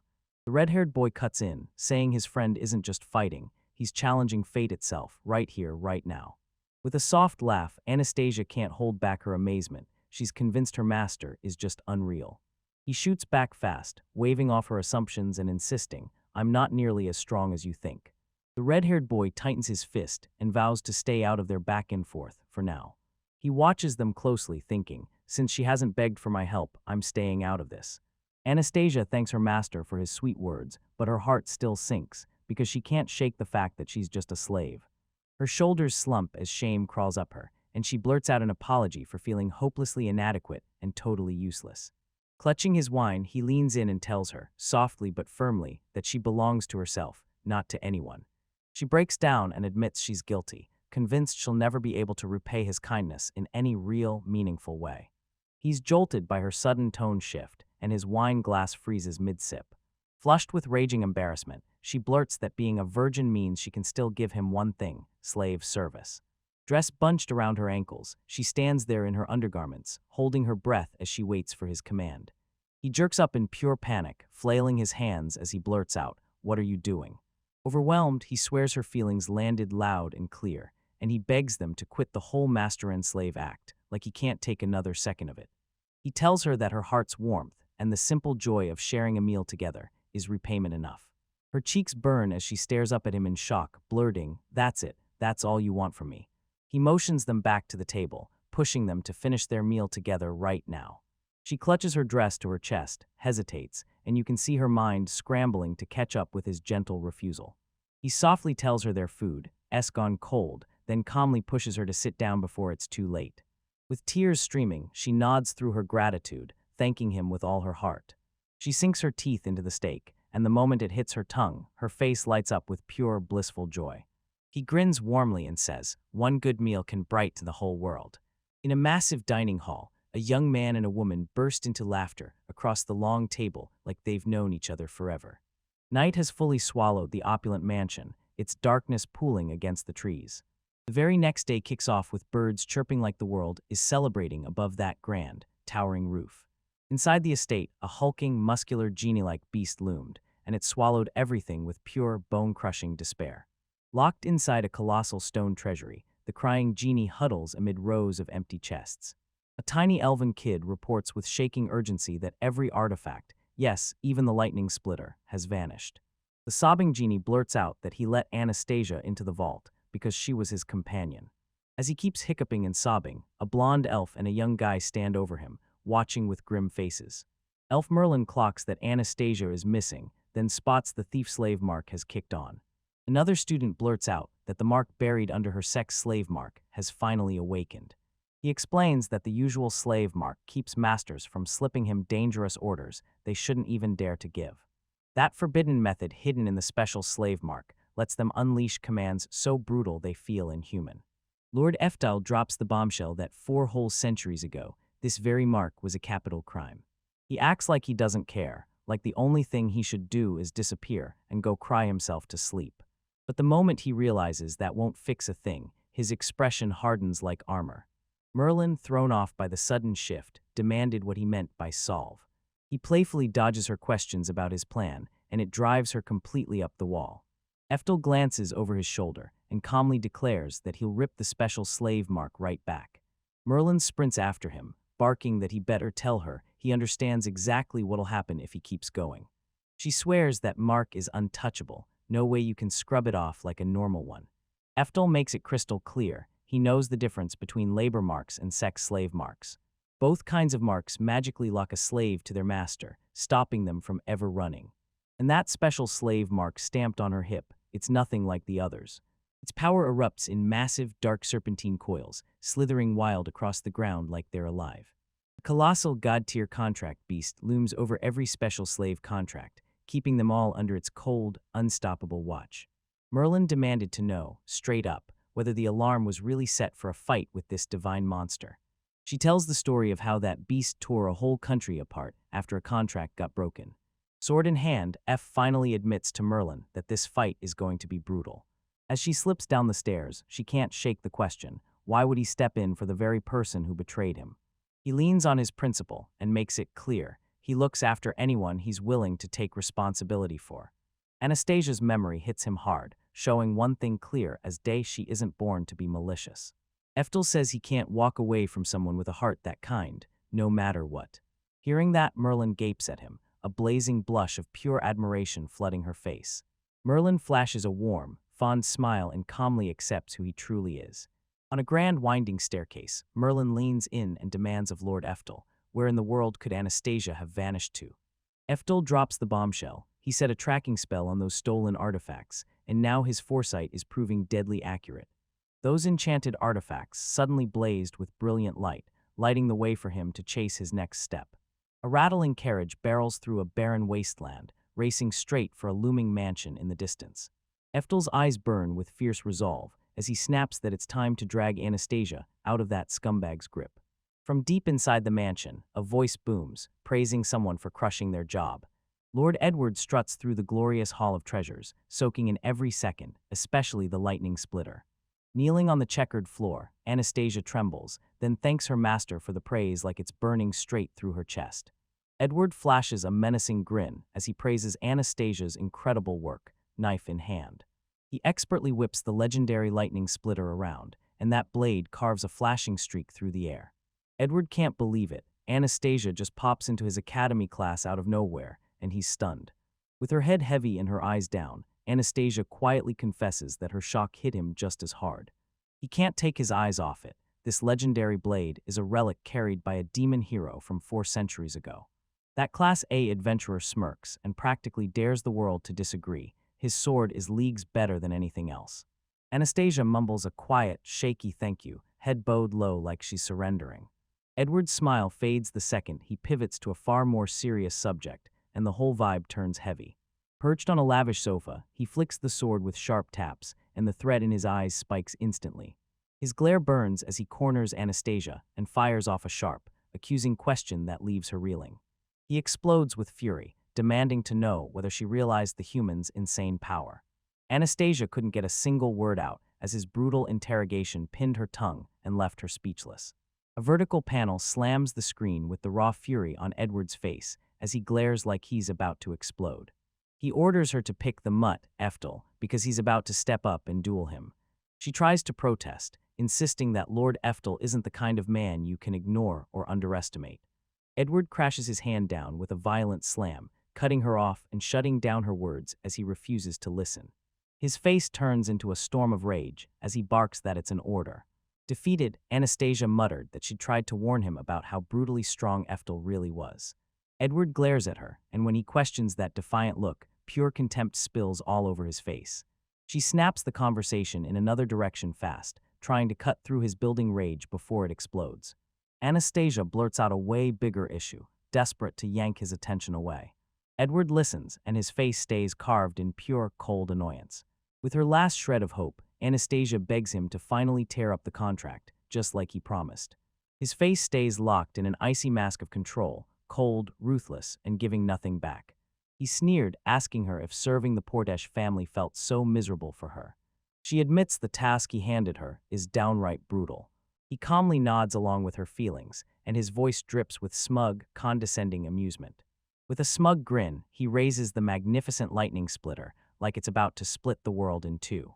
He nods and tells her the count is locked in. Her newest delivery just brought the total artifacts up to 5. An ancient contract bound her family to hand over 5 artifacts every single generation. He admits that with this move, their contract for her generation is technically done. Anastasia's face erupts with pure joy, convinced she's finally got her freedom back. A brutal thud smashes her hopes straight into unforgiving reality. A tall vertical panel slams the mood as the conversation flips hard into something dark and disastrous. Edward rips the truth from her. She's still chained tight by that special slave mark. Anastasia freezes in utter shock, speechless after this horrifying, sudden revelation. He tells her the mark is a permanent sentence, passed down from her ancestors' supposed crimes. He turns and strides off, his final words carving out a future that feels trapped inside a curse. He snarls that their future child will be cursed with her fate too, and the cycle of servitude keeps right on rolling. He shuts her down and declares, "I'm meeting my father to talk about your contract." Like a final cruel twist, he lets her collapse into rest, right inside one of the mansion's rooms. Anastasia whispers through pure disbelief, asking herself if she can really stay here. Edward taunts her, saying she can't crawl back to Eftel now, no matter how badly she wants to. He smirks and tells her the room is a prize she'd better stop pretending she doesn't deserve. Anastasia's face twists into a silent grimace, pure pain and crushing humiliation hitting at once. Cornered with no other move, she drops to the floor in a full prostrate, squeezing out a desperate thank you. A maid hustles her down the hall, and she stews on all the brutal returns she's been forced to make.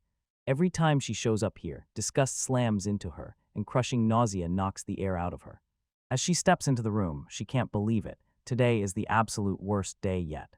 She slams onto the lavish bed with a heavy thud, completely wrecked and spent. On her back, she presses her hands over her eyes and breathes out a shaky confession. She betrayed Master Eftal. Tears pour down her face as she grits her teeth, her body trembling under the weight of pure emotional agony. A fragile hope ignites as she leans in and whispers, "With this, it's finally over." She draws out her sister's name, Tatiana, into the quiet, lonely room like a prayer that won't let go.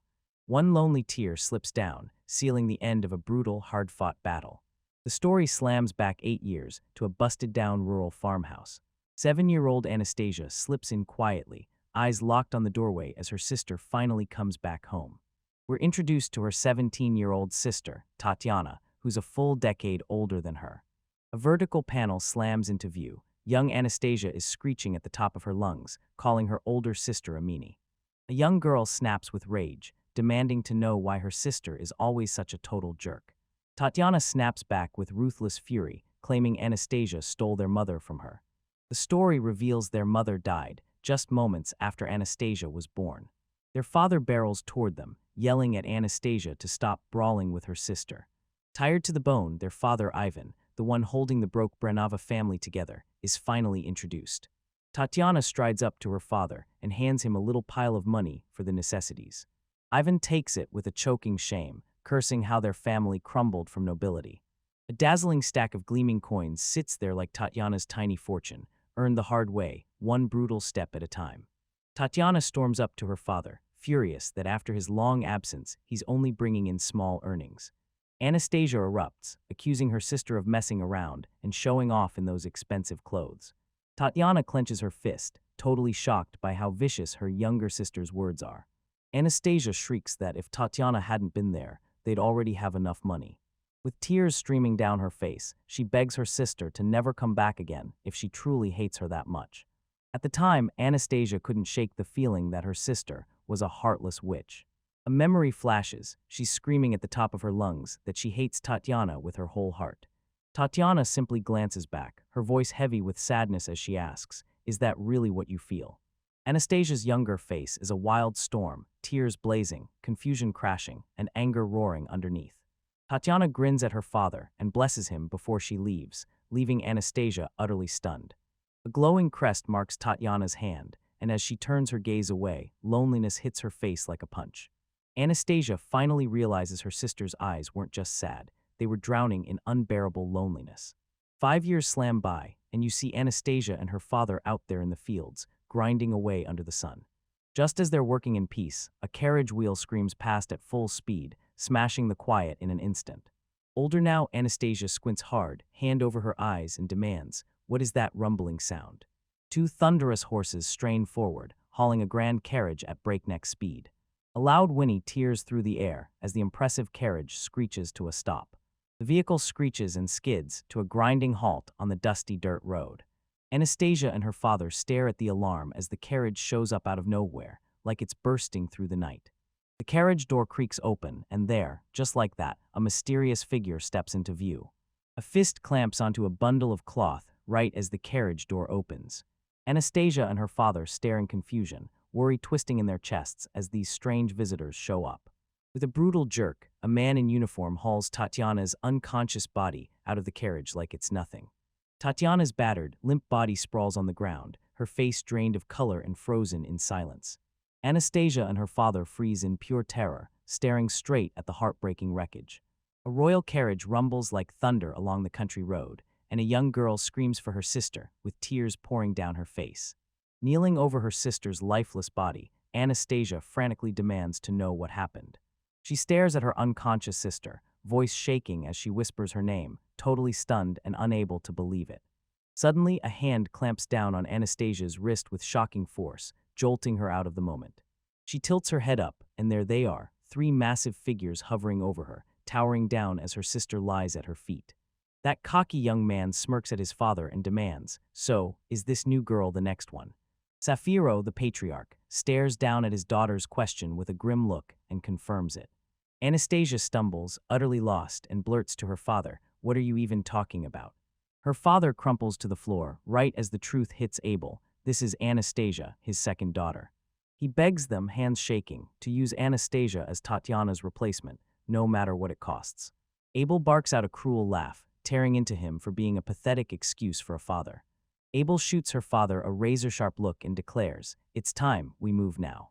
Kafiro sweeps his arm through the air and barks that the succession ritual starts, right now. The story slams into a barren rocky clearing, lit by a suffocating dark sky. In a blazing ritual circle, Tatiana gets pinned to the ground while hooded figures wrestle, and the cycle repeats every week. Guards manhandle Tatiana, ripping her clothes away as they ready her for the ritual. A tight close-up catches the dragon-like crest tattoo on Tatiana's hand, so detailed it feels alive. Anastasia shrieks at them to stop right now, panic flooding her voice as she demands what they're even doing. Kafiro loomed over them and laid it out, explaining that the crest was a special slave mark. He reveals the truth: Tatiana botched her duties, and the cost was her life. Safiro storms in and declares that Anastasia will step in and take her spot as the family's special slave. A horrified anesthetist blurts out, What's this special slave mark? Completely stunned, like they've got no clue what they're even looking at. Sephiroth starts laying out the simple, brutal terms of their family's contract, and it chills the room. He explains that every generation has to hunt down 5 sacred artifacts and bring them to the Portesh. With ice-cold finality, he declares this contract is tied to her bloodline forever. Anastasia repeated his words, stunned to her core, and demanded to know why it had to be passed down from generation to generation.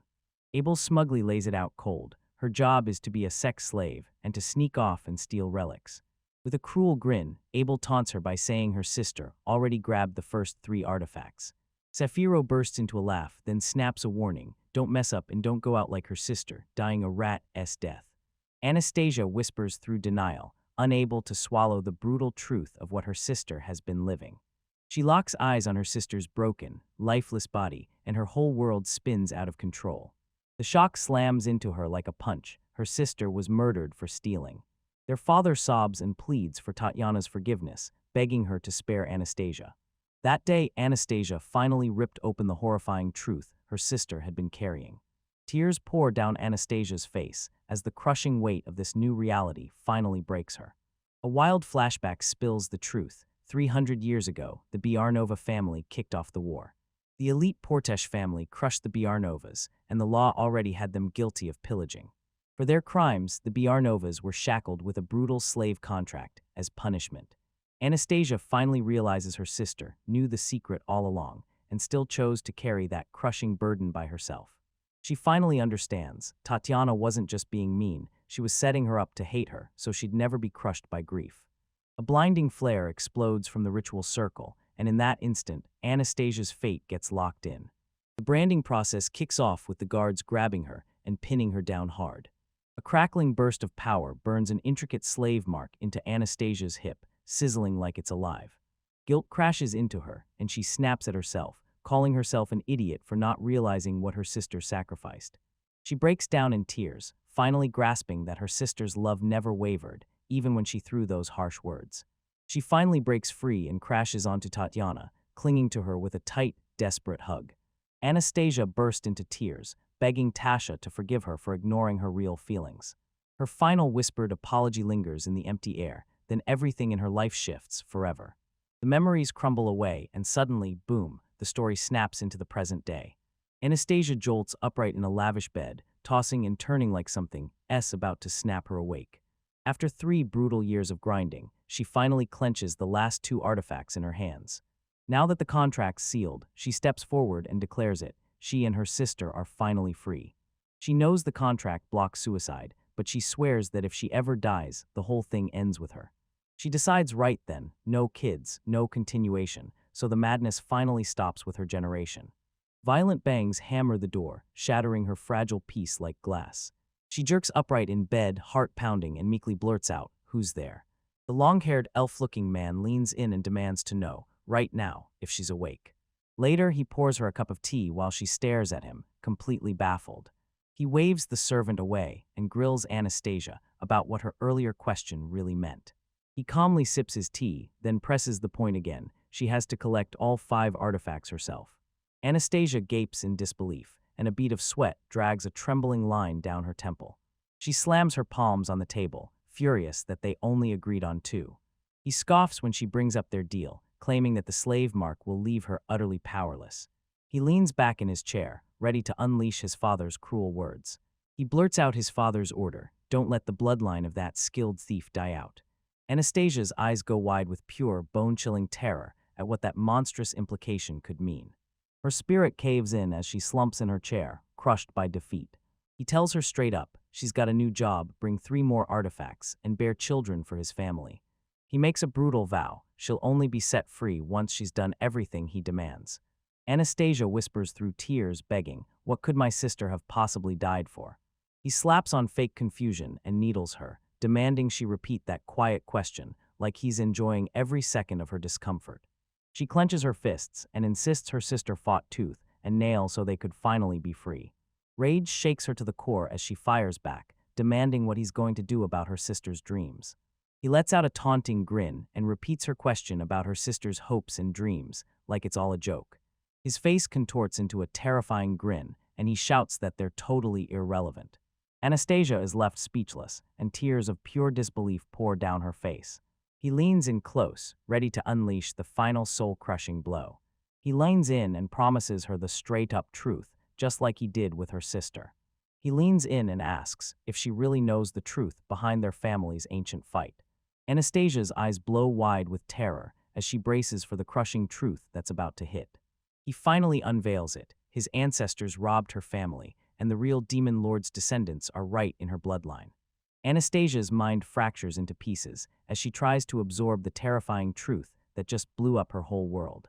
She snaps to it. This whole thing was a setup from the very beginning, and her ancestors were innocent the whole time. Her face wears pure, desolate shock, like the world got flipped upside down in an instant. He cackles and calls it a masterpiece when idiots finally react to the truth. He throws his head back and roars with laughter, cracking that her sister makes the exact same face. Anastasia is left completely stunned, her whole world shattered by the brutal truth. She staggers to the door, mumbling some shaky excuse just to slip out of the room.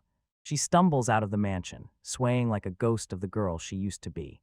He watches her disappear, and with a heavy grin, he calls her despair a real masterpiece. He clamps his hands to his head, savoring the fact that the shock hit so hard she couldn't take it.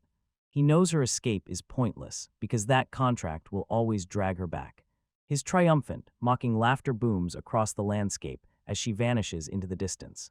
That night, Anastasia drifts down a pitch-black, deserted street with no destination in sight.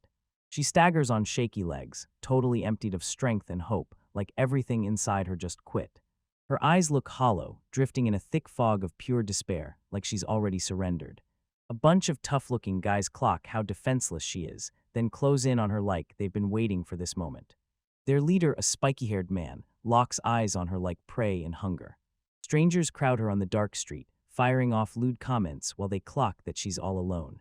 Anastasia drops her gaze, shoulders slumped in resignation, completely unable to muster a single shred of resistance. A spiky-haired man leans in and blurts out a filthy, lewd comment about the young woman's tempting figure. As her skirt flutters up, a detailed mark flashes into view, shouting to everyone that she's been branded as a sex slave. A ragtag pack of thugs closes in on her, all smugly clocking how easy she is to exploit as a slave. Their leader slides in close, smirking as he promises he'll let her go safe once they're done messing with her. The men start shoving her toward a dark, tucked-away alley, laughing like it's all for their entertainment. From the shadows, a young man watches the whole scene with a hard, silent stare, like he's ready to pounce. As she's dragged away, she can't stop thinking about the brutal suffering and the deep, terrifying evil swallowing the world. Her assailants cackle, convinced the heavens are blessing them for good deeds. That evil slave mark clamps down on her freedom, and it even steals her right to die. Her tormentors lunge in and rip at her clothes, itching to unleash their cruel little game. A chilling vision of her cruel master slams into her mind and seals the terrifying idea that her fate can't be changed. Beaten down by fate, she can't help but ask, why should she even care about this world anymore? One tear slips down her cheek as she finally breaks, surrendering to the cruel truth of the world. With a blur of motion, he rockets into the alley like lightning. A thunderous kick crashes into the biggest thug's face, and he gets launched through the air like a wrecking ball. The other thugs instantly scatter in panic when their friend slams to the ground. A tight close-up snaps into focus on her mysterious rescuer's calm, determined face. The young woman stares on, eyes blazing wide with pure shock and total disbelief. With a blur of movement, the rescuer hammers another thug straight into the ground. The whole group jerks back in terror as that sudden, brutal strike crashes into the scene. He slips in like a ghost, whipping through the air with razor-precise, thunderous kicks. Another kick slams into the thug, dropping him clean and fast with ruthless precision. He keeps the pressure on, and with brutal ease, he wipes out yet another of her tormentors. Two of the remaining thugs just stare, faces frozen behind their masks, slack-jawed with pure, helpless terror. The final assailants get blasted out of the fight by his unstoppable, elegant assault. He yanks the spiky-haired leader by the face, clamping down like a vice. The leaders watch as the rescuer pins him down, and unbearable pain twists his face. With one final, thunderous heave, the leader gets hurled down and crashes hard to the ground. The young man looms over her and coldly claims, "You're mine, my girl." Anastasia slumps on the ground, stuttering out his title in total confusion. The defeated thugs writhe in agony, staring at the stranger like, "What do you want from us?" Her savior whips his chilling stare onto the men and barks at them to run. The thugs all gasped in panic terror, and their so-called bravado instantly crumbled into dust. They jostle and scramble to get out, tumbling over one another as they shout frantic apologies and bolt for freedom. In the now quiet alley, he towers over her while the thugs' footsteps clatter off into the distance. He shatters the silence, blurting her name, and fires off a question right at her. He calmly asks her why she snatched the lightning cutter without a word to him first. Anastasia jolts her gaze upward, stammers out words, and just can't make sense of anything. She lurches to the ground, hurling out nonstop apologies, and then pins it all on that cursed special slave mark. He snaps his words into a sharper question, and his face tightens with pure, laser-focused intensity. He demands answers, exploding why she never told him about her special slave mark. Anastasia snaps her gaze away, then starts explaining why her situation is hopeless. She swears that even if she'd told him, nothing would have changed a thing. She breaks down and screams that the mark is permanent. There's no just make it vanish trick. The camera zooms in and, right on her upper thigh, you can see the tattoo-like slave mark in all its brutal detail. She tells you the special mark isn't just a symbol, it's a contract the power of a god forces into place. She swears it's totally unbreakable, no one person could make it so. As she sobs through crushing hopelessness, he just stands there, silent and frozen in front of her. A gentle, steady hand clamps onto her head, snapping her out of her grief in an instant. She jerks her gaze upward, eyes blazing with shock, and those tears cling to her lashes like they refuse to fall. He stays cool and asks, "So what?" then shrugs off the god she's terrified of. He leans in and fires off a deep question. Who does she honestly think he really is?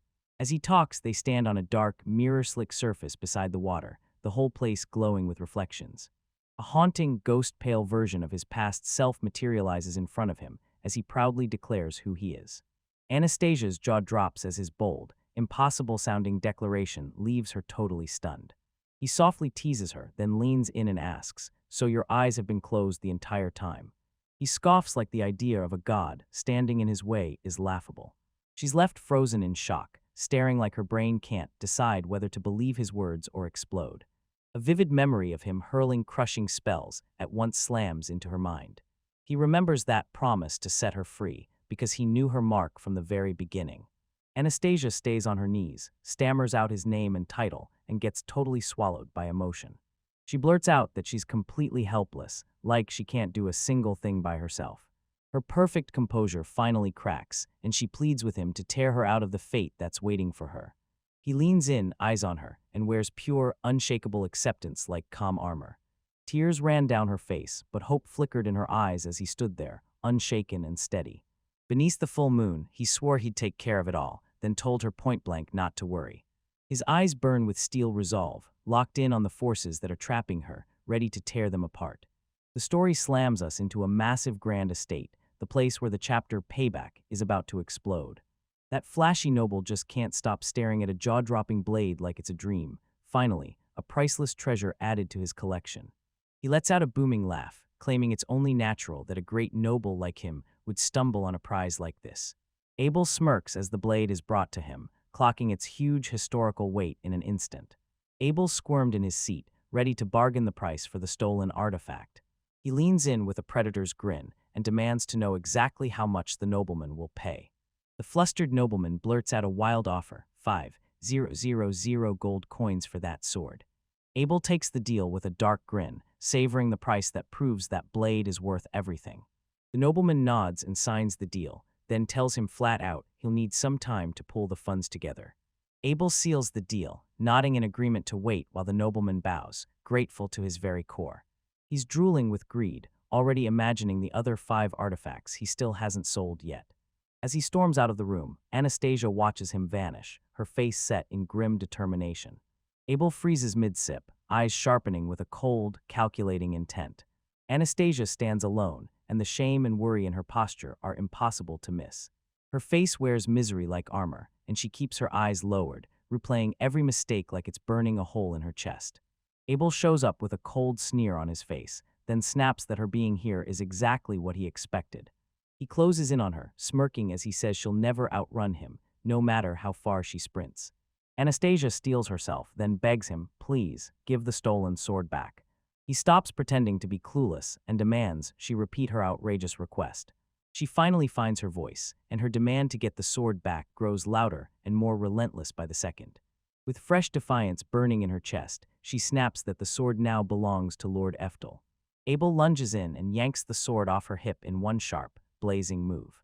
He stares at her, stunned that she just snapped and rebelled out of nowhere, as if she'd totally lost her mind. A razor-thin diagonal slash slices across the scene, and boom, time suddenly shifts. The story jolts backward just a few hours, snapping onto a cobblestone street. After hearing Anastasia's story, Eftel speaks up, steady and sure, and tells her he gets exactly what's going on. He blurts out that he's going to grab the lightning splitter, then whips around and starts to leave. A twisted memory flashes. Anastasia gets viciously berated by a shadowy, monstrous figure looming over her. In the here and now, she shoots her master a question. Does he plan to punish her? Beneath the full moon, he whirls back and just demands to know why he'd ever punish her. She blurts out the truth, swearing she's the one who stole his sword and shattered his trust. He interrupts her mid-sentence and fires back, demanding to know if she took it of her own free will. Anastasia goes totally speechless as his question hits, her eyes blow wide with pure shock. Anastasia stands there, trembling, hands locked together as she finally starts to explain herself. Eftel stares on with a deadpan face as she forces out her shaky confession. She swears the slave mark forced her hand, even as she tries to cling to the idea that she wasn't choosing it freely. He challenges her, pressing hard, so is it the truth or just a convenient excuse? Eftel instantly reminds her of Tatiana, her sister who fought with everything she had to protect her. His words hit Anastasia like a punch, and her eyes flew wide open. A flash of her younger self bursts up in her mind, her face pure, innocent, and completely lost. Her sister's free will keeps clawing at her thoughts, and suddenly it all clicks into place, like the truth is dawning in real time. She remembers her sister snapping back toward her, arms wide open like a shield against the whole world. This new understanding hits Anastasia like a gut punch, and she's left completely stunned and unable to speak. Overwhelmed by everything, she drops to her knees on the cobblestone street right in front of him. Clenching her fists, she chokes back tears and finally admits he's dead right about how strong her sister is. She stares back at her old self, admits how she caved to fate, and how she deliberately shut her eyes to the truth. Fighting back her nerves, she tugs at her collar and finally admits what her situation really is. She stares up at her master and blurts out that she finally sees the truth. She was wrong. That old memory hits him hard. His lesson is clear. She was always free to say no.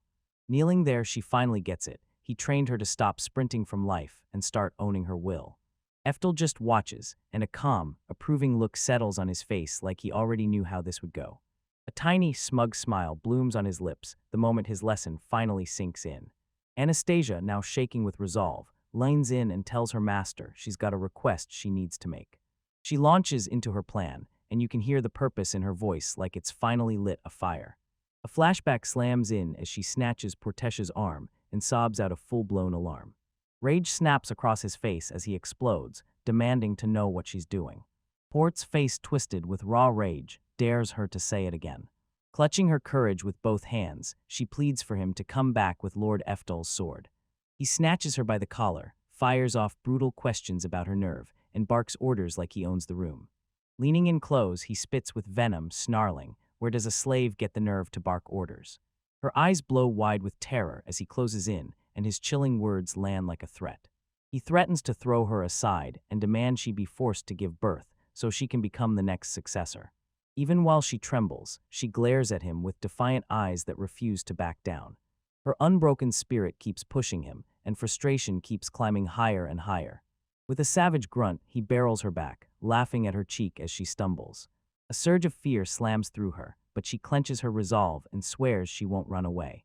He can't help but wonder if she's really ready to die for her own stubborn defiance. Clenching her fist, she steels herself and vows she won't run away from him. She snatches his hand and, with fierce resolve burning in her eyes, vows she'll never obey him. He scoffs and praises her courage, then snaps it off as if she's just drunk on being human. He lets go, she stumbles back, her hair whipping through the air as he shoves her away. Behind him, a guard rips a massive, gleaming blade free with a sharp, ringing snap. Her sword smashes into her with a brutal crunch, and she rockets through the air. She wheezes in agony, the brutal impact crushing the air out of her. Her tormentor smirks, soaking in the damage he just caused like it's exactly what he wanted. Her body slammed into the unforgiving ground with a brutal, painful thud. He strides up to her, taunting her fragile faith like it's pathetic, and dragging her as a pitiful human along with his words. Her eyes bulge with terror as he closes in on her battered, crumpled body. He lashes her with the flat of his blade, cracking her across the face. He yanks her up by the hair and snarls about that slave's curse. She trembles, glares straight back, and refuses, still defiantly, to let her spirit break. His face contorts with rage as she stays silent, defiantly refusing him.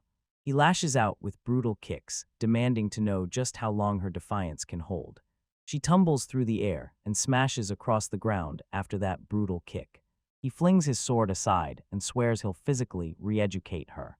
He pulls out a smaller blade, razor-sharp, and it flashes with pure menace. Anastasia stares in pure terror as her strength drains away in seconds. With a grotesque flourish, he drags his tongue across the blade's cold steel. He swears he'll stop the torture, right up until the moment where he could finally end her life. He lifts the blade high above his head, ready to bring it crashing down on her. He whips the blade down, trying to slash a line across her cheeky face. She lets out a tiny shriek and braces for the slash that's about to land. Metal screamed as it smashed into metal rings, slicing through the air like a lightning strike. Anastasia clamps her eyes shut and clenches her teeth, bracing for the pain she knows is about to hit. Her eyes fly open in pure shock, then she realizes she's completely unhurt. A black-gloved hand clamps around a dagger, trembling hard from the sheer punch of impact. Eftel looms over her and cheers her on for crushing it. A flashback kicks in, showing Anastasia making her very first request to her master. She finally admitted it, every bit of this mess was on her. She insisted she had to set everything right by herself. Eftel heard her plea, and shock flashed across his face. She de-pleaded with him to stay out of it, sinking into a deep bow as if her whole life depended on it. Until this moment, he swallowed every instinct and followed her wishes, no exceptions. A sharp vertical panel screams, in pure visual language, that time is running out as her ordeal grinds on. Right now, he looks her in the eyes and tells her she gave it everything, and that's more than enough. Anastasia jolts upward at his sudden burst of action, then snaps into prayer, startled, speechless. Tears of pure relief and endless gratitude spill off her chin as she finally accepts his words. She rushes to apologize to her master, and at last, her perfect composure finally cracks. Portesius froze in shock, staring at the lesser human who had just appeared. He storms up to his doorstep, screaming that Eftel has been chasing after his whore. Eftel's face hardens instantly, and silent fury flares at the insult. Portesh bursts into laughter, spotting his perfect opening to wipe them both out in one brutal move. Eftel clenched his teeth, and pure rage boiled over. Just as Portesh lunges for anesthesia once more, someone cuts him off mid-stride. Eftel yanks his wrist and snarls at him to keep his filthy hands away. He roars at Portesh to back off from his anesthesia, then swings in and punches him. The impact hurls Portesh backward in a huge, crushing arc. Portesh stumbles, crashes hard into the dirt, and gets totally wiped out. Eftel's fist crackles with leftover power while Anastasia stares, stunned. His face snaps cold and unshakable, victory written all over it. Defeated, Portesh grunts and drags himself up out of the dirt. He stumbles, body weak and battered, reeling from that one brutal hit. Rage boils in his veins as he fumes at the sheer insult of a human daring to soil his face. Rage surges through him as the memory crashes back. This exact nightmare already happened once before. He roars at the top of his lungs, screaming that he's been humiliated twice over. Eftel and Anastasia stand there, totally unbothered, while his tantrum rages around them. He pounds the dirt in pure frustration while they watch, stunned. A chilling grin crawls across his face as he swears they're not walking out alive. He storms in and claims the whole estate as his territory, rightfully calling the Portesh family's lands his own. He brags he's got every right to hunt them down for trespassing. He jabs 2 fingers to his lips and blasts a piercing whistle into the air. He bellows at the top of his lungs, and his guards charge the intruders right away. A mob of armed soldiers and raging brutes charge in, surging around them in a tight circle. A young man and his female companion find themselves boxed in, surrounded, inch, by a horde of monstrous guards with leers that make your skin crawl. From a distance, their master, Abel Portesh, smirks and taunts everyone, showing off the hand-picked top-tier army he personally picked. With a blazing shout, he calls the charge, and his soldiers surge ahead in a thunderous wave to smash the enemy. Eftel lifts one hand, and with a calm, simple flick, he freezes the chaos that's about to explode. Abel freezes for a second, stunned by the human's calm, unexpected move. With laser focus, Eftel declares he's about to unleash a killer Tier 7 chaos wind. I'll scoff in disbelief, sneering at that pitiful human for thinking they can actually cast a spell. He bursts into roaring laughter, mocking the whole idea of trying to cast a Tier VII spell with that long, drawn-out chant. Intricate magic circles snap into existence in front of Eftel the instant the moment hits. No chant, no spellwork, just pure magic.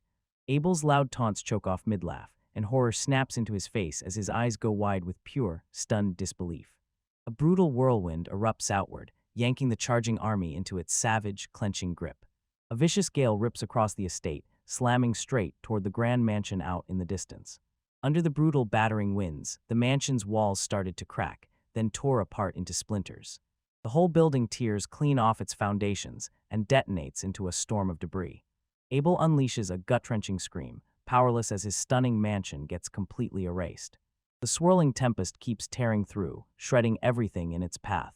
In the raging chaos, Abel and the final guards left at his side get yanked into the whirlpool and flung around like nothing matters. He gets blasted into the air like a toy, helpless and weightless, until he's nothing but a tiny speck swallowed by the raging storm. He slams down hard, crashing into the wrecked ground and detonating a savage cloud of dust and debris. Bruised to hell and half buried in the mud, he groans through clenched teeth, then keeps trying week after week to shout that he didn't lose fairly. With one last shuddering breath, he faceplants into the muck and goes completely, utterly down, beaten for good. In the dead silent aftermath, Eftel and Anastasia stared out over the ruined, smoking wasteland he'd carved into the world. Anastasia snatches back the stolen sword, and its hilt clinks softly, slicing through the heavy silence. She lowers her head and hands the weapon to Eftel, then pours out a sincere apology for everything she's done. Eftel shouts for Anastasia across the massive, battle-scarred wasteland that used to be her home. He leans in and softly asks if she's feeling even a little better now. Anastasia's voice cracked as flustered panic and raw emotion surged through her. She stammered, caught off guard by his kindness, completely unsure what to say back. With a tender smile, Eftel apologizes for the chaos he caused in her ancestral home. Tears of pure gratitude pour down her cheeks as she thanks her master again and again, like her heart can't stop. From the mud, Abel's trembling voice heckles them, and that hated slave mark suddenly feels impossible to escape. Eftel and Anastasia spun around as the defeated man's last, vicious threat snapped their attention. Abel tells her point blank, as long as that mark stays carved into her skin, freedom will never be hers. Seeing that intricate cursed mark carved across her back, fear jolts through Anastasia like lightning. Eftel shrugs it off, totally unbothered, and waves the threat away like it's nothing at all. He rips the contract apart with his own hands, shouting that he's revoking it as the cursed document crumbles to dust. Abel erupts into a maniacal laugh, screaming that Eftel is an ignorant fool after that reckless move. He flat-out warns that this move will call down a legendary beast, one blessed with a god's kind of power. Eftel and Anastasia stare in silence, faces set hard as they gear up to face this fresh, terrifying threat. A shocking new woman steps onto the scene, her aura demanding attention as she faces Lord Eftal and speaks. The graceful elf Merlin strides toward them with razor-sharp purpose and absolute authority. She tells him the stolen artifacts hit the auction floor already, and just like that, they're gone for good. Merlin says her investigation ripped open the truth, multiple crimes tied to the Portesh family. These crimes blow wide open, drug trafficking at the center, with tight, dangerous links to the local crime families. Eftel grimaced and muttered that this was the reason the guards looked so shady in the first place. Merlin looms over Abel's pathetic, kneeling wreck of a body, then spits words at him with icy, merciless disdain. She declares him unfit for the academy and blasts his immediate expulsion on the spot. Abel can only stare up at her, mouth hanging open, completely frozen in stunned, helpless shock.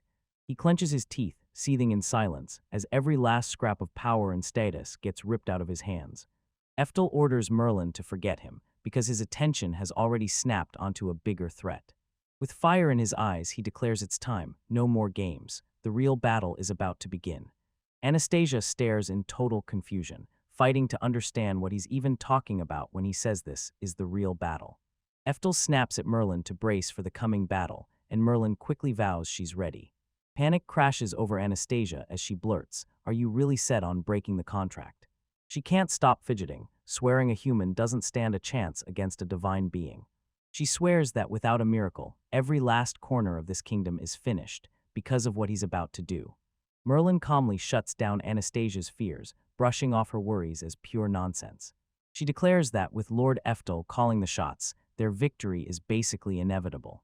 Anastasia can't look away. Her sharp, steady gaze dares her to finally grasp just how deep their conviction runs. Anastasia freezes, her fear cracking open into a brand new, sharp wave of thought. A flashback of Eftel's jaw-dropping, almost impossible power bursts into her mind.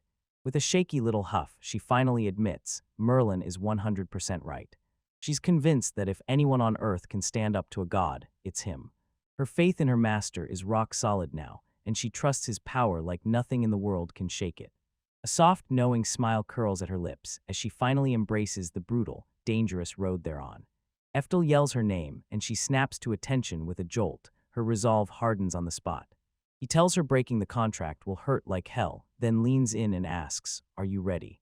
Merlin shoots her a silent, determined nod, sealing the fact that she's ready to face the ordeal head-on.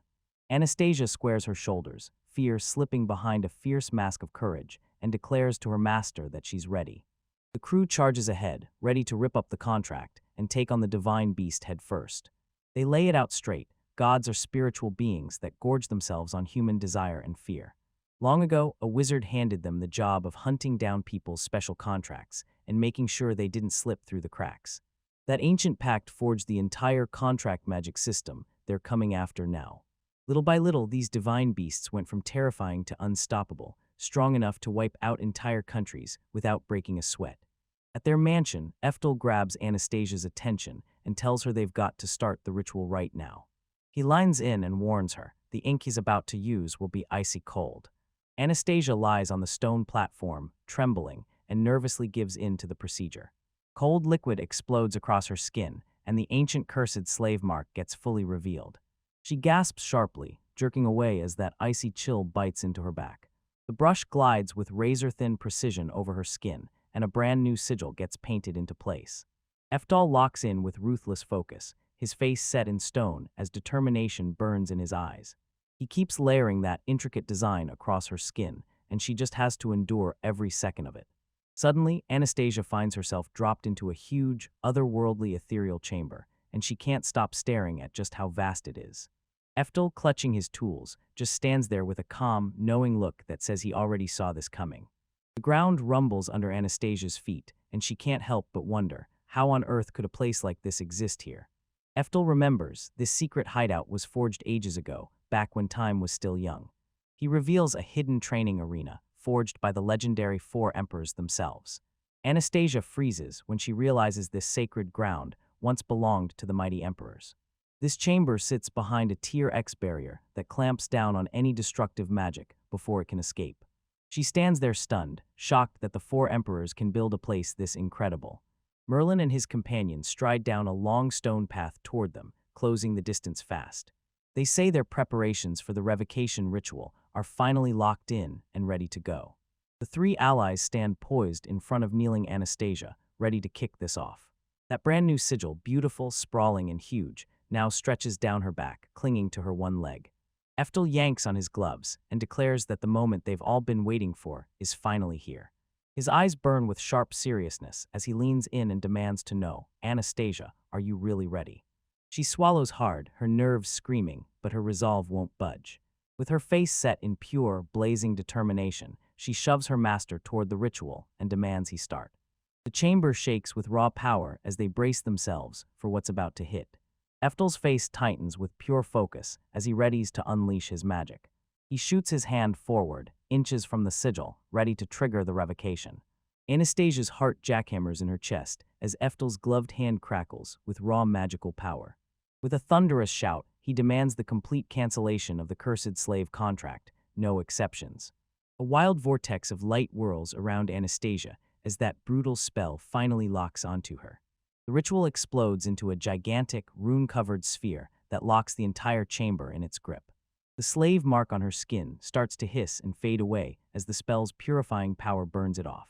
A writhing, inky mass of dark energy rips out of her body like it can barely stand to stay in. The malevolent curse clawed and fought with everything it had, but the revocation spell's blinding light kept pressing in. A brutal blast of wind tears through the air, sealing the cursed magical mark's final annihilation.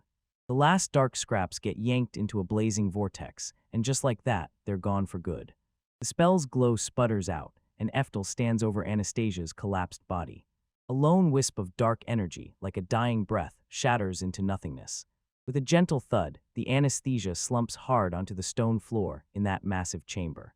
She grits her teeth and hauls herself upright, staring at her untouched, unmarked skin with her mouth hanging open in pure stunned silence. Her fingers hesitate, then softly glide over the smooth skin on her hip, right where the mark used to be.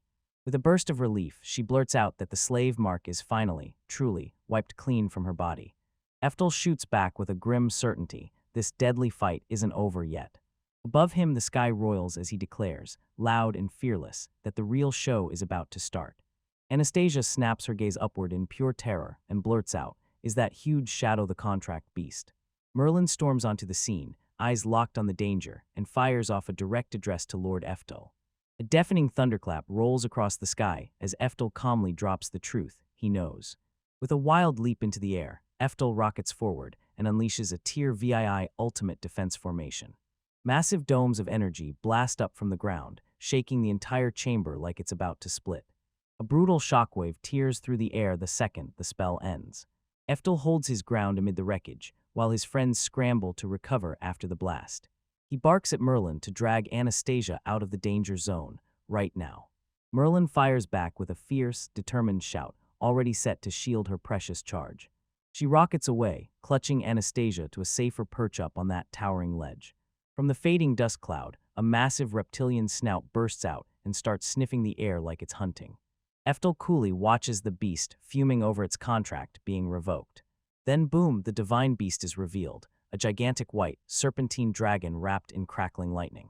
Merlin and Anastasia stand back, staring as the dragon's massive silhouette crushes the horizon. Anastasia gasps in terror, begging to know, was this terrifying creature really the legendary contract beast? Merlin straight up confirms it's a godly being, living on a whole higher plane of existence. She points to the divine creature and declares it the legendary azure dragon, Seriu. So Ser confronted the lone human. Did you seriously have the nerve to mess with the sacred contract, you fool? Eftel snaps back and confirms it, then admits he's always despised these dumb contracts. That colossal dragon head hangs mere inches from the young man, and he doesn't even flinch. Eftel's face stayed cold and unbreakable, like a silent challenge thrown straight at the god. The dragon rumbles a quiet, thoughtful growl, weighing his defiant choice like it means something. Seriu lauds his heroic defiance, but then shrugs it off like it's nothing more than plain bravery. The dragon shrugs and says his bravery comes from absolutely nothing, just pure reckless foolishness. Eftel snaps his head around, eyes sharp. Did that dragon just call him a fool? Seriu's like, if I'd known what would happen, I'd never have made that move. It basically tells him, ignorance won't damn you, but it sure won't stop what's coming. Eftel snatched the divine beast's attention and ordered it to shove that stinky nose somewhere else. A dragon jerks back, its serpentine body curling through the dark as if it's sensing danger. Saru bursts into a thunderous laugh, completely entertained by the human's outrageous nerve. Its massive jaws gape wide as pure shock rips through it at his defiance. It dares him to look straight at his future and ask, what do I really want to accomplish when I'm standing up to a god? Eftel's face is swallowed by shadow, and in it burns a fierce determination that's impossible to read. He launches into the air with a thunderous, no-turning-back leap. Racing straight at the beast, he blasts out his unshakable vow to destroy it. He shoots forward in a blur, a streak of light carving through the darkness. He unleashes a Tier VII demonic heatwave. Black energy spirals into a roaring vortex. A colossal ball of dark magic crashes straight into the dragon's coiled body, shaking everything in its wake. The blast slams into a huge chunk of the dragon, swallowed by roiling, wrecking darkness. With a slick, graceful landing, Eftel instantly whips around and fires off his next devastating attack. Tier 7 chaos wind tears loose, whipping up a furious cyclone packed with deadly debris and raw power. A raging tempest crashes into the dragon, and it bellows in pure, furious frustration. A massive tier VII glacial lance of pure ice crashes down from the sky. The lance detonates on contact, and a roaring wave of magic swallows the dragon whole in a blazing storm. Anastasia and Merlin can't hide their amazement. Then they realize a Saru is hurt. Saru's calm voice sails out through the smoke, praising the human's skill like a blade finding its mark. Eftel's eyes narrowed as he realized this fight wasn't going to be anywhere near that easy. When the dragon meets someone this skilled in this ruined age, it can't help but stare in pure disbelief. Eftal's smirk flashes across his face, and he's already daring himself to believe that dragon will stay standing. Anastasia lets out a sharp cry, demanding Merlin's stare as the smoke finally thins away. Merlin's eyes bulge with raw shock, like she can't believe what she's staring at. The dragon's head bursts out of the smoke, totally unscathed from the whole assault. Saru's pristine white form bursts into view, its scales glittering like they've never seen a scratch. Eftel calmly tells his companions to stare hard at the dragon's scales. Merlin and Anastasia stare in disbelief as he tells them to mind the creature's scales, and the moment makes zero sense to them. A razor-sharp close-up exposes the dragon's hide, crawling with intricate, unnatural patterns. Merlin freezes in shock, staring at the scales and demanding answers about what those bizarre patterns even mean. Her eyes snap wide with pure horror as she realizes those shapes aren't random at all, they're a spell formation. She says every single scale is carved into a barrier, packed with potent seals that lock the power down. Any spell that even brushes Saru's scales gets instantly shut down, no exceptions. Eftel calmly nods and says he already had the whole gist from the start. He flashes a small, amused chuckle, completely unbothered by the impossible excuse. His eyes blaze with pure excitement, because this is the first opponent worth his attention in 400 years. Anastasia's jaw drops. She can't believe his wild claim that he's 400 years old. The dragon leans out of the swirling smoke and calls him human, like it knows exactly who he is. Sir Yu needles him, smirking and asking what he'll do now that his spells are totally useless. Eftel smirked and shot back that the answer to that question was painfully obvious. His gloved hand clamps down on the hilt of his sheath katana with a sharp, hard click. He yanks his blade free and swears he'll teach that dragon the ultimate human technique. He stands there alone, facing down the colossal, coiled dragon like the whole world hinges on it. In the dim chamber, his katana's polished steel bursts into a sharp, gleaming shine.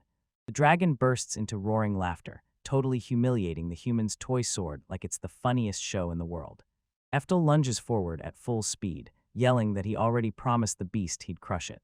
The dragon's grin snaps away, and in its place comes a terrifying, tooth-bearing snarl. It swears to reveal the crushing, impossible gap between the divine and the mortal. The dragon blasts out a divine augmentation, and its whole body erupts in a blinding aura. One of Eftel's companions freezes with a loud gasp, realizing the terrifying power is real. The augmented dragon rockets forward at an impossible speed, whipping through the air like pure energy and raw power. Eftel gets totally blindsided by its insane speed, and sweat bursts across his brow. The dragon's jaws slammed shut with a vicious chomp, right where he'd been standing. Eftel skids to a stop, then whips around, eyes blazing with focus and pure shock. He finally realizes he had to pour every last drop of mana into augmentation just to barely dodge that strike. He figures out that divine augmentation isn't some random power, it's a god-tier upgrade fused directly into his own technique. Eftel stared at his old body and realized there's no way he could have matched this foe back then. Now in his fresh new form, he grins with deadly confidence and lines up to strike the divine beast. A vertical panel snaps the scene forward, and you can feel a memory about to crash into the present. A flashback slams into his mind, Frazier, his old teacher, standing over a younger Eftel and speaking to him like it mattered. The teacher warns that charging straight into a brutal attack head-on is a terrible idea. A colossal hammer crashes down in a thunderous swing, showing you exactly how brutal his power attack really is. Frazier snaps his guard aside, and with a sharp grin he tells the other guy to move like a leaf drifting on a river. Right now, Eftel remembers every word of that lesson as the dragon barrels toward him. He snaps the lesson into action, perfectly parrying the sheer, crushing force. The massive dragon blasts past him. Its momentum gets totally yanked in a whole new direction. Growling in rage, the beast's fury crackles as it pulls itself back together after the deflection. The dragon roars, sick of the human's games, and vows to end him for good. The divine beast snaps its jaws wide and rockets forward in a ferocious, earth-shaking charge. Eftel stays ice calm, blade up and ready, while his thoughts snap to the next lesson like a strike. A fresh memory kicks in, and a voice spills the truth. Speed's secret isn't where you think. His second teacher, Mariah, tells him that real speed isn't magic, it's all agility and sharp footwork. Mariah sprints beside the younger training Eftel to prove the point. He peppered Eftel with a question: how can you stay on his pace when you're clearly less agile? The way he explains it, he's practically sprinting, moving his feet as fast as he can. Mariah calls it, it's all about being a good dancer. She even moves like she's cracking up on purpose. The memory flashes back to young Eftel, cracking up at his teacher's hilarious dance. In the now, Eftel flashes a smug grin, ready to slam down this second lesson. He drives his feet as fast as humanly possible. He and his spectral crew smashed into the dragon with deadly precision, all while staying perfectly balanced. The dragon lets out a thunderous growl, its fury surging as they keep dodging and slipping away. It roars with fury, demanding an answer. How are they keeping up with its divine speed? The divine beast rockets ahead in one last, blinding lunge, faster than your eyes can track. Blade singing in the air, Eftel squares up and charges straight into the incoming assault. His sword slams into the dragon's snout, and the beast's forward charge just cuts out dead. A tiny sound slips past his lips as he refuses to budge against the crushing force. The dragon's charge slams to a stop, its mouth gaping in a silent roar of pure shock. His companions team up and slam him with a perfectly timed storm of crushing blows. One of them rams a brutal hit into the dragon's head, shouting in pure disbelief. The dragon lunges backward, stunned out of its mind that these challengers are actually matching its power. It demands to know how some mere mortal upgrade could ever stand shoulder to shoulder with that divine power. Panting hard, it realizes it's staring down something way beyond anything a normal human could even imagine. The divine beast lines in and asks, so you're using divine augmentation too? Eftel blurts out that he's breaking the rules, then cranks standard mana augmentation past its breaking point. With his sword finally sheathed, he lines in and spills the secret behind his technique. A sinister diagram lays it out: concentrate mana into tiny body parts, but only for split-second bursts. He admits that nailing control that precise against a god is basically impossible to do solo. He finally spills his secret solution, then he hands over the reins, letting someone else control his mana augmentation for him. The dragon snarls, demanding to know just who in the world he thought he could have trusted with his mana. A heavy stomp clunks onto the shattered stone right behind him. Merlin strides into view, gripping her polearm like a promise, right there, ready to back him up as his partner. He proudly declares her as his one and only one disciple. A diagram breaks down their mind link, and suddenly he can lock in, ready to fight like nothing can distract him. Eftel flat-out says this power-up bond is the reason he can square off with a god, straight up, toe-to-toe. From a distance, Anastasia stared in awe, stunned that anyone could pull off a feat like this. She thinks that at this pace, they might just pull off the impossible and take down the divine beast for real. The dragon rumbles a low, guttural growl again, renewed fury pouring out like thunder. It calls out that foolish human, and you can practically see the patient's patience snap right in front of your eyes. Roaring with fury, it blasts their bond as pure nonsense and flatly refuses to accept it. Merlin and Eftel stand frozen as the air around them crackles, buzzing with power that's about to explode. Eftel snaps back that he didn't ask for anyone's approval, then tells the god to butt out. He whips around to his partner and yells, "Start the final assault."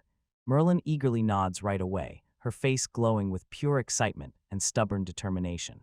Eftel yanks his blade free, and it hums with raw power as he sets his body to unleash the strike.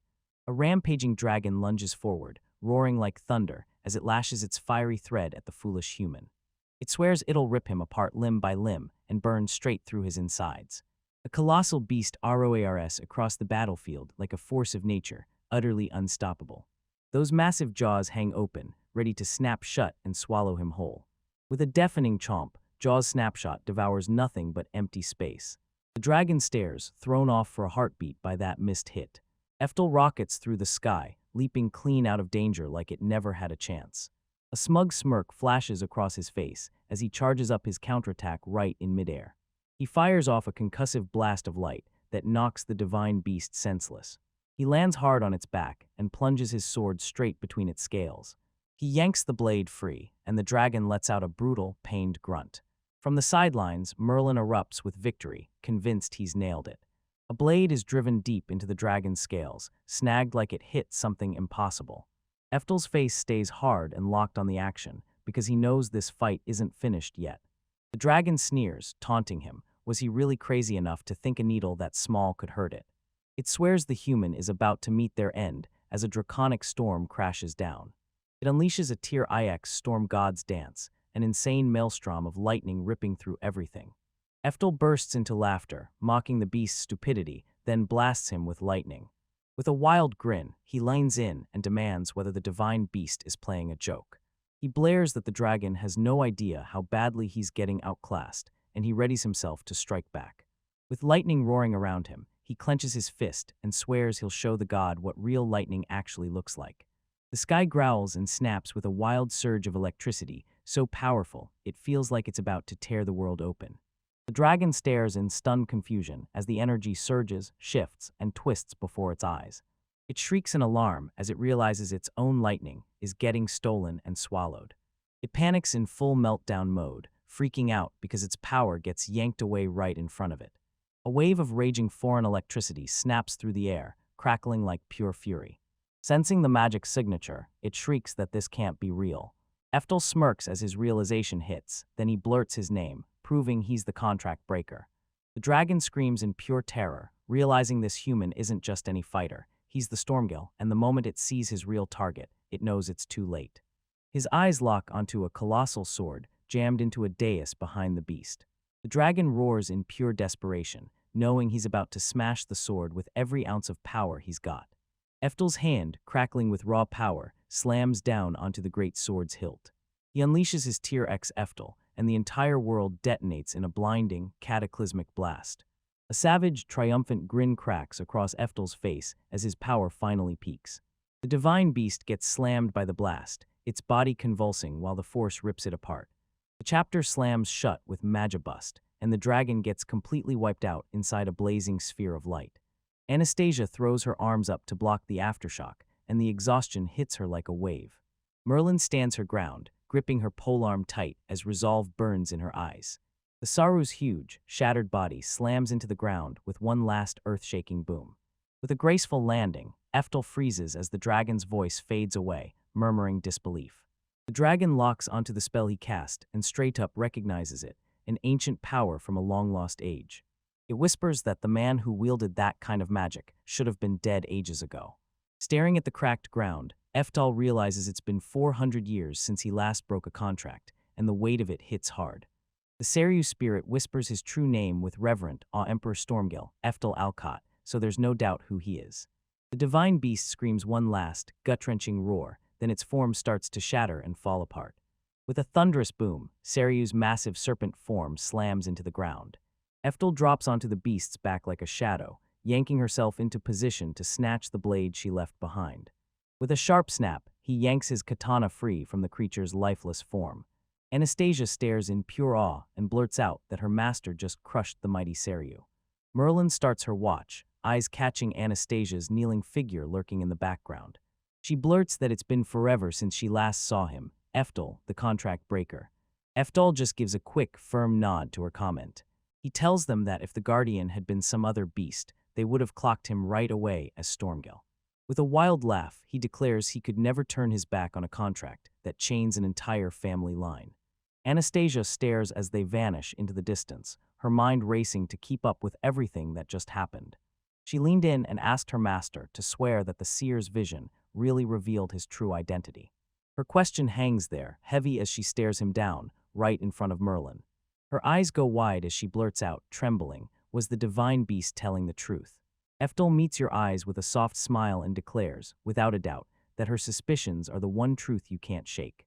He drops the bombshell. He's the very same Emperor Stormgill, dead for ages, who's come back through reincarnation.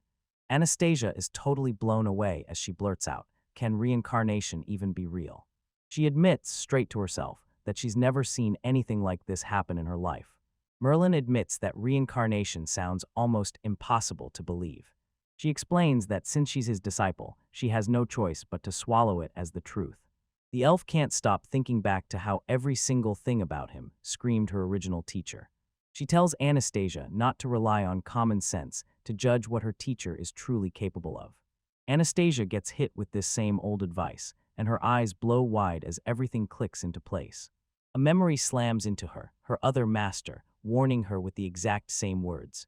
With a sweet little giggle, she decides it's pure like master, like disciple, all the way.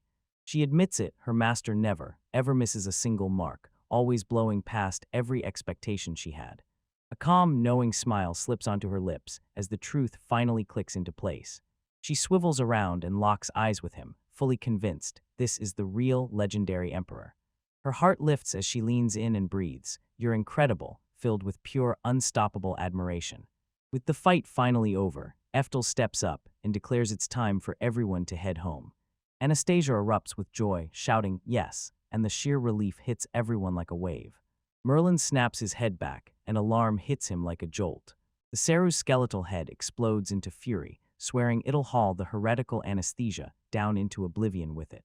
Eftel and Merlin get blindsided when everything suddenly reanimates out of nowhere. Merlin snaps into action at once, her whole body bursting with divine augmentation power. She shrieks a desperate warning to Lord Eftel, because that beast is still moving. A monstrous head rockets forward, roaring pure murder, and Anastasia reels in terror, certain it's coming to end her. Anastasia freezes in place, her eyes blown wide with pure, gut-dropping terror. Eftel's face hardens with pure determination, and he barrels in to help without a second to waste. Merlin and Abe burst forward with him, sprinting like their lives depend on it as they scramble to stop the beast. With his teeth clenched, Eftel suddenly realizes, horror hits him, that he won't reach it in time. He can only freeze there as the creature's jaws slam toward the helpless girl. A wild instinct jolts awake, unlocking a technique you can only pull off when you fully control your own body. This ultimate throw demands you feel your opponent's energy in the air, then yank it in the direction you choose. With a grim, determined snarl on his face, Eftel braces himself to unleash this incredible power. His gloved hand clenched tight, ready to unleash the ultimate martial arts technique. Fists clenched tight, he bursts forward and unleashes an unstoppable wave of invisible force. That charging skeletal dragon slams to a dead stop, yanked back by a power no one can see. With a thunderous blast of air, the beast gets yanked up and slingshots backward, crashing through the air like it's got nowhere left to go. That massive skeleton rockets through the sky, totally wrecked by the throw and flung like it weighs nothing. It slams into the far-off landscape with a thunderous boom that rattles the whole world. The Saryu's skeletal remains lie motionless at last, crushed, finally defeated. In the pounding rain, Eftel staggers, gasping for breath. He barely dodged disaster at the last second. Anastasia slumped onto the ground, staring around in a daze, trying to piece together what just hit her. Merlin blurts out pure disbelief. He can't believe he actually managed to throw the Sara away. Eftel stares at his own hands, stunned like, what the heck is this incredible power?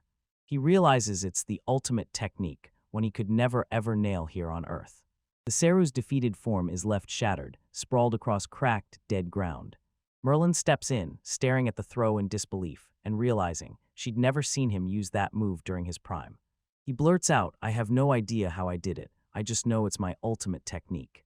A sudden memory ripped through his mind, his past training with his friends, flashing like a punch to the gut. He jolts in shock. Fraser and Uncle Mariah's guidance is exactly what made this possible. He realizes that the training he picked up on a whim ended up being pure gold. Fists clenched tight, pride surges through him, because he knows all that grind finally paid off. Anastasia rushes up and demands to know if the Saru is finally done for good now. The shattered remains of the divine beast sit scattered in the distance, completely still. Eftel tilted his gaze to the sky and said he only shut down the beast's physical body. Panicked, Anastasia blurted out, "Wait, does this mean the fight isn't really over?" He sneaks out from behind her and whispers that there's nothing to worry about. With a cocky grin, he announces that the divine beast finally understands she's in his protection. Anastasia looked up at him, cheeks burning with awe as his protective words hit her like a shield.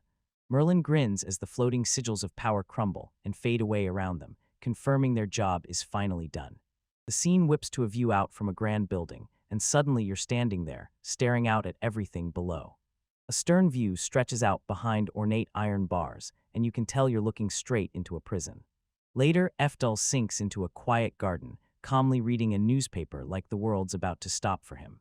He rifles through the headlines, soaking up every twist of what just happened. A newspaper is screaming that the Portesh family has been locked up for their brutal crimes.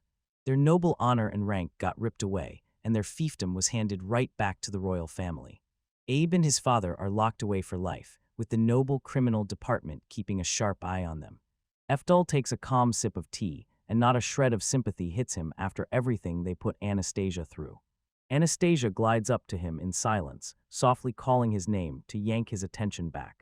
She steps onto the stone path toward him, hesitation written all over her posture. Worry pinching her face, she politely asks for a little of his time. Now they sink into a quiet dock side by side, their reflections swinging in the still water like mirrored secrets. He feels her unease right away and softly presses her for what's wrong. She finally admits it. She's been sitting on the thought for a long time, like she couldn't let it go. She asks, "Do you remember my sister, the one who gave her life doing her duty as a slave?"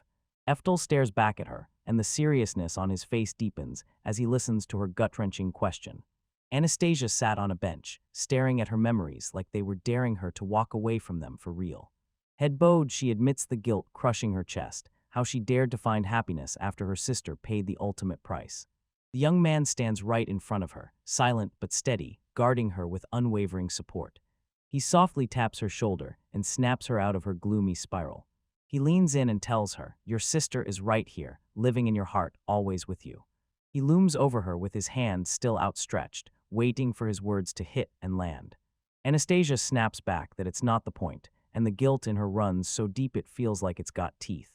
He leans in and tells her to stop overthinking it, already. She stares up at him, stunned that he just brushes off her huge, complicated feelings like they don't matter. He pushes back on her beliefs, pressing hard. Would her sister really look down on her and be proud of all that suffering? A young woman with auburn hair jerks her gaze upward, and a flash of surprise lights up her eyes. Her companion snaps her out of her guilt, demanding to know why she's still mourning her sister's freedom from the curse. He presses harder, grilling the truth. Would her own sister really dare to curse her now? Instead, he swears her sister would be over the moon, then offers blessings for her fresh start. He leans in and dares her to choose which reaction actually honors the sister who fought tooth and nail to protect her. She stares at him, and his words finally start cutting through the grief weighing her down. Tears spill into her eyes as she leans in and whispers, "I get it now, I finally understand you." Then he fires a question at her. What does her sister want her to do next? With a sudden, earth-shaking shout, he gives the answer himself, so she should smile. The woman's jaw drops at his sudden, commanding declaration. He calmly tells you that nothing beats the moment you see the smile of someone you love. He tells her to stop drowning in guilt, turn it into pure fun, and make her sister proud. His heartfelt words hit her like a lightning bolt, striking straight through her heart. She reached out and tapped his shoulder, then leaned in and called him her master in a soft, steady voice. A hot, deep blush floods her face as she snaps her gaze away, completely flustered and overwhelmed. Her master is totally thrown off by how fast her whole attitude flips and goes full intensity. She admits that no matter what she hopes for, he always blows past every single expectation she sets. She turns her back on him and snaps that he's truly sly, leaving him completely stunned. She leans in, cheeks burning, and blurts out whether he's doing this on purpose. He stammered through it, totally rattled, and kept blurting that he wasn't trying to do anything. Fists clenched, she finally admits the worst part of him is the one thing she's always despised. With her new resolve blazing, she tells him, this time, she's finally going to pay him back. She whips around and plants a gentle, shocking kiss on his cheek. The two of them freeze in place, stunned by how suddenly she closes the distance and gets up close with him. A tight close-up catches her cheeks blazing as her face presses into his in that sweet, breath-stopping moment. Locking eyes with her, she declares, "I'm choosing to smile every single day right beside you." On the dock, the two stand side by side as she declares she's done drowning in the past. She's choosing to be happy, no matter what.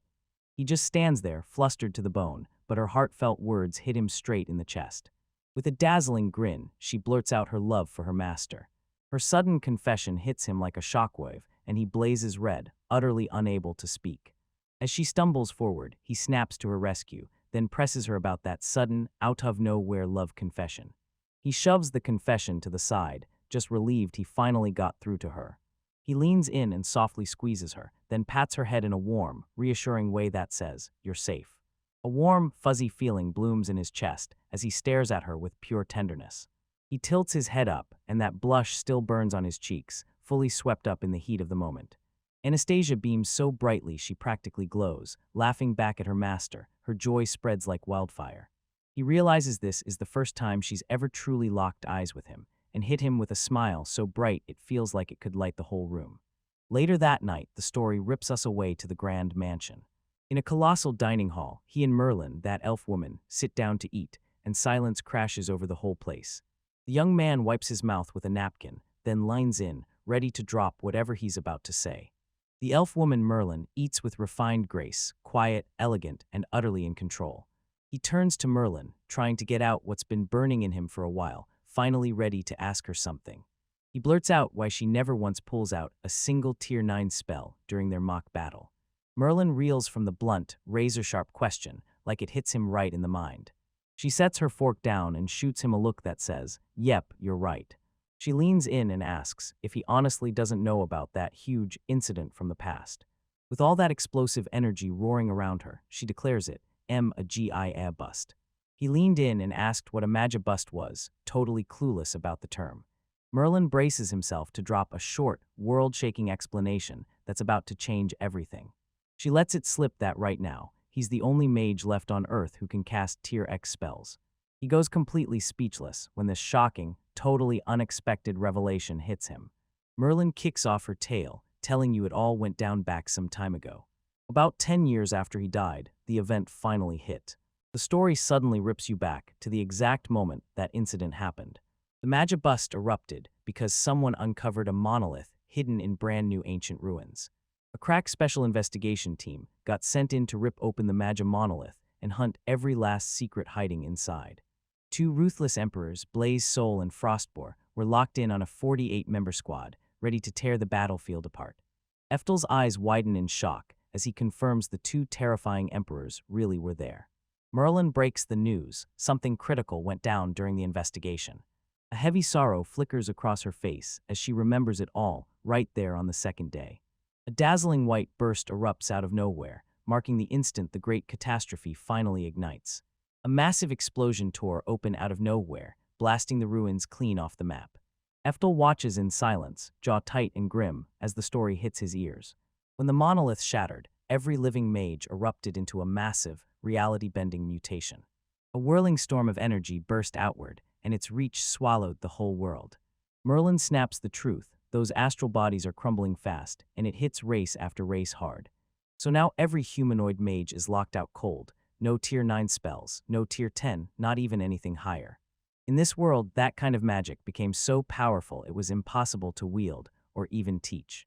Eftel grins grimly and confirms it. This disaster is exactly what they call the magibust.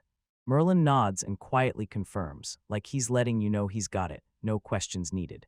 He finally figures out the astral body is basically a mage's magic battery, and that it's been drained and weakened. Once it clicked, he realized he'd been reincarnated, and that let him cheat the debuff entirely while keeping all his power. A jolt of urgency hits him. He suddenly realizes something about his old comrades. He corners Merlin and demands to know what happens to Blaze Soul, Frostbore, and the rest of the crew. His voice trembles with dread as he demands to know, did you make it out alive? Merlin's face crumples with sorrow as she admits they didn't quite make it. She lays out the whole tragedy, pulling it straight from the search and rescue team's official report. The first body they found was the charred, twisted corpse of Emperor Frostbore, burning through their worst nightmares. Right near the site, they stumbled onto the bodies of the other 46 team members. Eftel's horror spikes as she remembers Frostbore, so chillingly calm, so sharp, it feels impossible he'd ever let himself get caught off guard. Leaning in close, he demands answers. What in the world sparked that mysterious explosion? Merlin stops dead in her tracks for a heartbeat, her face set in stone before she finally drops the answer. She drops the bombshell. People believe that explosion was the Tier X original spell, Cliff. A red-haired young man stares in stunned disbelief, his face frozen in pure shock. Eftel finally snaps into the truth. Horror hits as he realizes Blaze Soul is the one who did it. Merlin bites back his pain, then confirms his deduction with a look full of sorrow. He erupts in denial because he just can't stomach the idea that his kind-hearted friend would ever sink to something like that. He remembers Blaze Soul as the toughest leader they had, one who hated the thought of fighting. Merlin admits he can't believe it either, but he's dead certain. The massacre is undeniable, no ifs, ands, or maybes. Eftel sinks into deep thought, desperately trying to make sense of the tangled, conflicting info.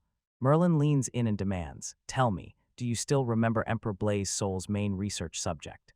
He remembers how Blaze Soul cooked up the magic aptitude test and went digging into something else too. Merlin flat out confirms that his other research subject traces back to ancient civilizations. She jumps in and starts spelling out her theory, building it straight from Blaze Soul's infamous obsessions. She's convinced he spotted something irresistible in that monolith, but nobody knows what it was. Whatever it was, it snapped something in him, turning him into a traitor who tore magical society apart from the inside. Eftel collapses into his chair, drowning in the tangled web of mysteries that all snap together. With Blaze's soul dead for 400 years, he's finally forced to admit the truth behind it has vanished into time. Merlin cuts in fast, telling him, "Wait, there's way more to this story than you think." She snaps back, admits she missed something before, and reveals there's another mage out there who can cast Tier 10 spells. A dark-haired young man leans in, staring with a grim, laser-focused expression as if every word could decide his fate. His companion spits out wild rumors about a boy whose destructive magic has smashed entire kingdoms to the ground. Even as the elf woman swears her theory is just a guess, her eyes spill pure, gut-deep fear. She spills her terrifying hunch that the legendary Emperor Blaze Soul is still alive. Across the dining table, a man who looks just like Blaze Soul snaps his head up, wide-eyed and totally innocent. The dark-haired man freezes in pure terror, his face locked in stunned disbelief.